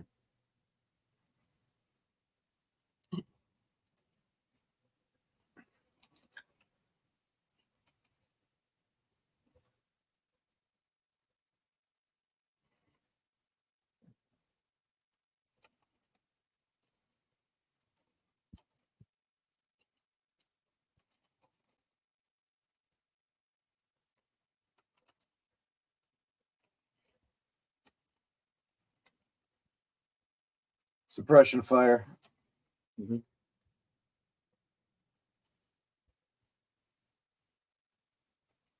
And even though you can't see his face, the SWAT commander here is played by Dean Norris, of course, Breaking Bad. Oh, okay. Many other films, yeah.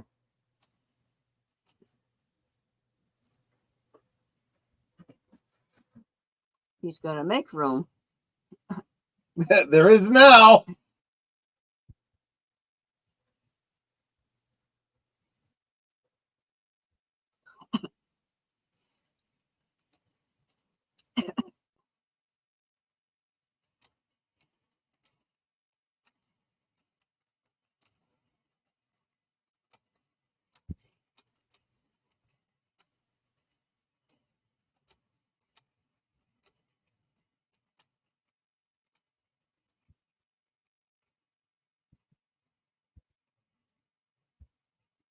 That's why he'd gotten shot Yep. again.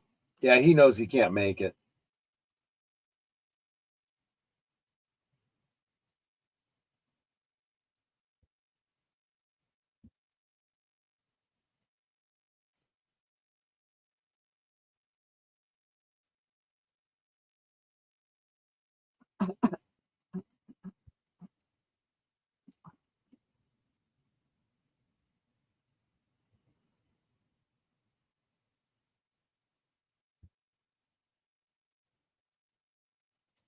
Boom. Yep.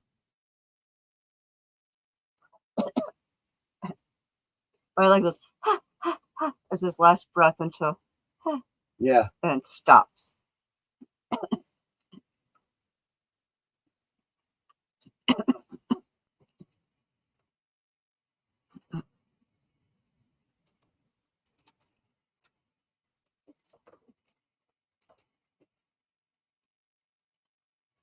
No, there's a Sarah Connor Chronicles too, Nate. Sorry, I won't give up the Sarah Connor Chronicles.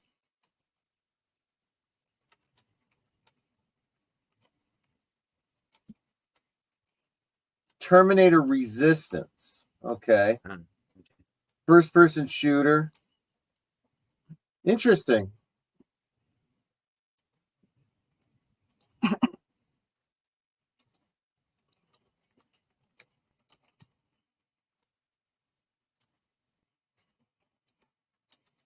Yeah, okay.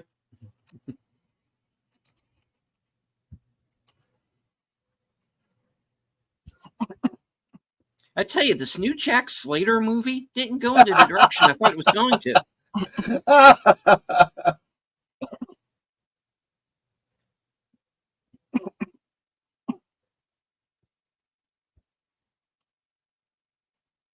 Great makeup effects here.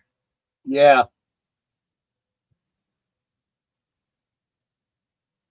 See, this is where you see the big improvement over, the really analog type things they had in the first movie. He's not killing him.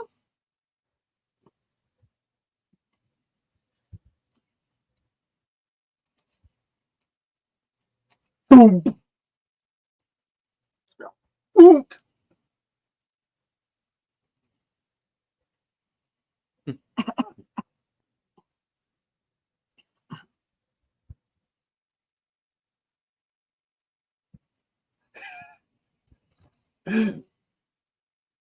So is riding a motorcycle up the stairs really the most efficient way to get to where you're going?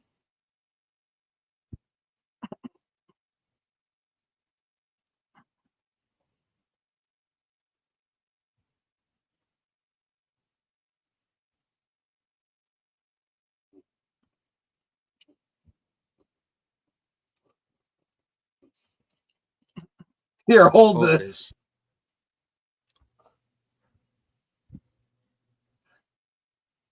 Hey, you're learning, kid. Yeah, you're learning.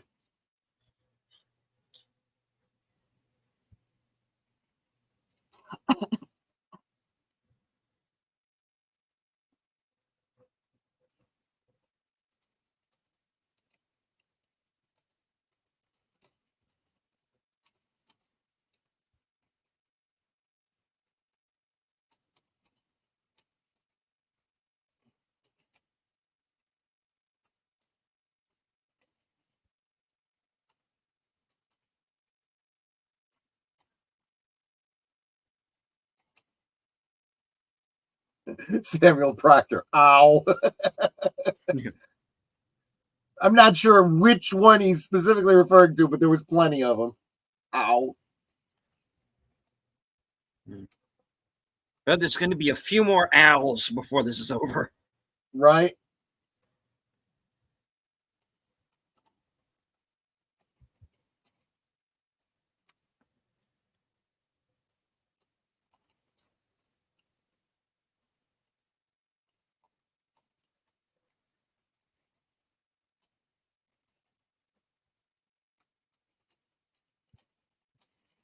Get out. Yeah. Okay. Oh, yeah, right.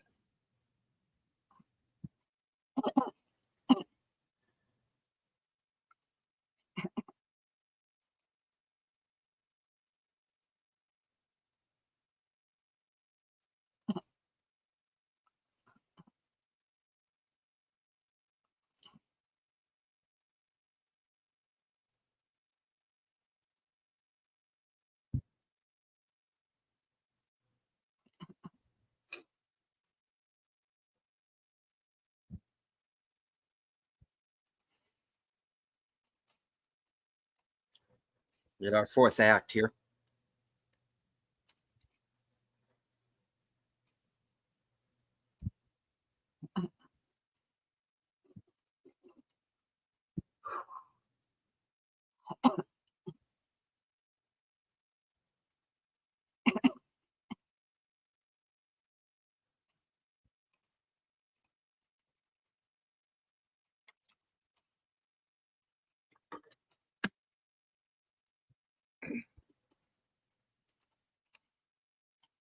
Yeah, his shots are a lot more accurate. Hmm.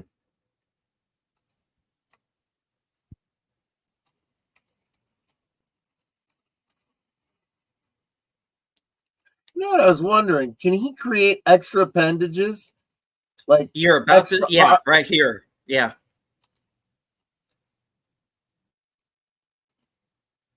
I was just thinking an extra arm to hold the control lever Yeah, might be a good idea. Yeah, that's a thing that people think that's a mistake. That's a continuity error, that you can see somebody's arm manipulating the controls. No, it's an effect. He grew an extra pair of arms. Oh, okay. I just saw it. Yeah. Yeah. It's subtle though. Yeah. It would look like an error because it wasn't focused on.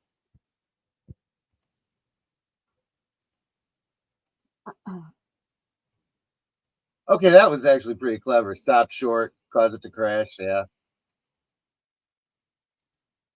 That's not so good. The flipping, no, bad.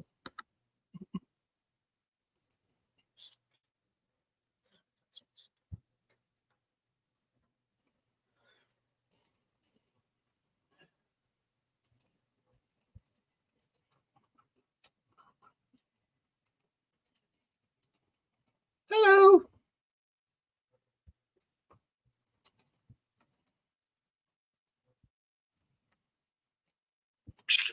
Better than you.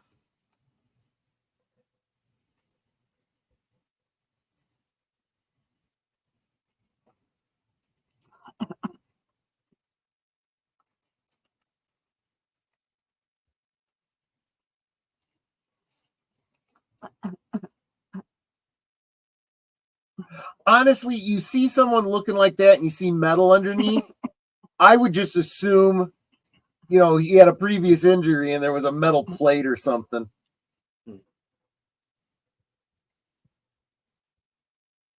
Okay. Yeah, for whatever good it's going to do.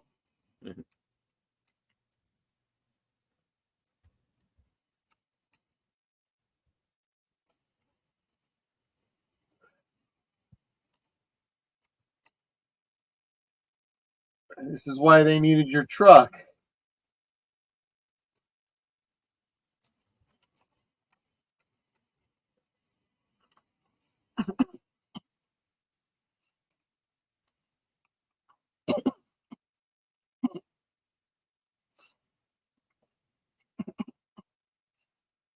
Must go faster. Must go faster.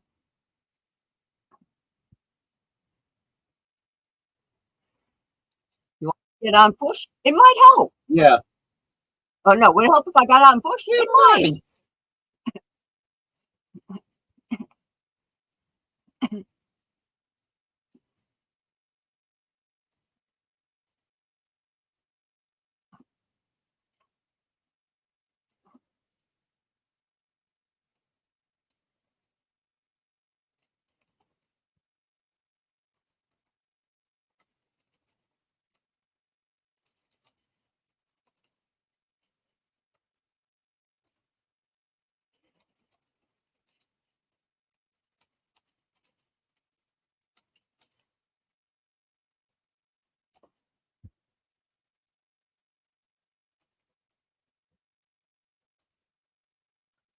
Yeah. Now the truck has a limitation. It's going to overheat if he can't overtake them quickly.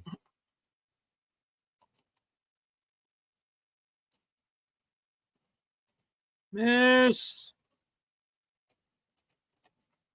I would say the whole Sarah Connor Chronicle was great until they decided to quit just in the middle with no story.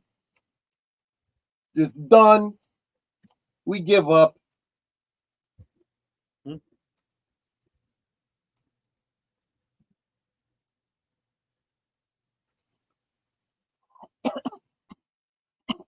Popcorn. I would love, huh? I would love to find out that there was like a comic book resolution to the Sarah Connor Chronicles or something like that. Oh, does it Yeah. end in a cliffhanger? Yeah, well, yeah, Oh, because it didn't get picked up for the next season. It just ends.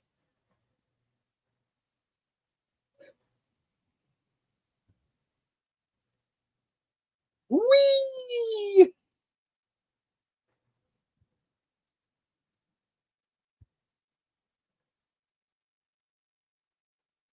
This Demolition Man sequel is weird. Yeah, exactly.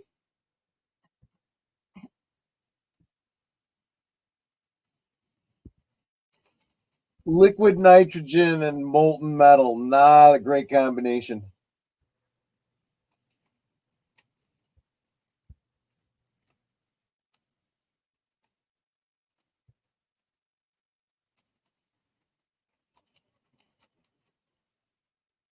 And Sarah's like, "Yep, I've been here before."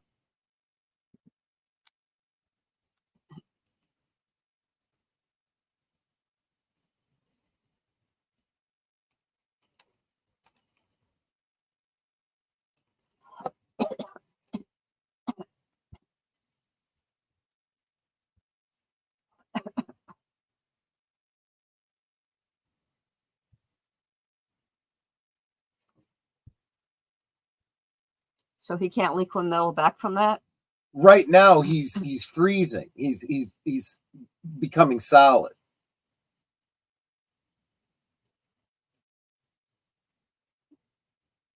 Lucas just like, what?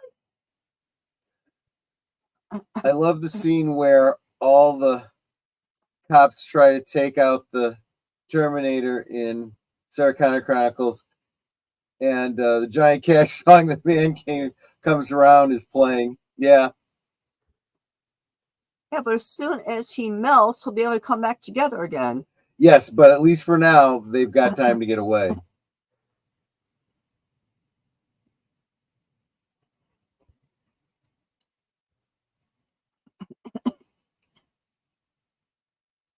And see, that is the problem because first off, they're in California, so it's going to start thawing pretty quick, but they're also in a smelter, so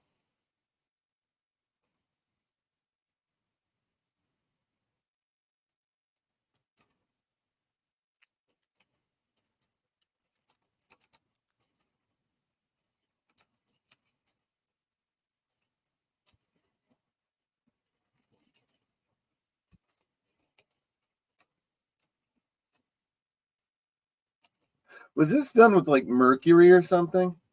I think so.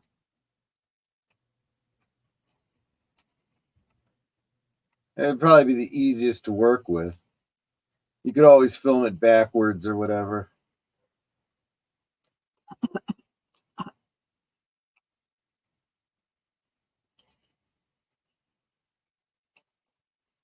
Okay, unless I'm mistaken, there's going to be another jump here in just a minute.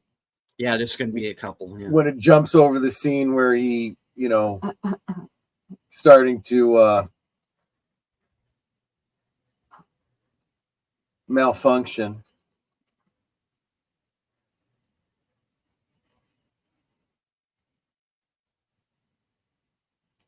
So what it comes down to is all the missing scenes are kind of unnecessary. They're nice, but they're not entirely necessary for the overall story.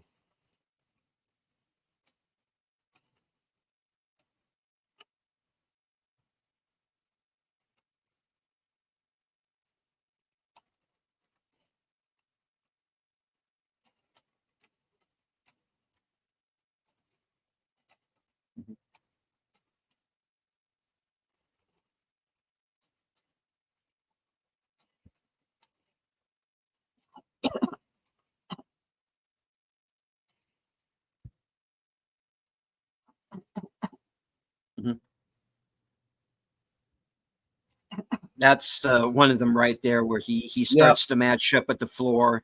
There's another one where he puts his hand on one of the OSHA railings and that. And he gets stuck to it for a minute. Gets stuck to it, yeah.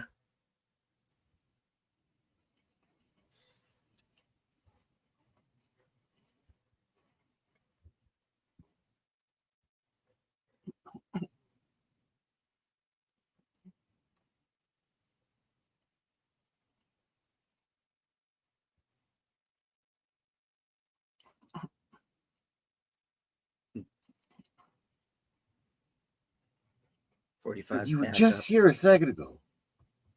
Yeah.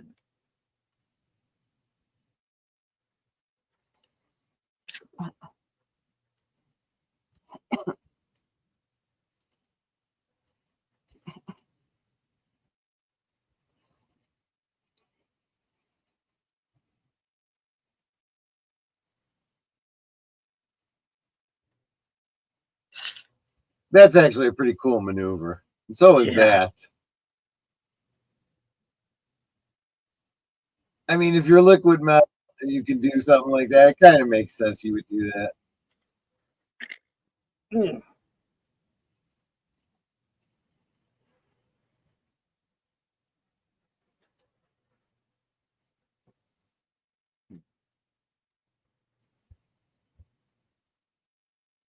And in the theatrical edit, that's the first time you start to see him glitch. Yep.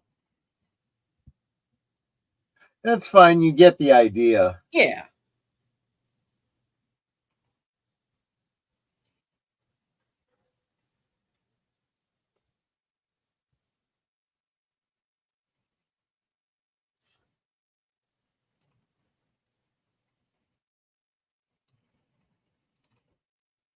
That repeated line, "No, it's too hot," kind of felt like a video game cutscene telling you you're going too far away from the map.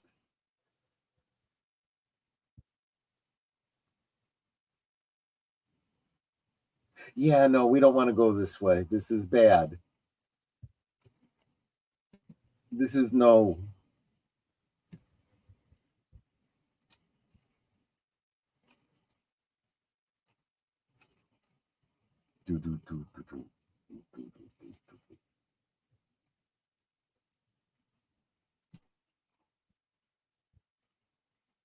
So my understanding from the extraneous material is that the three Terminators and Kyle went back in time at roughly the same time, and then the facility was destroyed in the future. So if that's the case, what would have happened if the first Terminator had succeeded and killed Sarah Connor? What would this guy be doing now?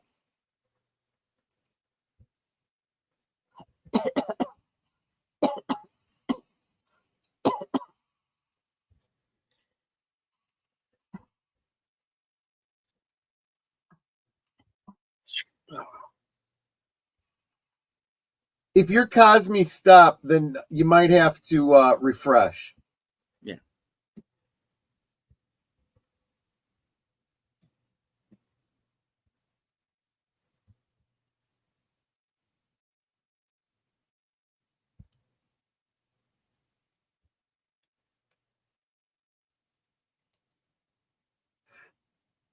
That's interesting. He doesn't understand. There's no torture, no threat that's going to get her to comply.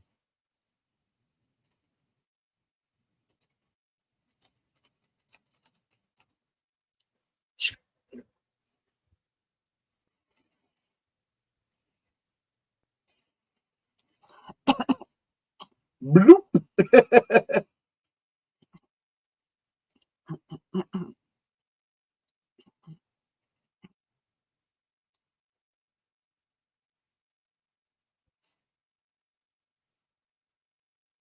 I always wondered what happened to the liquid Terminator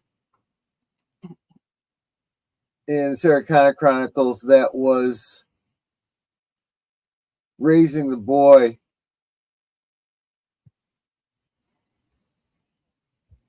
Your lap is so cold, Mom. You mean the ginger girl? Yeah, that was an interesting situation. She ends up helping them, but she's clearly got her own motivations. It's not entirely clear what ends up happening with her.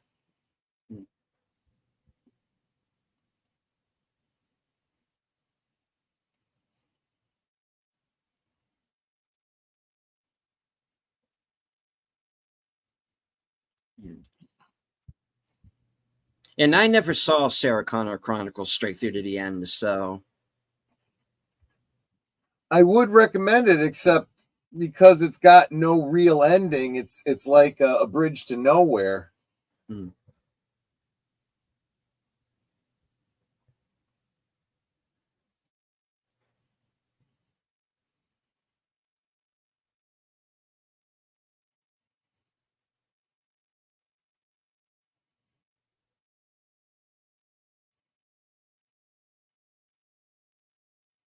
There can be only one.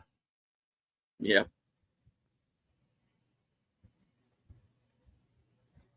Well, I think they intended to answer that, Curtis, but you know, it ended. Got canceled.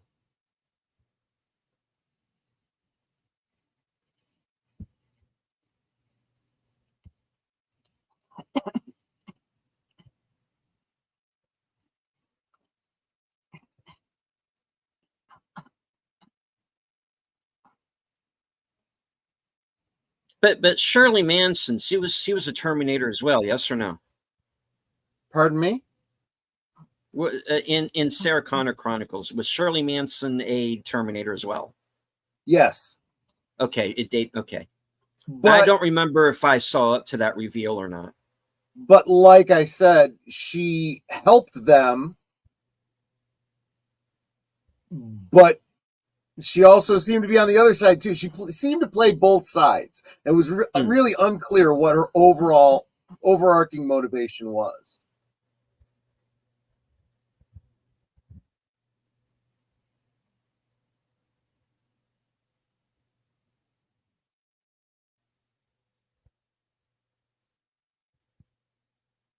Don't fall for a kid. Yeah, he knows his mother wouldn't call for help. She's already castigated him for coming to help her. Yes, so what's he doing?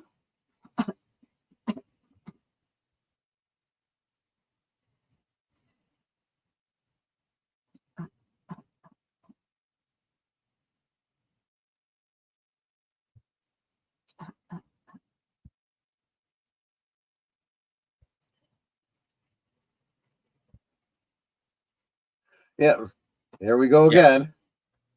I don't know what could have been different there. Oh, I see. I see. Actually, that was probably better left out.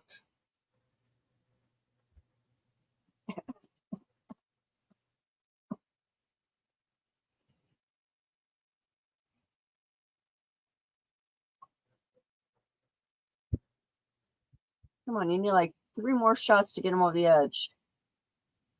Come on, one more. Or Yeah, push him. She dropped around, so. Right. Yeah. She had one more round. Right, exactly.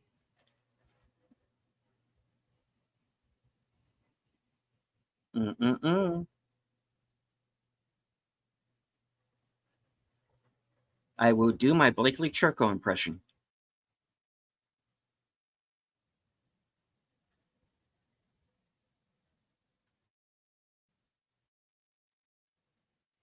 Boom. Yeah, that look of surprise. It's like, oh. See, and that's another thing. I did get the impression.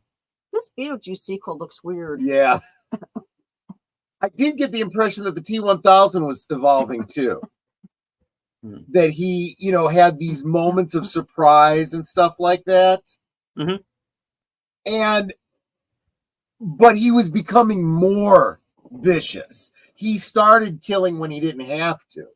Just like he just wanted to kill.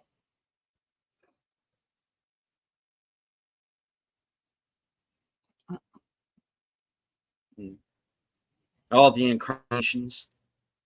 Mm-hmm. There, we just saw 2 heads for a moment. So yeah, makes it very clear he probably had the possibility of creating extra limbs.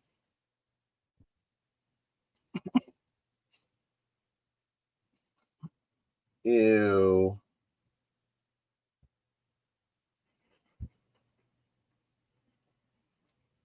Gollum. Gollum, yeah, exactly.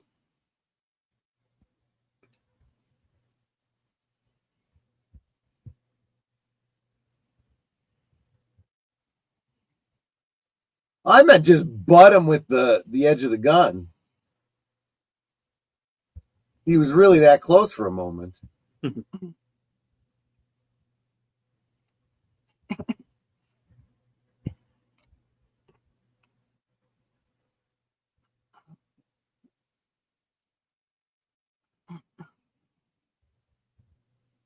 Terminated.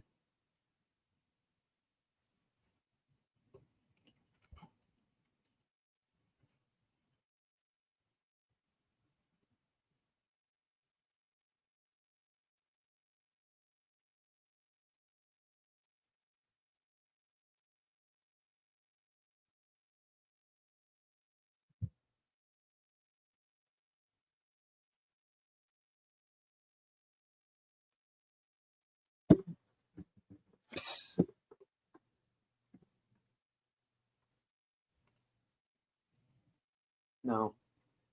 Yep.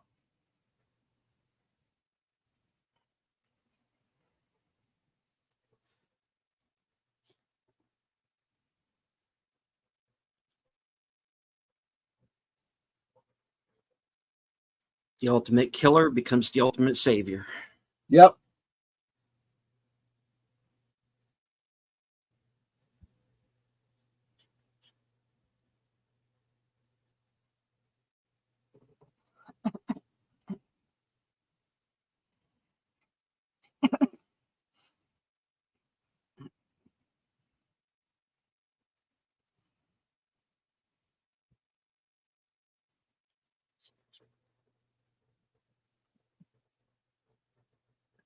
Technically, you'll meet him again. Yeah. Do you realize he sends both of his father figures back in time to be killed? Yep. Think about that for a second.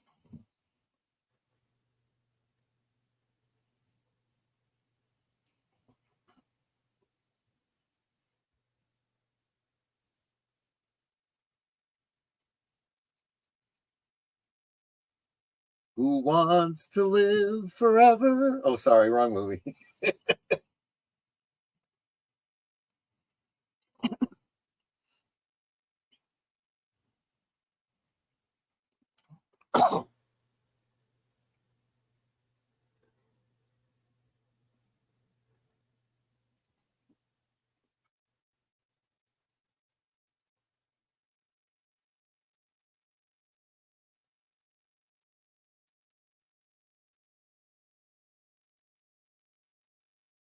So he won, and this is his prize. Damn. Do.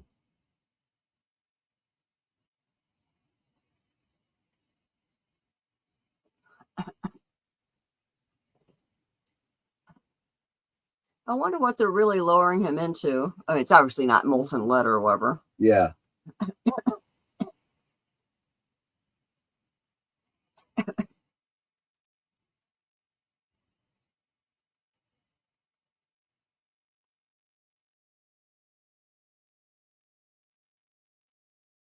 Well, you can see the flames around him. That's animation, in After Effects.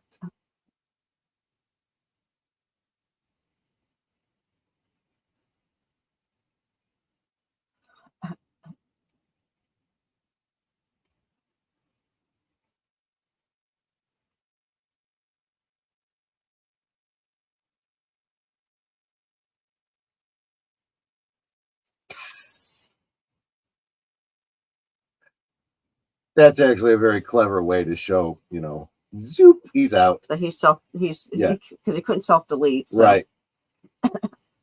Getting the longest vacation ever. Yeah, exactly.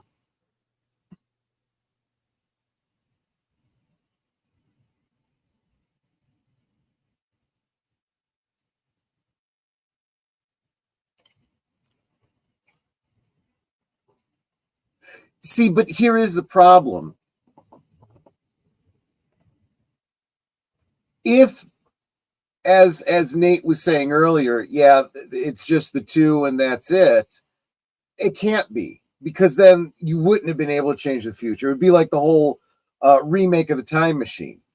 None of that stuff happened, so it couldn't. Everything came from nowhere, and then it didn't happen. It doesn't work that way. There has to be a cause and effect, even if it's in reverse order. You see, that's one of the mistakes that the Crow reboot makes. Okay, and I'm going to be going into spoilers here a little bit. No, okay, I know I think if we've been following you, we already know the spoiler. He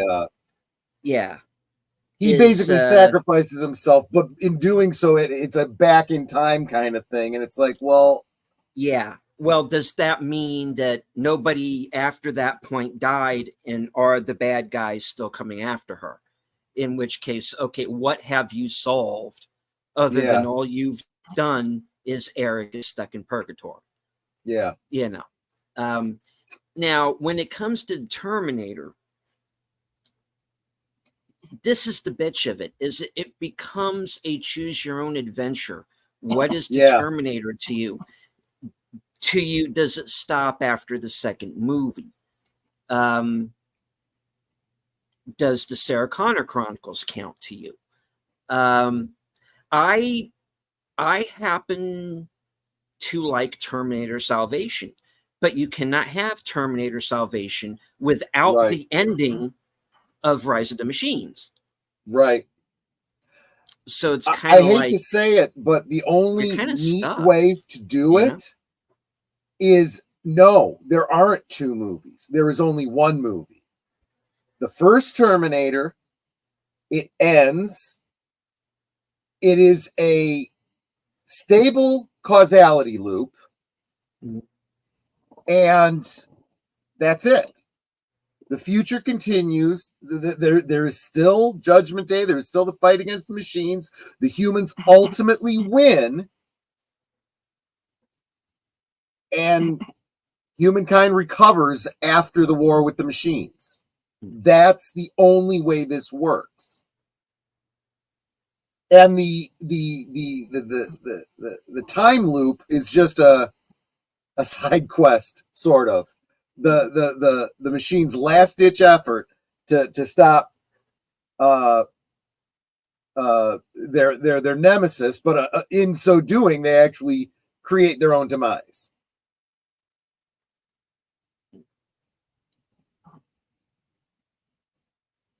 in here, of course, is the Guns N' Roses song "You Could Be Mine." Yep.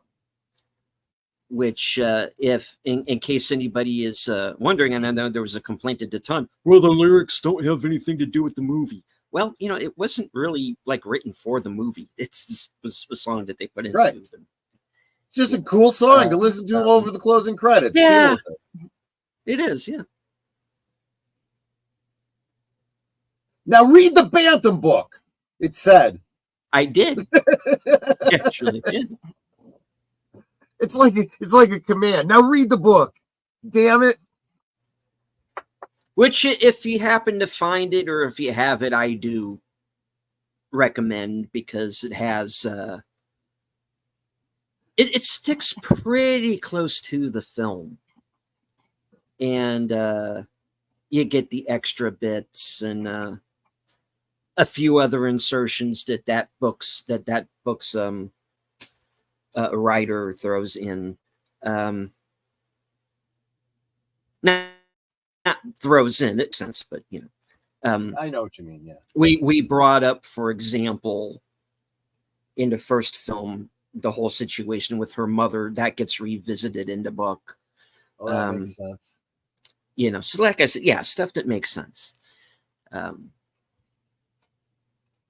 Written by a guy named Randall Frakes. So see, I think a lot of people, I don't know how many people remember, they used to make novelizations for almost every movie. Oh yeah. I mean, movies you wouldn't have thought needed a novelization, right?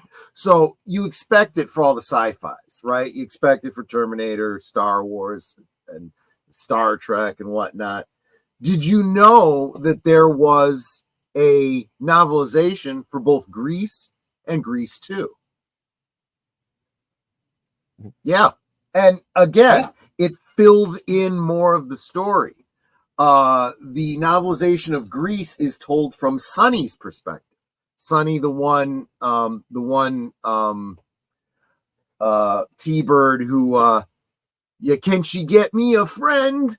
He's basically the troubadour who's following Danny around and telling his story, Anyway,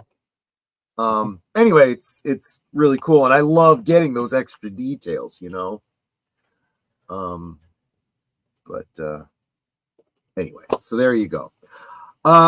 It's late. What you got coming up that I might not have covered before the stream deleted?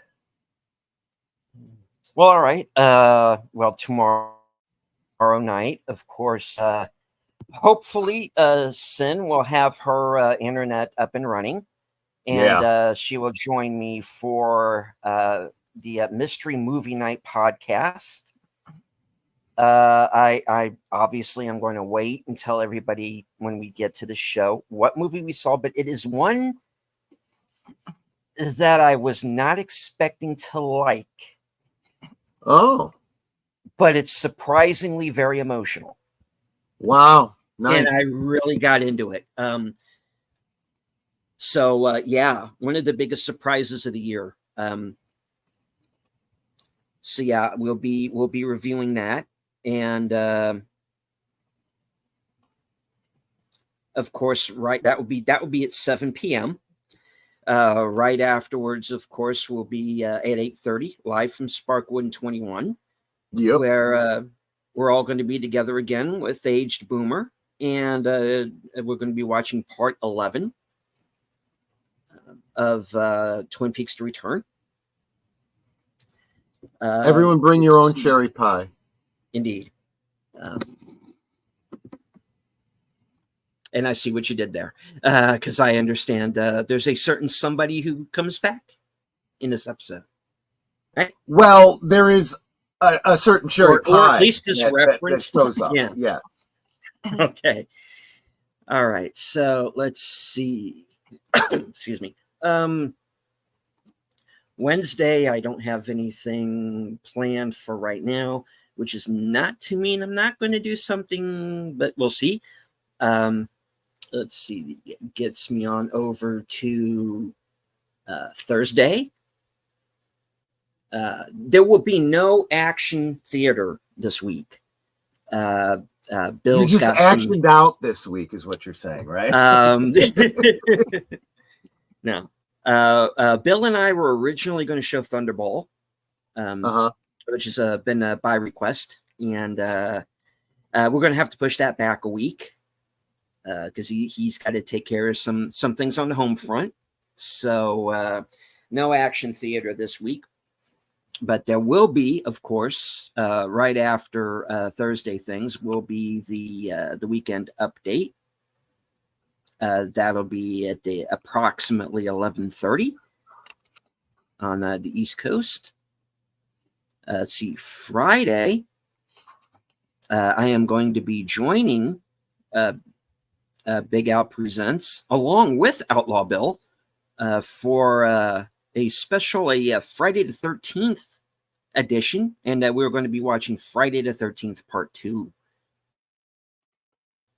First appearance of Jason. Well, the first appearance of adult Jason as the murderer. Adult Jason, yeah. Yes, he is in the first movie. Because until the second movie happens, the first movie doesn't show Jason. It is apparently just a dream segment, but or based on based on the fact that it gets a sequel, then it wasn't a dream sequence. So there you go. No.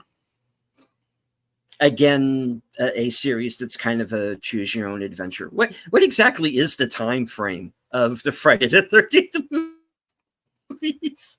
I guess we'll hash that out when we get to. I guess because as an adult, I always thought it was like late 70s, early 80s, but then you go back and you watch it, it implies that it's earlier, right? Yeah.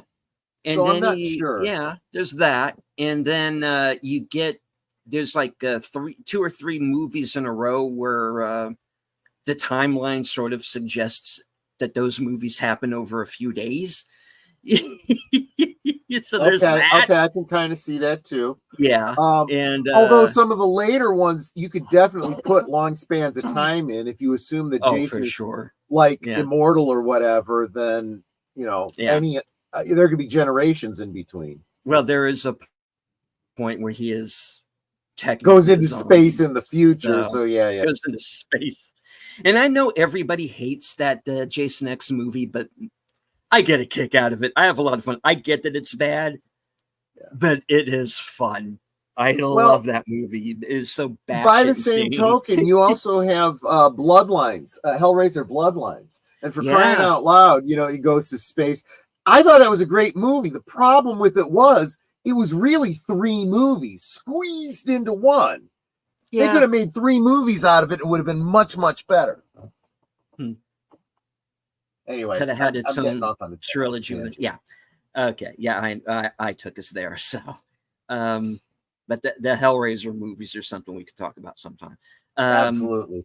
Who knows? Maybe even do a couple of them sometime down the line. I think we absolutely will. Yes. Yeah. And let's see. I got up to Friday. Of course, like I said, Friday. Films with Friends, hosted by Big Al Presents. Outlaw Bill and I will be joining him for Friday the 13th Part 2. Then, of course, right after that will be, it's your show. And you've brought it up earlier in the show. It's going to be your 9/11. Exactly. Show. 9/11 remembrance and retrospective. So that will be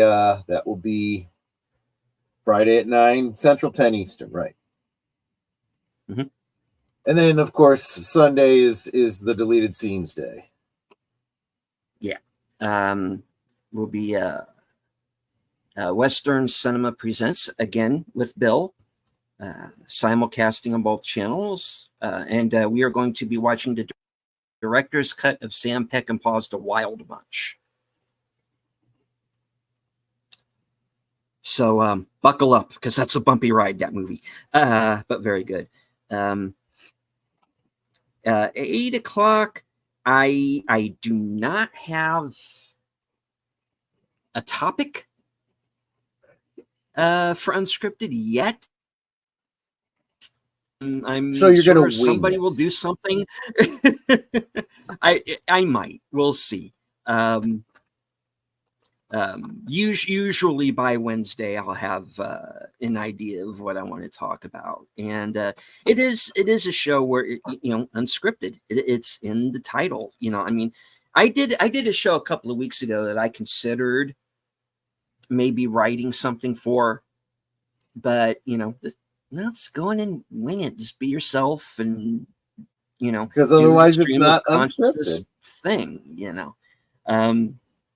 So yeah, I'll come up with something, by that point in time, and of course, Geeky Geezers. Yep. Where I'm sure there will be a James Earl Jones in remembrance.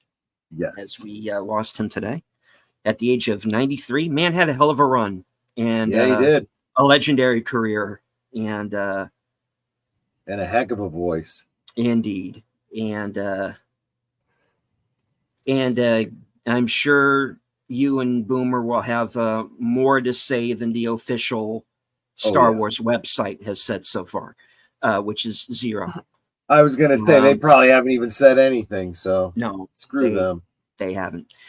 And let's see. And of course, right after Geeky Geezers, get yourself a nice beverage, a little midnight snack. Hopefully, I will not doze off again between shows. And up and running will be the next episode of The Other Side of Midnight. So that's what I'm doing between now and Sunday. And of course, if there are any changes, anything new comes up, there might be a couple of other reviews, a couple of other little things I'm thinking about doing. So stay tuned to my community page. If there's anything off schedule that I'm going to be involved with. My channel is looking like it's getting shadow banned right now because there's some weird stuff going on with the number of views, and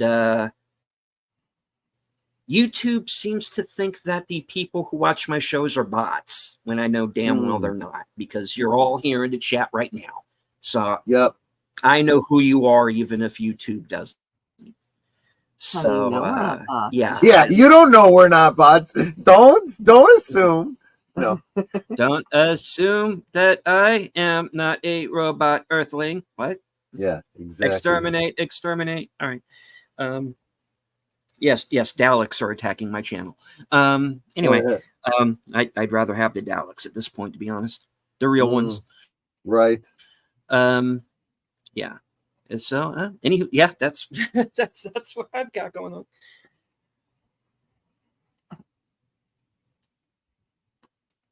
You see, that's why I have a show for that.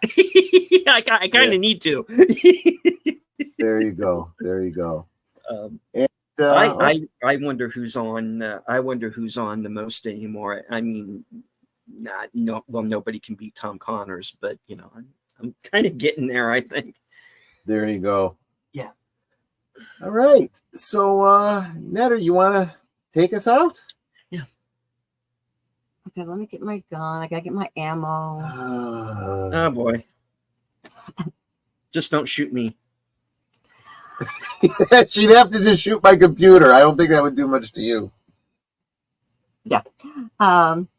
Okay. Y'all know that I always make a point of saying to please make sure you're sub to every member of the panel as well as every member of the chat.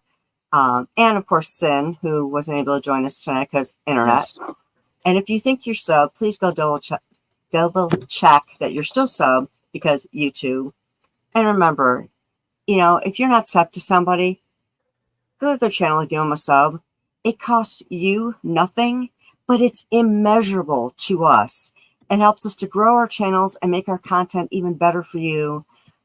Because like Troy and Deleted are both monetized.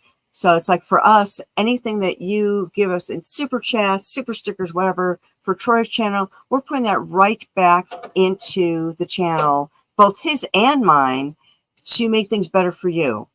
So we're still trying to figure out how to use the mixer, and we're going to be, getting separate mics hopefully sometime soon. So we're not sharing one again or anymore. We're also getting better lighting, and we're just thinking of changing things up, but that of course costs money. So every little bit that you give to us, that's what we're doing with it. Some YouTubers, they need that to just simply exist. It keeps the lights on. So for every YouTuber, it's different for what the funds are used for that you do with their super chats, super stickers, whatever. I'm gonna let you know what we're doing with what you give to Troy. And once I become monetized, that'll be making our channels even better, because hopefully I'll get super chats and super stickers. So that is more funds going back into our channels to make them even better for you. And with that said, we can talk amongst ourselves, and that's all well good and fun. But it's so much more fun when you guys are joining us in the chat and you're dropping your comments, questions, trivia, being goofy, whatever it may be. And it doesn't feel like we're separated by miles or continents in some cases. It feels like we're all hanging out in the same room, enjoying each other's company and having a great time. And you guys, you're not just our friends. You are our family. I can't stress that enough. You are our family. We love you guys, and we appreciate you so very much. You can be anywhere right now, and at this hour of the morning, you're here with us. That is so encouraging. And you guys are nuts. You should be in bed. I'm going to be shortly. Yeah. But, you guys are just so encouraging. I love seeing you in each of our streams, and there are many of them. The way you guys just encourage us, just by being here is so encouraging. And the way you lift each other up is so encouraging. So thank you for that. Thank you for being a part of our family. We will see you tomorrow night over on Sparkwind 21. Later tonight. Right, later tonight on Sparkwind 21 over on Deleted Scenes channel. And of course, Troy, myself, and Boomer will be simulcasting. So if you want to pop in, give a thumbs up and a hi. That also helps our algorithms. But until then, good night, sweet dreams, God bless. Absolutely. Thanks, guys. You are awesome. Osmo. Yes, you are Osmo. If you're so inclined, stick around to the end of the credits. See all the people that, including yourselves, who helped made this possible. Take care. See you on the next one. Good night, ladies. Good night, sir. Hit it, sweetheart.